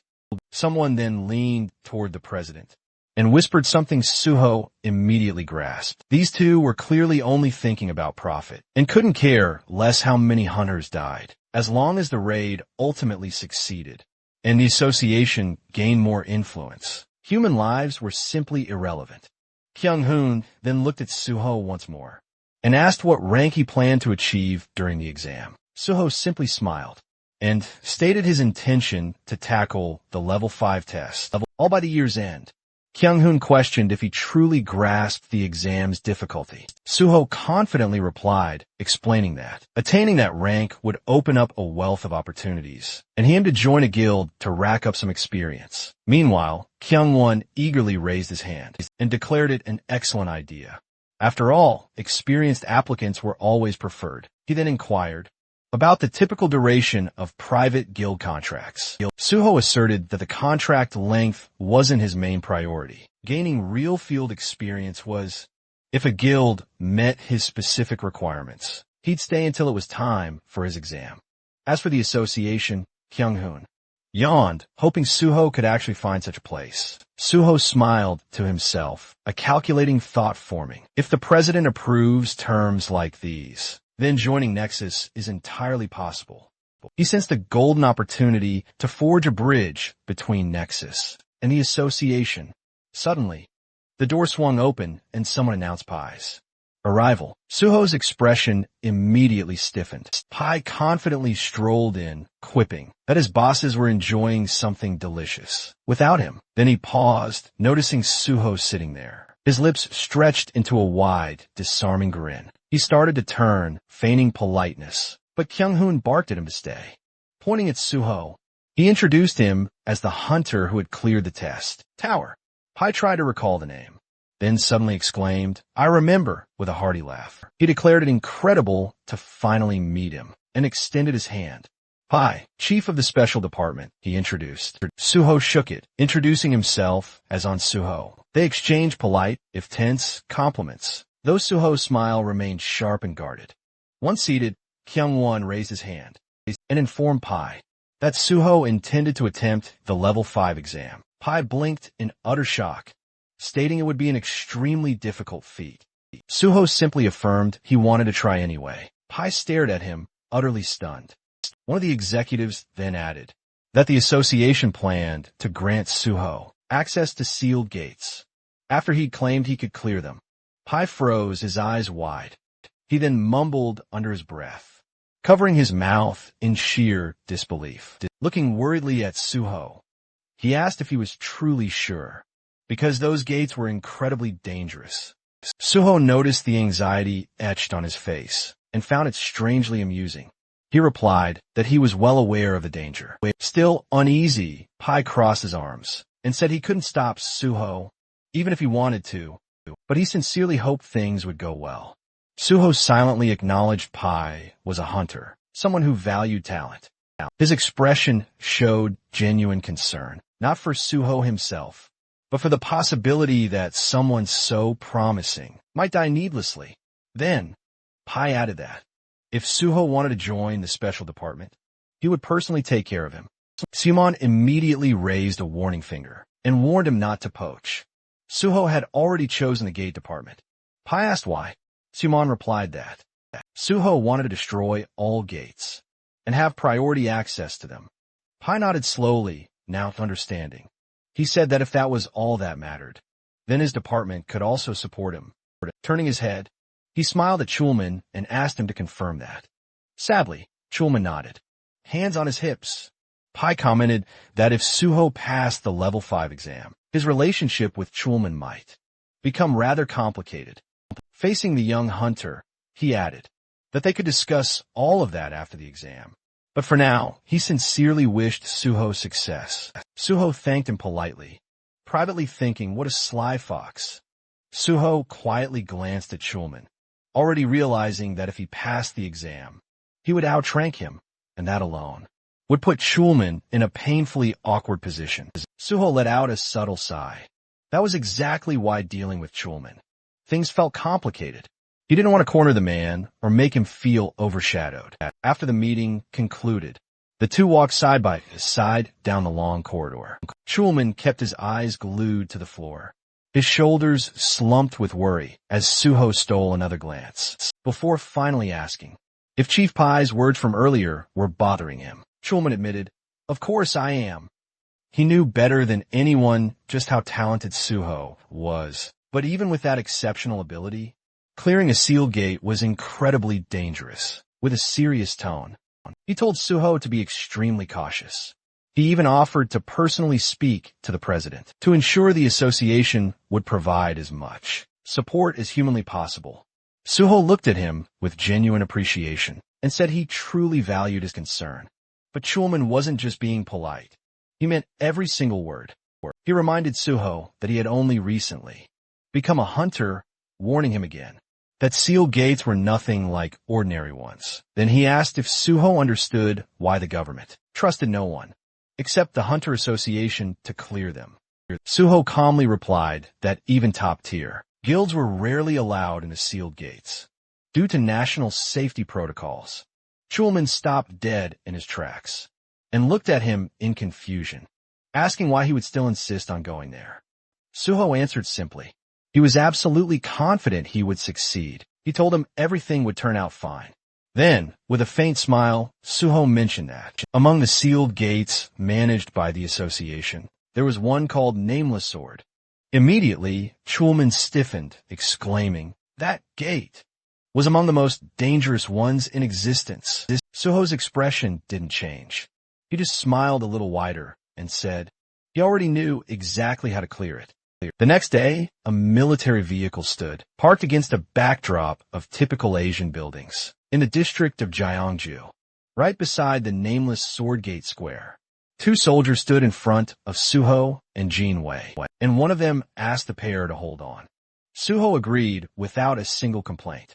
The reporter leaned in close to him and whispered that the atmosphere here felt incredibly tense, and Suho calmly replied that although the association technically controlled this gate, it was still a military facility. The two young men suddenly spotted something ahead. The soldiers exchanged salutes, and one of them turned to Suho to confirm if he was truly Hunter on Suho.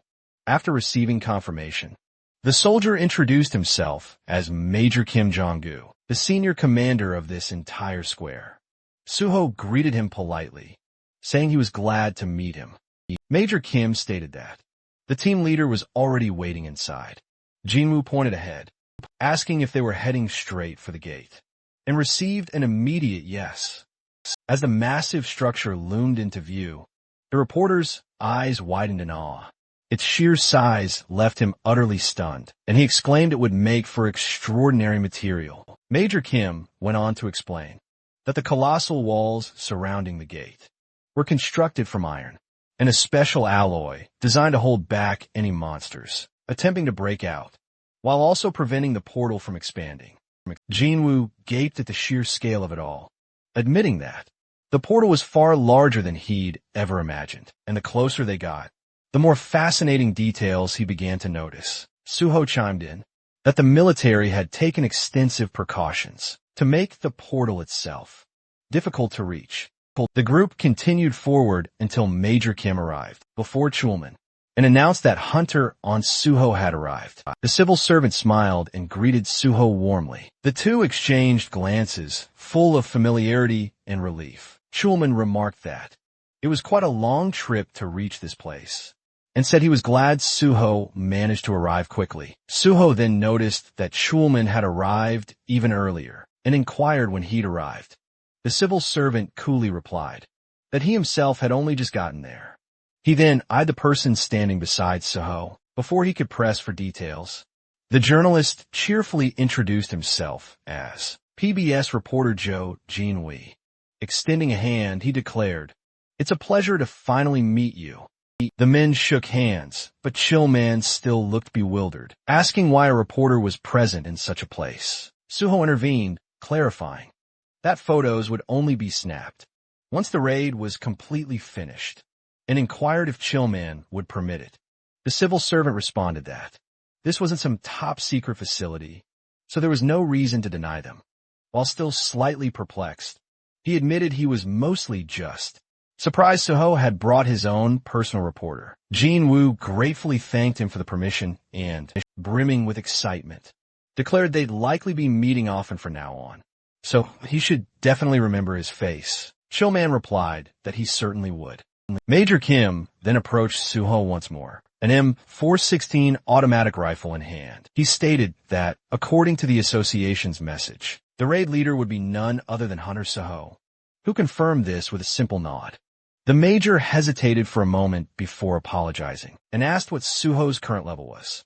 Suho replied that he was level 51. Major Kim stared in utter disbelief, then quickly averted his gaze and muttered that he understood.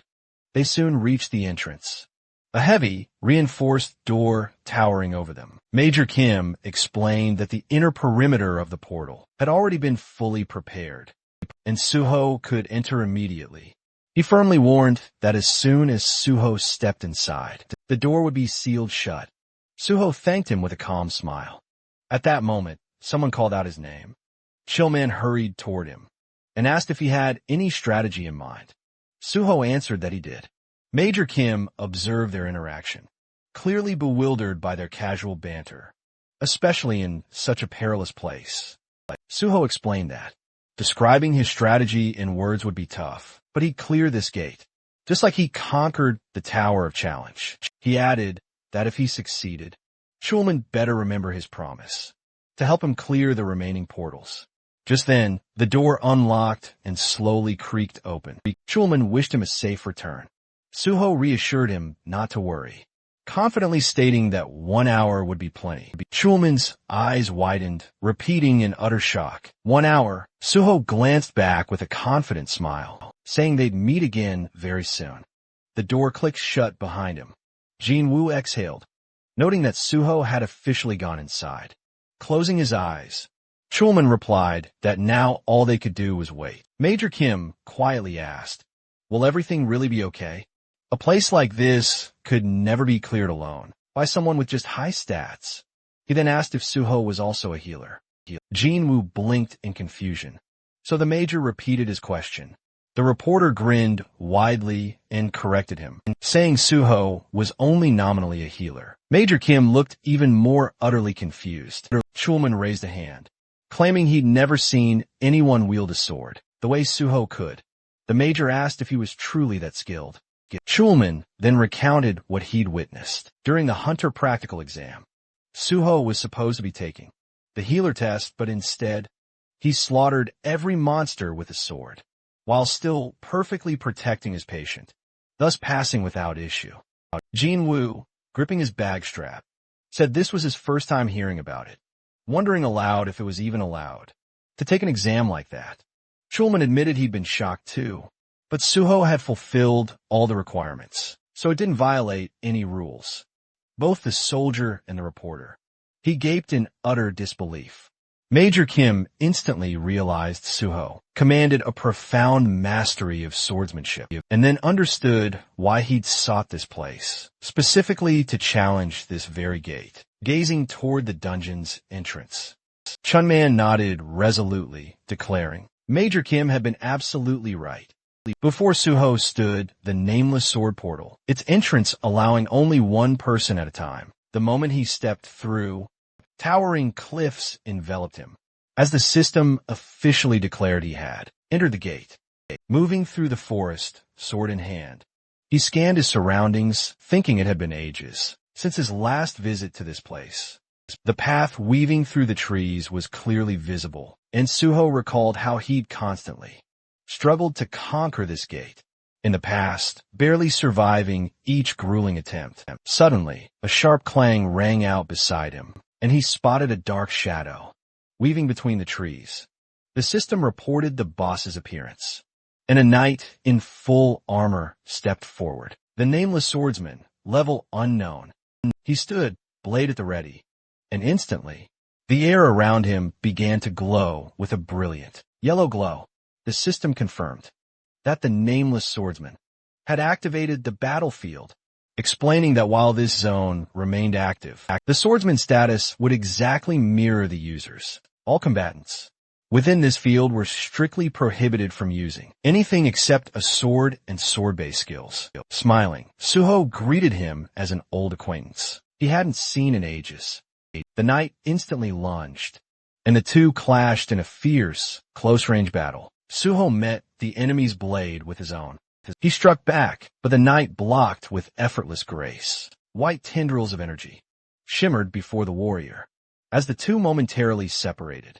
Observing his opponent, Suho analyzed his footwork. He noted how the Sword Emperor adjusted his stance with perfect balance. To minimize recoil after each powerful strike, the knight swung his blade once more. Suho understood with absolute clarity that no one, at this very moment in time, could possibly defeat this opponent with pure swordsmanship alone. The Sword Emperor gripped his weapon with both hands, and Suho instantly noted how the enemy's style shifted after their blades crossed, swiftly switching stances to catch him completely off guard with a completely different, unexpected technique. But that wasn't all. The knight unleashed attacks from wildly unpredictable angles, constantly changing direction with every move. As the Sword Emperor relentlessly closed in, Suho finally acknowledged the undeniable truth. The most dangerous aspect of this formidable opponent was their uncanny ability to adapt their tactics based on whoever they were currently fighting.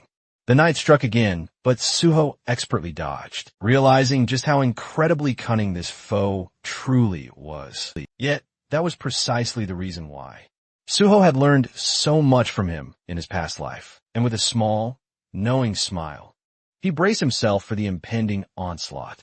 As the nameless swordsman lunged in a powerful leaping attack, Suho spotted a crucial opening and slashed. But the enemy twisted away at the very last moment. Even so, Suho's blade still scraped across the armor, leaving a faint, barely visible cut. Suho lightly asked if he had managed to surprise him. The Sword Emperor simply stared back in chilling silence. Suho remembered perfectly well that this opponent never uttered a single word until the moment he died. The knight stood ready, gripping his sword tightly with both hands. Suho struck again, landing a solid hit, and immediately prepared another relentless assault, revealing this was already his 7th time, challenging the nameless swordsman. He attacked fiercely, a whirlwind of blades. The knight's counterstrike swept just inches above his head, with a precise, calculated slash. Suho managed to sever one of the knight's limbs, and followed it up with a powerful kick, sending the Sword Emperor crashing backward into a thick bush. Standing before the thicket, Suho recalled how many people he throughout history had wondered who, or what, actually hid beneath that fearsome armor. The knight rose again, now missing a leg. Suho asked if he truly understood the depth of his disappointment, especially after first discovering the truth. Calmly gripping his sword, he explained that everyone called this formidable foe either the nameless swordsman or the Sword Emperor, but the simple truth was he was merely the spirit of the sword demon. A ghostly limb flickered into existence where the leg was severed, and one of the Sword Emperor's hands also shimmered, taking on a spectral form. The two opponents clashed once more, their blades ringing out violently. Sword marks carved deeply into the ground and shattered rocks around them. Suho blocked a powerful blow, his sword now glowing with vivid red streams of energy. Then counterattacked. His blade punched a large hole right through the enemy's chest armor. He struck the same spot again, and the purple cracks, crawling across the Sword Emperor's form, spread even further. With another leap, the knight retreated. But Suho immediately closed the distance, studying his enemy closely. Suho revealed that his own fighting style had been specifically shaped to counter every single style the knight employed. Smiling, he delivered another decisive slash. Large fragments of armor shattered and flew through the air. Finally, Suho stood victorious over his fallen enemy. The system declared that the nameless swordsman had been defeated and the sealed gate was cleared, with Suho recognized as the MVP. Looking down with a faint sadness, he spoke. He was glad to have met the nameless swordsman again, and truly, he should thank him, because without this formidable opponent, he would never have been able to reach such mastery in swordsmanship. A broken piece of armor lay on the ground, and Suho noted that it was thanks to this very enemy that he had once earned the title of the Sword God. Black streams of energy swirled around him as he wished the spirit to finally rest in peace, promising to remember him on Teacher's Day each year. The system granted him additional experience, points and bonus stats. System windows appeared, one reporting a level increase, and another reporting a +1 increase to his stats, and an additional skill point. Then another, awarding 5 bonus points for clearing a difficult gate. A sword lay on the ground.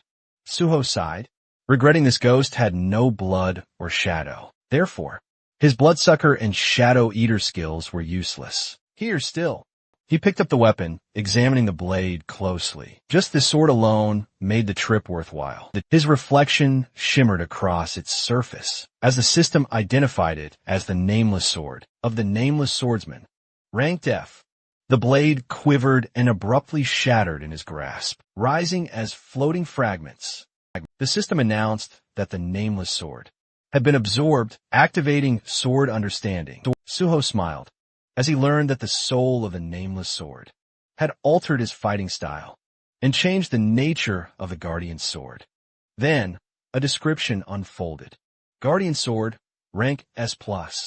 This ideal technique was created by Suho based on the most fundamental principles, achieving perfect balance among attack, defense, and evasion. After merging with the soul of the Nameless Sword, its rank increased further. The technique absorbed the sword's will, and it now possessed unlimited growth potential. Suho realized with awe that his ideal sword technique had just been born. The scene shifted to the spectators, watching multiple screens. And Jinwei murmured that everything seemed quiet. For now, Chunman glanced at him and admitted that, although he trusted Suho completely, considering the strength of the enemy, clearing this place might still take quite a bit of time. Jin Hui objected immediately, reminding him that only half an hour had passed. Major Kim stepped forward and asked Chulman for permission to check the situation himself, and once he was allowed, he prepared to go, until the reporter suddenly told him to wait. A bewildered Major asked what was wrong, as sweat beaded and dripped down the journalist's cheek. Jin Hui pointed frantically at the portal, shouting for everyone to look at the screen. Suho appeared, stepping through the now open gate. Jin Hui burst out, shouting that the gate was cleared. Suho, still adjusting to the blinding outside light, was stunned when someone called him pro. And then, suddenly, Jin Hui and Chulman came sprinting toward him, like hyperactive kids chasing after candy. Jin Hui even held his camera high above his head, as if he were filming a massive festival. Suho tried to tell them to calm down, but the reporter's entire face was practically glowing with pure joy as he demanded to know how they were supposed to calm down. When Suho had cleared a sealed gate in less than an hour, he yelled that it was absolutely insane. Chulman looked caught between sheer terror and utter elation as he reminded everyone that Suho had just defeated the Nameless Swordsman, the very same monster who hadn't been beaten. Even after more than 200 failed attempts, he anxiously asked if Suho was even all right. Suho simply smiled, saying he felt great, casually adding that he'd handled it with ease. The Major just stared at him in utter disbelief, as if struggling to process the idea that the monster, who had slaughtered hundreds, could be considered easy. Standing beside Jin Hui and Chulman, Suho noticed the Major's bewildered expression. This soldier was desperately trying to grasp what kind of person he was truly dealing with. Chulman then practically bounced with uncontainable excitement, suggesting they take a commemorative photo, since a sealed gate had just been conquered. The Major hesitated, but Chulman quickly waved it off, insisting it was only a formality, and that there was absolutely nothing to worry about. He reminded the Major that Chulman, was just a regular soldier, so he rarely appeared in photographs, and that having a Korean Army Major in the picture would make the proof far more credible. Finally, Jungkook agreed to join the photo. Cut to another scene, where the picture appeared on a laptop screen, facing the Nexus Guild leader. Suho explained that, just as he'd mentioned earlier on the phone, he had successfully cleared the Nameless Sword. Sealed Gotha. In the photo with him stood a representative from the Hunter Association and Major Kim Jong-gu. He then pointed to the reporter beside him, introducing him as Joe Jinhui from PBS, explaining they had agreed to take the photo together to prevent any manipulation of the news. Jinhui politely handed over his business card, introducing himself as Suho's personal reporter. Dong-wook pressed a thumb to his temple and declared he didn't need the card at all, and had never even considered manipulating anything. In the first place, standing before Suho, the guild leader demanded how in the world he'd managed to pull this off. Suho blinked, asking what part he meant.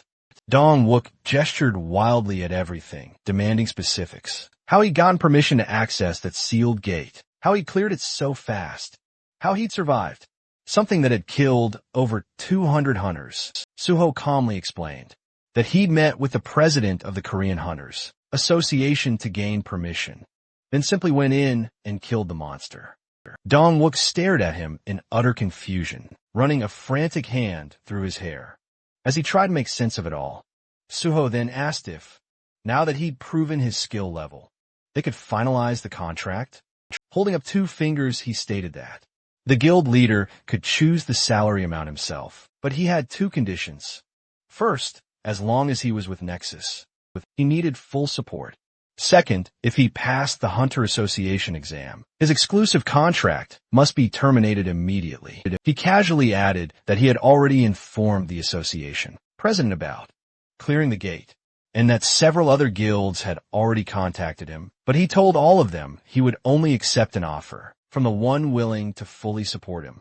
Dong-wook eyed him with immediate distrust, a strange, unreadable expression flickering across his face. He then suddenly burst out laughing, declaring the deal was officially accepted. He called for the secretary to swiftly bring the paperwork. The man met Suho's confidence, matching it with his own, with renewed excitement and a grin, stating the hero had completely proven himself right, even after he'd initially doubted him. Suho extended his hand, and they shook on it firmly. The guild leader, however, warned them of the immense workload ahead, and Suho simply replied, "I'm ready." Later, driving through the evening's bustling traffic, Suho smiled, casually mentioning that, since his friend had brought him all the way there, he'd be more than happy to drive him back. Jinwoo chuckled, retorting that he was simply fulfilling his duties as Suho's dedicated manager. When Suho questioned why he'd call himself that, Jinwoo quickly explained that since Suho kept feeding him such exclusive content, the least he could do was find a way to pay him back. He added that this luxurious sedan didn't shake nearly as much as the old minivan he used before, which is why he bought this one specifically. Suho stared at him, utterly stunned, realizing once again that this man truly was born with a golden spoon in his mouth. As they drove, Suho then asked if the reporter wouldn't get into trouble for skipping work all day. Jinwoo proudly replied that several exclusive articles had already been published that very day, so no one would dare complain, especially since he'd promised the editorial office that he would eventually bring Suho there. Eventually, Suho fully realized that there was absolutely no way this man would let such a golden opportunity slip by. Jinwoo suggested they could start by reporting the successful clearing of the sealed gate, and then gradually move on to covering his joining Nexus. With the news strategically spaced out, there should be no problem maintaining public interest, though realistically, no one knew exactly how long they could keep public attention. Suho closed his eyes, telling him it was fine, and he could handle things however he liked. Then, Jinwoo hesitated, asking something far more serious. He pressed, asking how Suho managed to read the strategy of the nameless swordsman. Suho then explained that the monster's movements were incredibly predictable, and he was already intimately familiar with the sword, the Emperor's formidable reputation. Knowing the fight had to be waged solely with cold weapons, he admitted it might sound arrogant, but he was absolutely certain he wielded a sword better than any monster.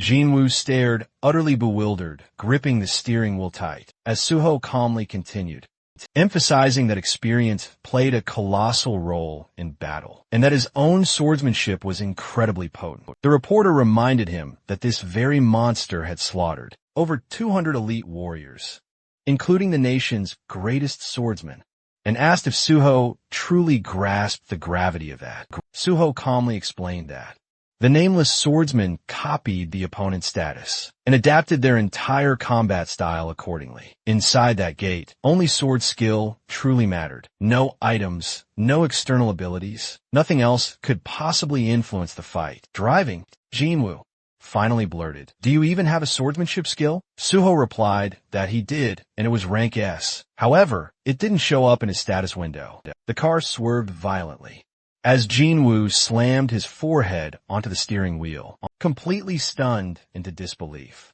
He demanded to know how Suho had acquired a rank S swordsmanship skill, and when it even happened, flames practically burst behind him in his sheer excitement. And Suho told him to calm down, because he was practically boiling over. He warned that information should always be delivered gradually, not simply dumped all at once. Jinwoo exhaled heavily and said that if Suho ever wanted to know anything about him, he could ask any time and get instant answers. After finally slowing the car, he admitted Suho truly had a knack for shocking people, and that he never, ever imagined he would end up working for someone like this. Suho reassured him then, and Jinwoo thanked him for calling him first, apologizing for doubting him at the beginning. Suho just laughed, saying it was all perfectly fine. They finally arrived back at their luxurious apartment complex. And Jin, we asked if that meant they were done for the day. Suho nodded, saying he needed some rest. The reporter immediately offered to walk him home, and Suho thanked him, feeling truly warm. Later that night, as darkness finally settled outside, Suho finally sank down onto something soft and let out a deep, relieved breath. He thought with quiet satisfaction that he could genuinely be proud of today's incredible results. Wiping his head with a towel, he realized he wasn't even tired, despite everything he had accomplished. Pulling the towel away, he summoned his status window. The system reported 7 remaining bonus points, and he immediately understood that this might finally be enough to unlock Unified Train, though the conditions for it were incredibly strict. Every stat except one had to share the same rank, and all stats at that same level needed to have identical values. If even one bonus point remained, the system would automatically raise the lowest stat to match the higher ones. Suho worked through the window carefully, watching as the system evaluated each requirement. Then, the notification appeared. All conditions have been met. The skill Unified Train was fully activated. He blinked in surprise and watched as the remaining bonus points were distributed. To equalize every stat, his personal card refreshed, showing that all of his characteristics now stood at the exact same values.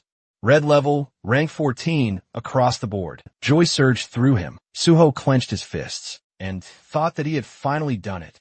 In his past life, he never imagined this was even possible, so he'd never even tried. Now, staring at the window, he broke into a bright, satisfied smile and let himself fall back onto the bed, thinking that he needed to keep pushing forward.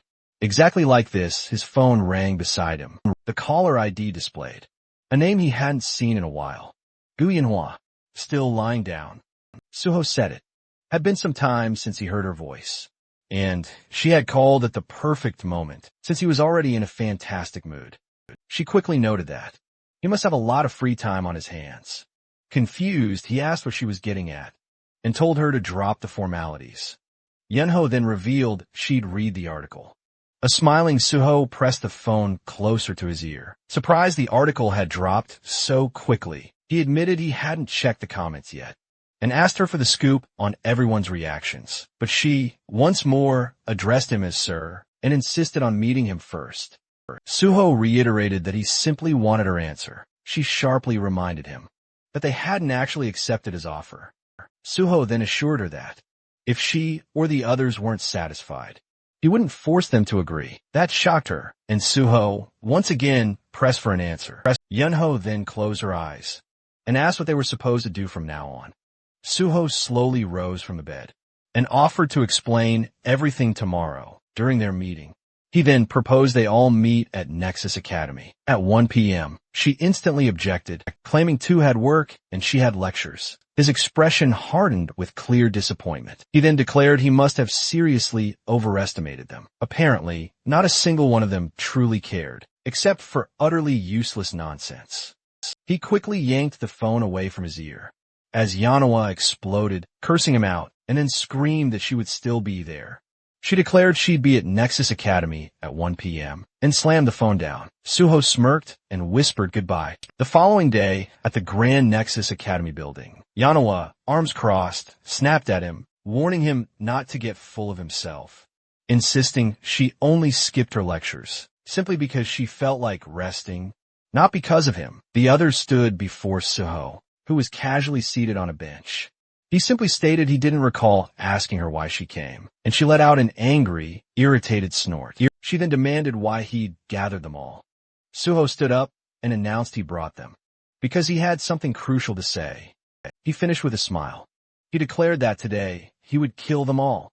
The Banshee members stared at him, stunned, as he handed them tablets, and asked them to fill out some forms. At first, Yunho squinted at the device, assuming it was some dark contract, to hand over their very corpses to him. But upon reading the text, she realized it was simply a skill survey. She asked if he truly wanted their personal information. Raising his hand, Suho told them that once he joined the special department, he would need freelance agents. And he'd already said he needed real shadows. He reminded them he wouldn't use just anyone for that purpose. Turning away, he explained their training would be brutal, pushing them to exhaustion, and they'd learn everything, from basic combat techniques to maximizing their own skills. Only they themselves would see their personal information, so they needed to be honest. Their relationship had to be built on trust, since he'd already shared his secrets. It was their turn now. The group exchanged uneasy glances. Later, inside the Nexus Academy's training hall, Suho held a black key card and smiled. As he said it was time to begin, he remembered how he received it. Miss, Suho had explained that this card granted unrestricted access to any area of the academy, including the S-rank only training hall, ensuring he avoided unwanted attention. She also gave him guest cards, as he had requested. Examining the card, Suho realized he'd been so focused on everything else that he had forgotten about D1, whom he'd promised to meet here. He would arrange that soon. Nearby, the Banshee members lay inside training capsules. Suho thought he would deal with challenges as they came. Suddenly, the landscape shifted. Towering cliffs appeared before them. They had entered the Kunlun Mountains. Suho stood before the Banshee squad and welcomed them, telling them they would be training there whenever they had free time. He eyed them, sizing them up, thinking, since they were all below level 50, he could train them however he pleased. Yanawa demanded to know exactly what they'd be doing. Suho replied they'd start with the fundamentals and combat technique refinement, because with their current level of skill, the special department would eventually catch them. He asked if they truly believed cheap tricks could fool the special department forever. Yunho snapped that their plan was excellent, and no one would ever catch them. Suho just smiled, arms crossed, reminding her that he had already caught them himself, and that perfect crimes didn't exist, especially in a world full of superpowered individuals. He told them that for that reason alone, they needed to learn to protect themselves, and ideally, each other. With a snap of his fingers, countless weapons materialized around them. He told them to pick one, because developing fundamentals and overcoming fear was their top priority. Now, Yanawa picked up a weapon and asked if there was anything else. Suho asked if she remembered what he'd been called. Recently, she muttered that people called him the Sword God. His right hand glowed as he confirmed that was indeed his nickname. Leaning on his sword, he told them they were standing before a true master of swordsmanship, and it would be foolish to expect him to teach anything else. To maximize swordsmanship in this realm, they shouldn't use any of their other skills. He couldn't forbid it, but those skills would only hinder them later. The group frowned. Suho told them to try to kill him, swinging his sword. As he announced, the training has begun. In an instant, he rushed them. Heads flew. He asked the stunned survivors why they still had time to be surprised. Then he finished off the remaining two. The squad respawned again, And Suho said that since they died once already, they shouldn't freeze like idiots. They quickly took defensive stances. Suho praised their efforts, then declared they'd restart. Glancing skyward, the group suddenly realized his next brutal attack would descend from above. Suho came crashing down upon them once more, scattering their bodies as he mocked them mid-combat. He quipped to one, "My grandma moves faster than that." He then jabbed another sharply in the chest, demanding to know how someone in delivery could possibly be this sluggish, playfully wondering if he'd been fired because his customers starved. While waiting for their orders, the young man stumbled, crashing into a teammate. Turning to the third, Suho questioned how a teacher could be so slow that he couldn't even parry such a simple strike. He wondered what he could possibly teach kids if they could already outpace him. The young man insisted he hadn't dodged intentionally. Suho retorted that his excuse was worse than a schoolboy's. Their hands trembled, barely gripping their swords. One of them cursed aloud, asking when the bastard would finally shut his mouth. As they attacked together, Suho mused that their growing self-control would help them avoid panic once they eventually entered real gates.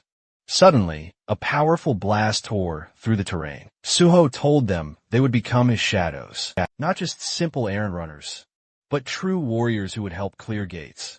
Stepping on their fallen swords, he told them sternly that there was no easy path to becoming strong.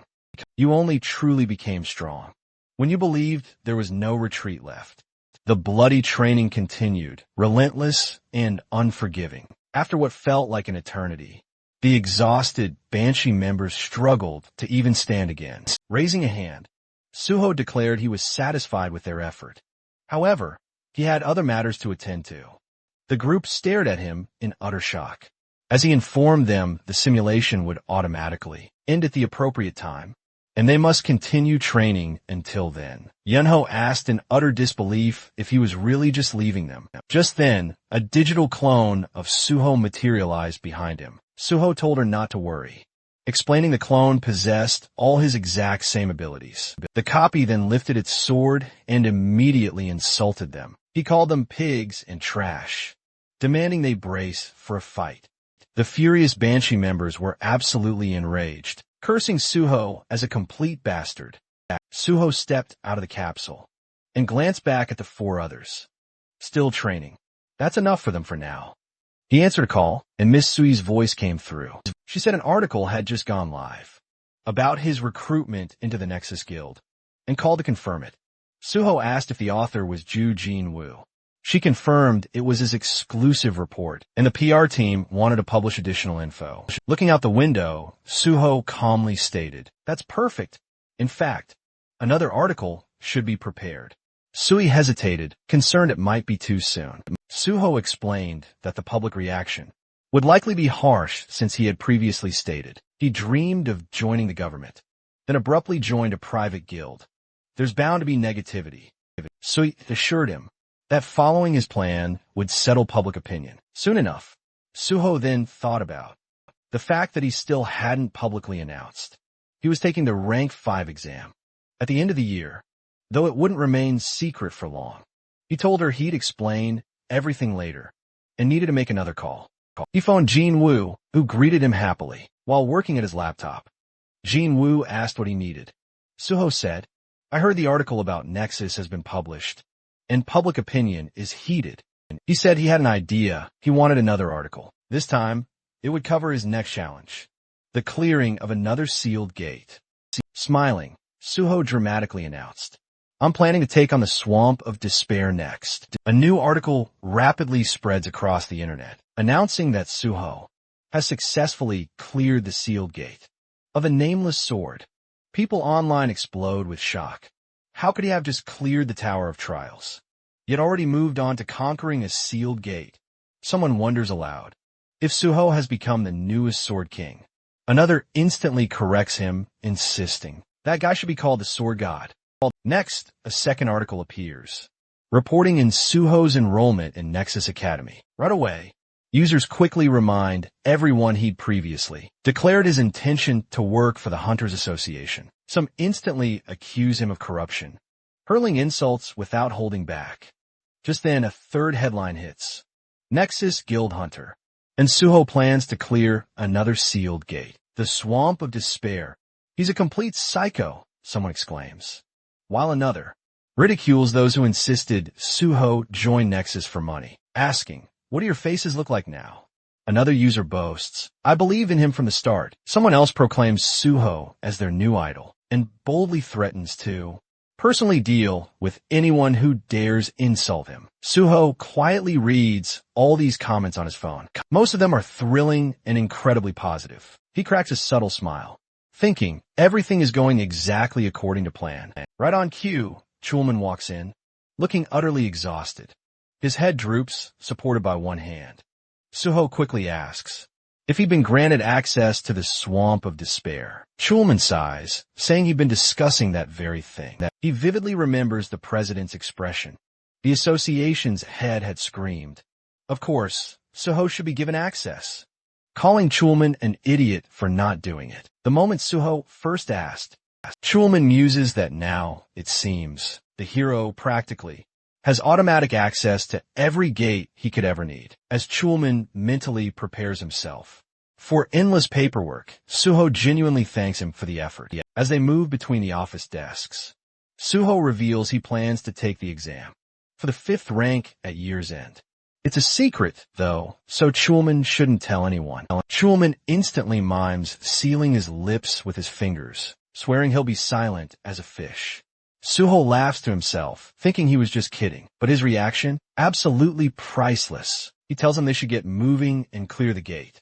Now our focus shifts to young Jongdo and Incheon, where the sealed S-rank gate, known as the Swamp of Despair, ominously looms. Suho stands before the colossal portal, while several cameramen meticulously record the historic moment. People whisper nervously that no hunter has ever returned alive from this gate. Even though our Suho is incredibly unique, some doubt if he can truly conquer this terrifying place. Inside the security room, Jean Huey watches the screen, visibly anxious. He tells a worried man beside him to just relax, and even brazenly suggests making a bet. Grinning, Jean Huey confidently declares he'll bet 1,000,000 won that Suho will clear the gate. The other man, still clearly anxious, agrees reluctantly, hoping Suho just comes out alive, but he's convinced it's utterly impossible to clear this place. Meanwhile, Chillman stands utterly frozen in horror. He shouts that the gate is vanishing.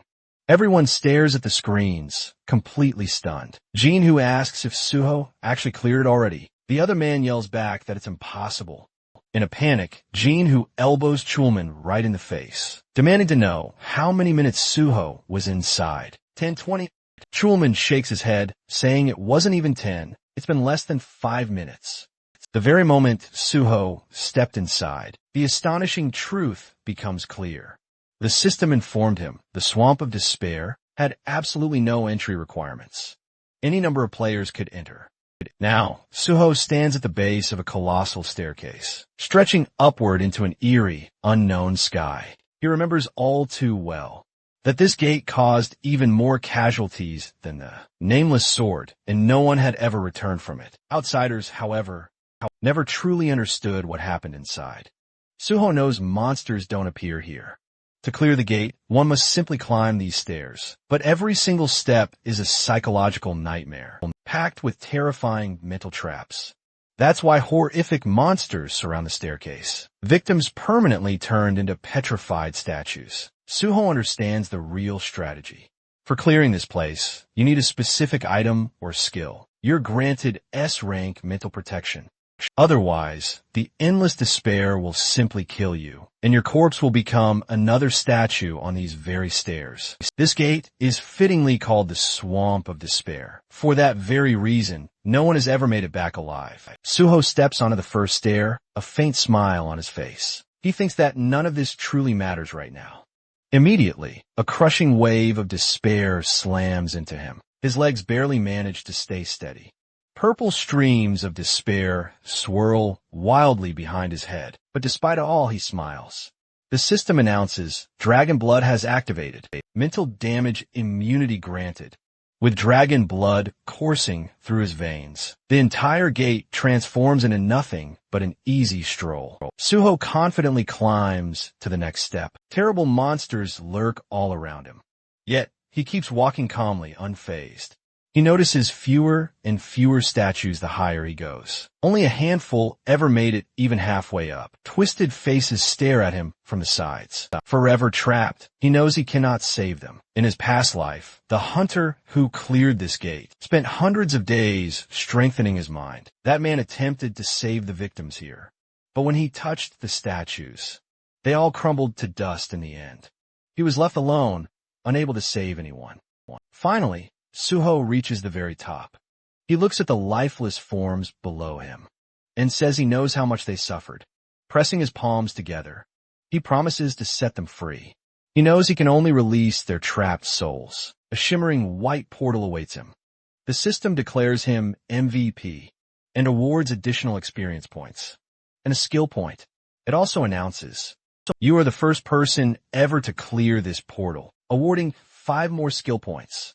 Then, a level increase notification appears. More stats are boosted, and another skill point is added. Smiling, Suho says it's time for the final reward. The system grants him the Ring of Emotions. This ring lets him see emotions as colored auras, absorb white or black emotional energy, and reshape it at will. The duration is unknown. Suho remembers that in his previous life, the only person who ever obtained this ring was the same player who had cleared this very gate. That man once used it to mend deep emotional wounds, but it was later snatched away by his enemies. Suho lifts his hand, thinking, this time things will be different. He slips the ring onto his finger, standing at the top of the stairs.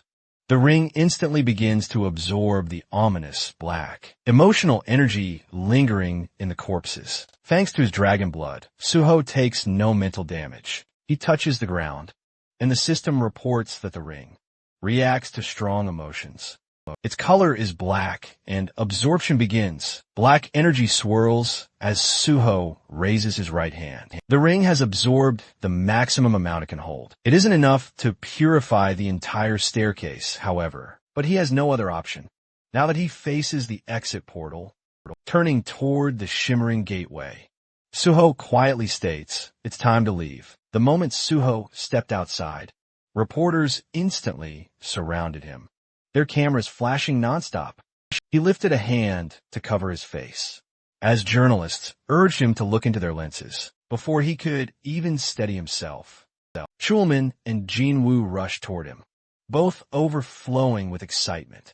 Chulman, practically punching the air, demanded to know how Suho had managed to clear the portal in exactly 4 minutes and 17 seconds. And this gate, he exclaimed, was said to be even more dangerous than the nameless sword. Jinwoo shouted that he needed to write an article immediately.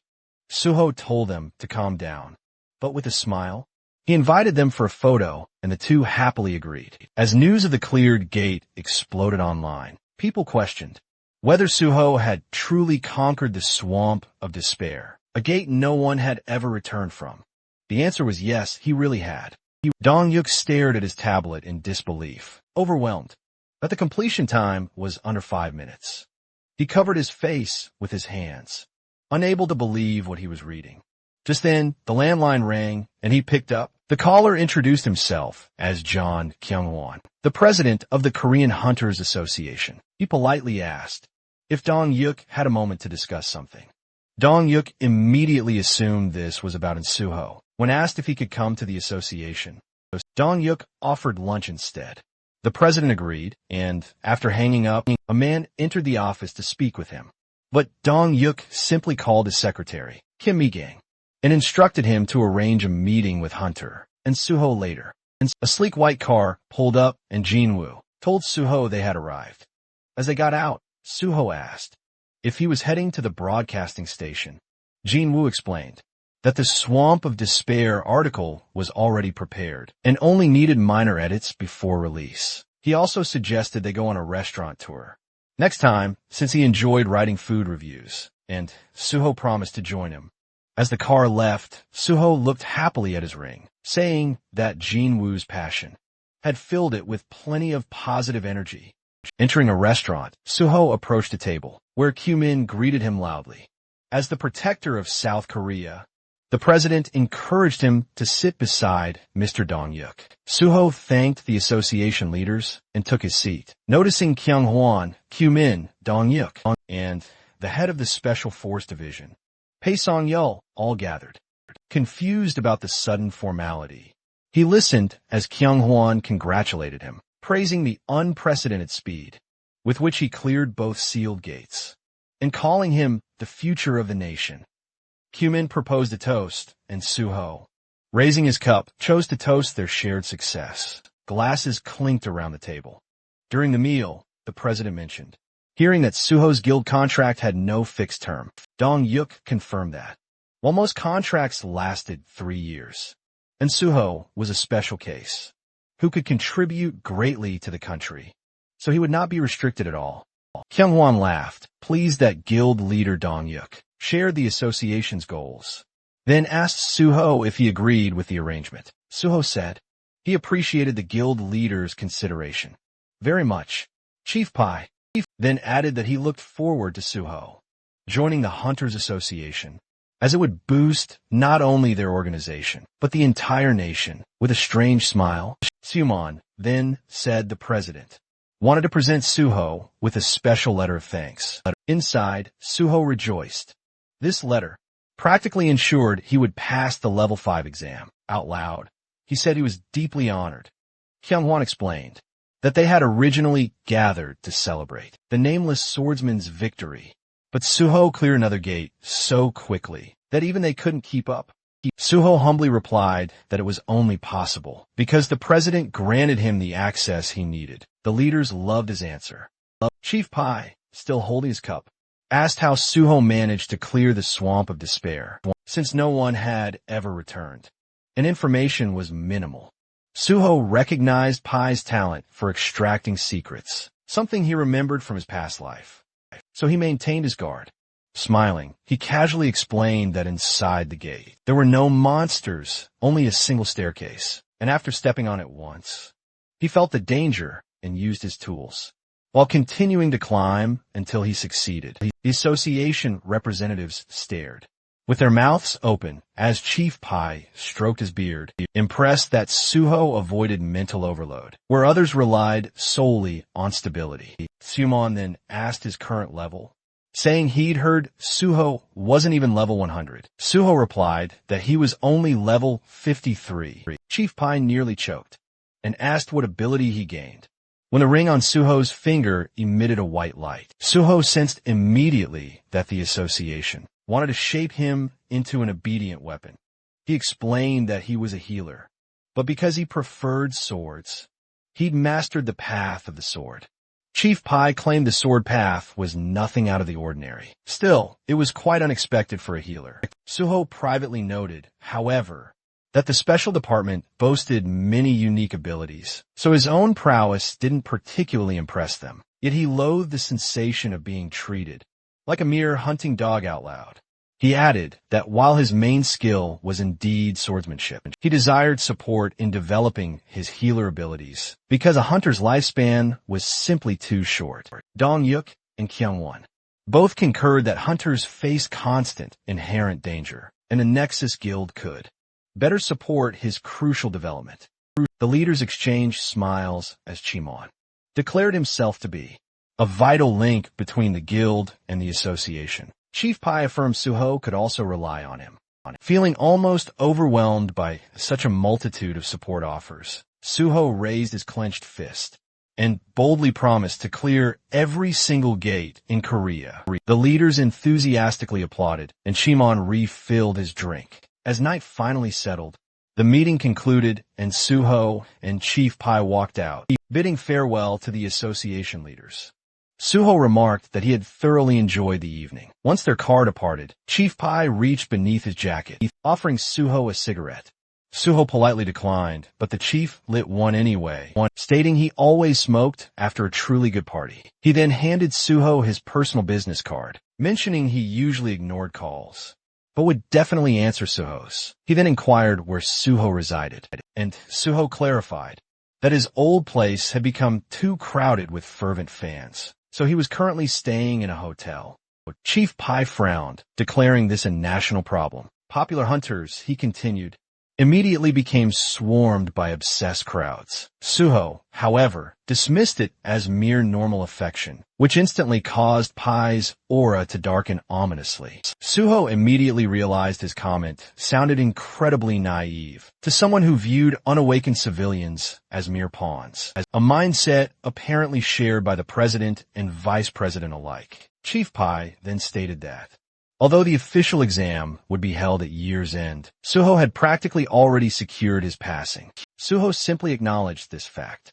The chief mentioned he once thought Suho was modest, but now he realized Suho was anything but simple. He then linked arms with Suho, suggesting they rehearse a superior, subordinate dynamic, since Suho will be under his command once he joined the association. Suho agreed, making Pai burst out laughing. Then Pai asked if Suho wanted to quit clearing gates entirely and join the special force unit instead. Suho immediately tensed, realizing Pai was clearly baiting him. As Pai flicked his cigarette, Suho finally understood Pai's real motive. The chief had stayed until the very end, with the true goal of recruiting him personally, instead of merely gathering intel through Donghyuk. The ring of emotions activated, releasing a soft white light. Suho internally urged Pai to shape his intentions. Smiling, Suho reassured Pai that everything was fine and emphasized the crucial importance of the Special Force Unit. The ring amplified positive emotions, and white streams rose from Pai's eyes as he stated, Suho actually has ambition, a trait I truly admire, since most hunters only chase empty dreams. Then Pai asked how close Suho was with Chuman from the gate department. Suho replied that Chuman was indeed close, but he also wanted good relationships with both Pai, and especially with the president. He hoped for productive cooperation with the head of the Special Force Unit. Pai, visibly pleased, rested his hand on Suho's shoulder, complimenting Suho on his excellent communication skills. Suho thanked him and expressed his hope for joining the department through special recruitment. Pai rubbed his chin, thinking aloud. That recruitment for level 5 hunters had already been announced for the end of the year, and there was no real need for a special recruitment, just for someone who would qualify naturally anyway. Suho, meanwhile, knew the ring's influence had deepened Pai's interest into something closer to genuine emotional loyalty. It wouldn't last forever, but it was more than enough for his immediate goals. As they stood together, Pai then said he was quite taken aback. Suho was seriously committed to joining the association, so he asked about special recruitment options. Pai explained it wasn't a typical path, but it could be arranged if truly necessary. Suho commended him, calling him an amazing individual, making Pai blush and cover his mouth shyly. He clarified that all recruitment decisions originated from the higher-ups. However, if the special department faced a staffing shortage, they could potentially justify a special intake. Pai also mentioned that if such recruitment went through, they'd require undeniable proof of Suho's value to the department. Suho inquired, "Do you mean clearing gates?" Pai quickly reminded him that their special force primarily handled awakened criminals, a task far more crucial. Suho had, in fact, completely overlooked that detail. Pai stressed that criminals possessing awakened abilities were incredibly dangerous, and while Suho undeniably possessed great skills, gate clearing and crime-fighting missions were two entirely different challenges. He then suggested Suho prove himself by picking any wanted criminal on their list and bringing them into the department.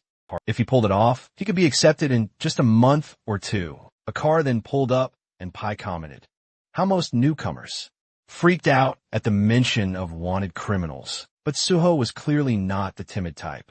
With a smile, he stated he'd wait for Suho's news. Suho remembered that in his previous life, Pai hadn't even known his name until after his nameless swordsman victory. But this time, things were already shaping up differently. As the car departed, Suho realized that soon, these villains and their underlings would join the new recruits. who would be perfect sacrifices for his plans ahead. Ahead, several well-kept buildings appeared, and Suho's shadow stretched out across the pavement. While faint cigarette smoke drifted from nearby windows, he mumbled that he'd walked right into a snake pit. Activating his magic detection, he quickly spotted a pack of suspicious figures inside, and confirmed he'd finally found the correct location. Casually, he picked up a brick with his left hand, and then, in the blink of an eye, crashed right through the window into the room, where the criminals were all gathered. Shocked, one thug stammered, asking what on earth was happening, while another yelled that some punk was messing with them. In a hurry, the criminals rushed outside to confront whoever dared challenge them. They stopped dead in front of Suho, demanding to know what he wanted. The blonde among them stared at him nervously, asking if he was drunk or crazy. Suho smiled calmly and assured them he was completely sober. He asked if they were the same scumbags, stealing cryptocurrency wallets through their complicated scams, and fear immediately flickered across the thugs' faces. Suho then asked if they were holding a man named Cogi, one hostage. The criminals traded anxious glances, unable to understand who this stranger was, or how he knew everything. Someone guessed he might be a cop. Another said they had to get rid of him anyway. A third hesitated, asking if this could get them into even more trouble. But the reply came quickly. This bastard already knew too much, so nothing worse could happen if they didn't deal with him. Suho gave them a tired smile, thinking that these opponents were pathetic, and mentally encouraging them to try catching him. If they could, they might even prove useful. He summoned a shadow spear and fired a shot near one thug, releasing chains that wrapped tightly around him. Purple energy swirled over the man's trapped body as his bald friend shouted his name in panic. Several criminals charged at Suho, yelling insults, but he dodged effortlessly. A blond man lunged with a spear, managing to land a clean hit, but it did absolutely nothing. The criminal stared wide-eyed as Suho, splattered lightly with blood, grinned. The system announced the activation of his blood weapon, and a long crimson shaft formed in Suho's hand. He drove it straight into the thug, sending him sprawling across the ground. Suho knew he couldn't kill them, but no one said he couldn't beat them senseless. And another thug charged forward, stupidly calling him an idiot, only to be sent flying by a powerful strike. Soon, only the bald thug remained, trembling and muttering about the madness. He tried to flee, but Suho pierced his leg with a blood spear, calmly asking where he thought he was going. With all the criminals defeated and sprawled around him, Suho warned them to stop screaming, unless they wanted an extra dose of pain. Then he stored all of them inside his subspace portal, dusting off his hands. He said the only thing left was to find Cogi inside the kitchen, which was a complete disaster zone. Suho finally found the man he was looking for. Jiwon was slumped on the floor, fast asleep in front of his laptop. Suho called his name, and the man blinked awake, staring blankly at the hero. When Suho asked if he'd finally come to his senses, Jiwon looked around shakily, asking what happened. Suho greeted him warmly and introduced himself. Jiwon froze and asked in horror, "Is this really the Suho from the news?" He couldn't understand how Suho ended up here, nor where the criminals who kept him hostage had gone. Still shaking, he looked absolutely terrified. Suho remembered reading in Jiwon's autobiography that he had been beaten and imprisoned for 6 months by these thugs. He saw that the man was too traumatized to speak normally right now, so he extended his hand. The ring responded to Jiwon's intense emotions, identifying them as black. Suho pressed his palm gently to Jiwon's chest to absorb them completely. When Suho asked if he felt better, Jiwon stared at him in disbelief, unable to comprehend how the trembling had stopped. Suho knelt in front of him, explaining softly that he saw his condition was terrible and used one of his skills to help.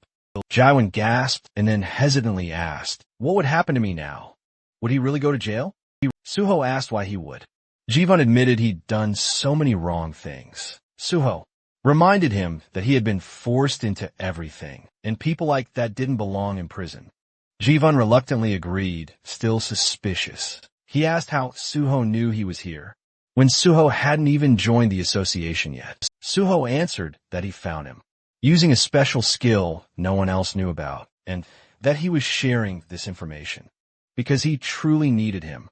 Jivun gripped his left hand anxiously and claimed he was useless. Suho disagreed firmly. Jivun was the only person in Korea with the cyber type trait. Jivun stared in shock as Suho explained that, among countless traits worldwide, cyber type was one of the rarest, allowing the user's consciousness to enter the digital world. Only 2 people had ever awakened it. One was CO Jivun, and the second was known as Overload, who discovered the terrifying potential of digitization and tried to take control of the entire internet, becoming a nearly unstoppable threat even after the system arrived. And the one person who managed to defeat him had been CO Jaiwon himself. A year after escaping from the criminals, Jaiwon disappeared and sacrificed himself to destroy Overload. He was later honored with the nickname Media. Everything about his tragic life had been recorded in his autobiography. Thinking of that, Suho vowed that this time he wouldn't allow Overload to appear, nor would he allow Jaiwon to die. Suho told Jaiwon that this was exactly why he needed him. The world would one day be destroyed by the gates and the system, and Suho couldn't stop that nightmare alone. He asked if Jivun would help him. Trembling again, Jivun looked at him in awe as black streams flowed from the ring. The system announced another full absorption. Jivun closed his eyes, wondering whether someone like him could really threaten the world. He admitted he would have sold his soul for escape. But now, he knew he had to help the very person who'd save his life. Kneeling, he clenched his fist tight. He realized someone with his exact same terrifying power could unleash unimaginable destruction upon the world. He admitted he wasn't sure if he could truly pull it off, but he promised to help. Suho recognized the man from the autobiography, someone who had endured hell itself, yet remained completely selfless. Suho thanked him sincerely, then declared their first step was to eat. When Jaiwon sheepishly admitted he had no money, Suho slid some slippers his way and told him not to worry. He'd pay. Jaiwon then asked how Suho knew all this, and Suho, with an awkward grin, replied it was all thanks to his amazing skill. Tears welled up in Jaiwon's eyes, as Suho gently said he knew the man had suffered so much. Later, as they ate together, Jaiwon apologized for devouring his food so greedily. He explained he hadn't eaten properly in ages. Suho assured him it was perfectly fine and ordered another plate. After finishing his soup, Jaiwon thanked him and shyly posed a question. Suho reminded him that they were a team now and could speak openly, and since they were only a year apart in age, Jaiwon could simply call him by his name.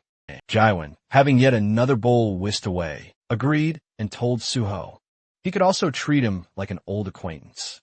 He then asked why Suho chose the Hunter Association instead of joining or even founding a powerful guild, because government work came with countless restrictions. Suho closed his eyes and explained that, no matter how strong a guild might be, its power would always be limited.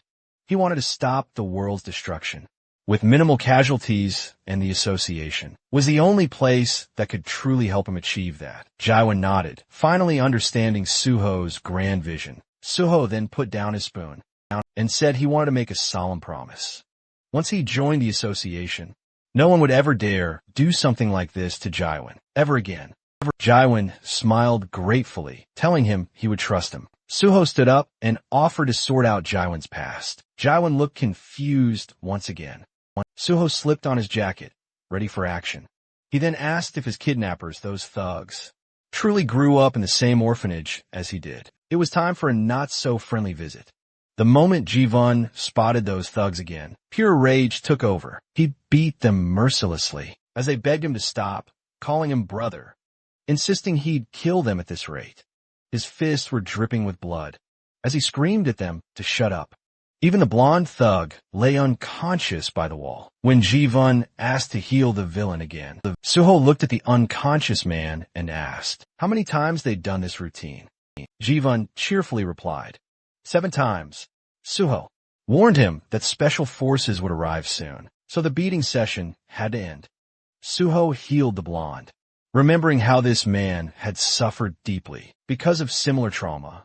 Hoping this would help him escape his painful past, a sleek gray car pulled up, and Chief Pai's son Joel stepped out. He noted that Suho seemed to have figured everything out already. Suho, standing beside the unconscious blonde, thanked him for coming personally.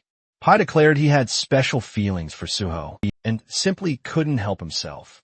Suho felt slightly offended by that choice of words. As the kidnappers lay unconscious, Pai asked,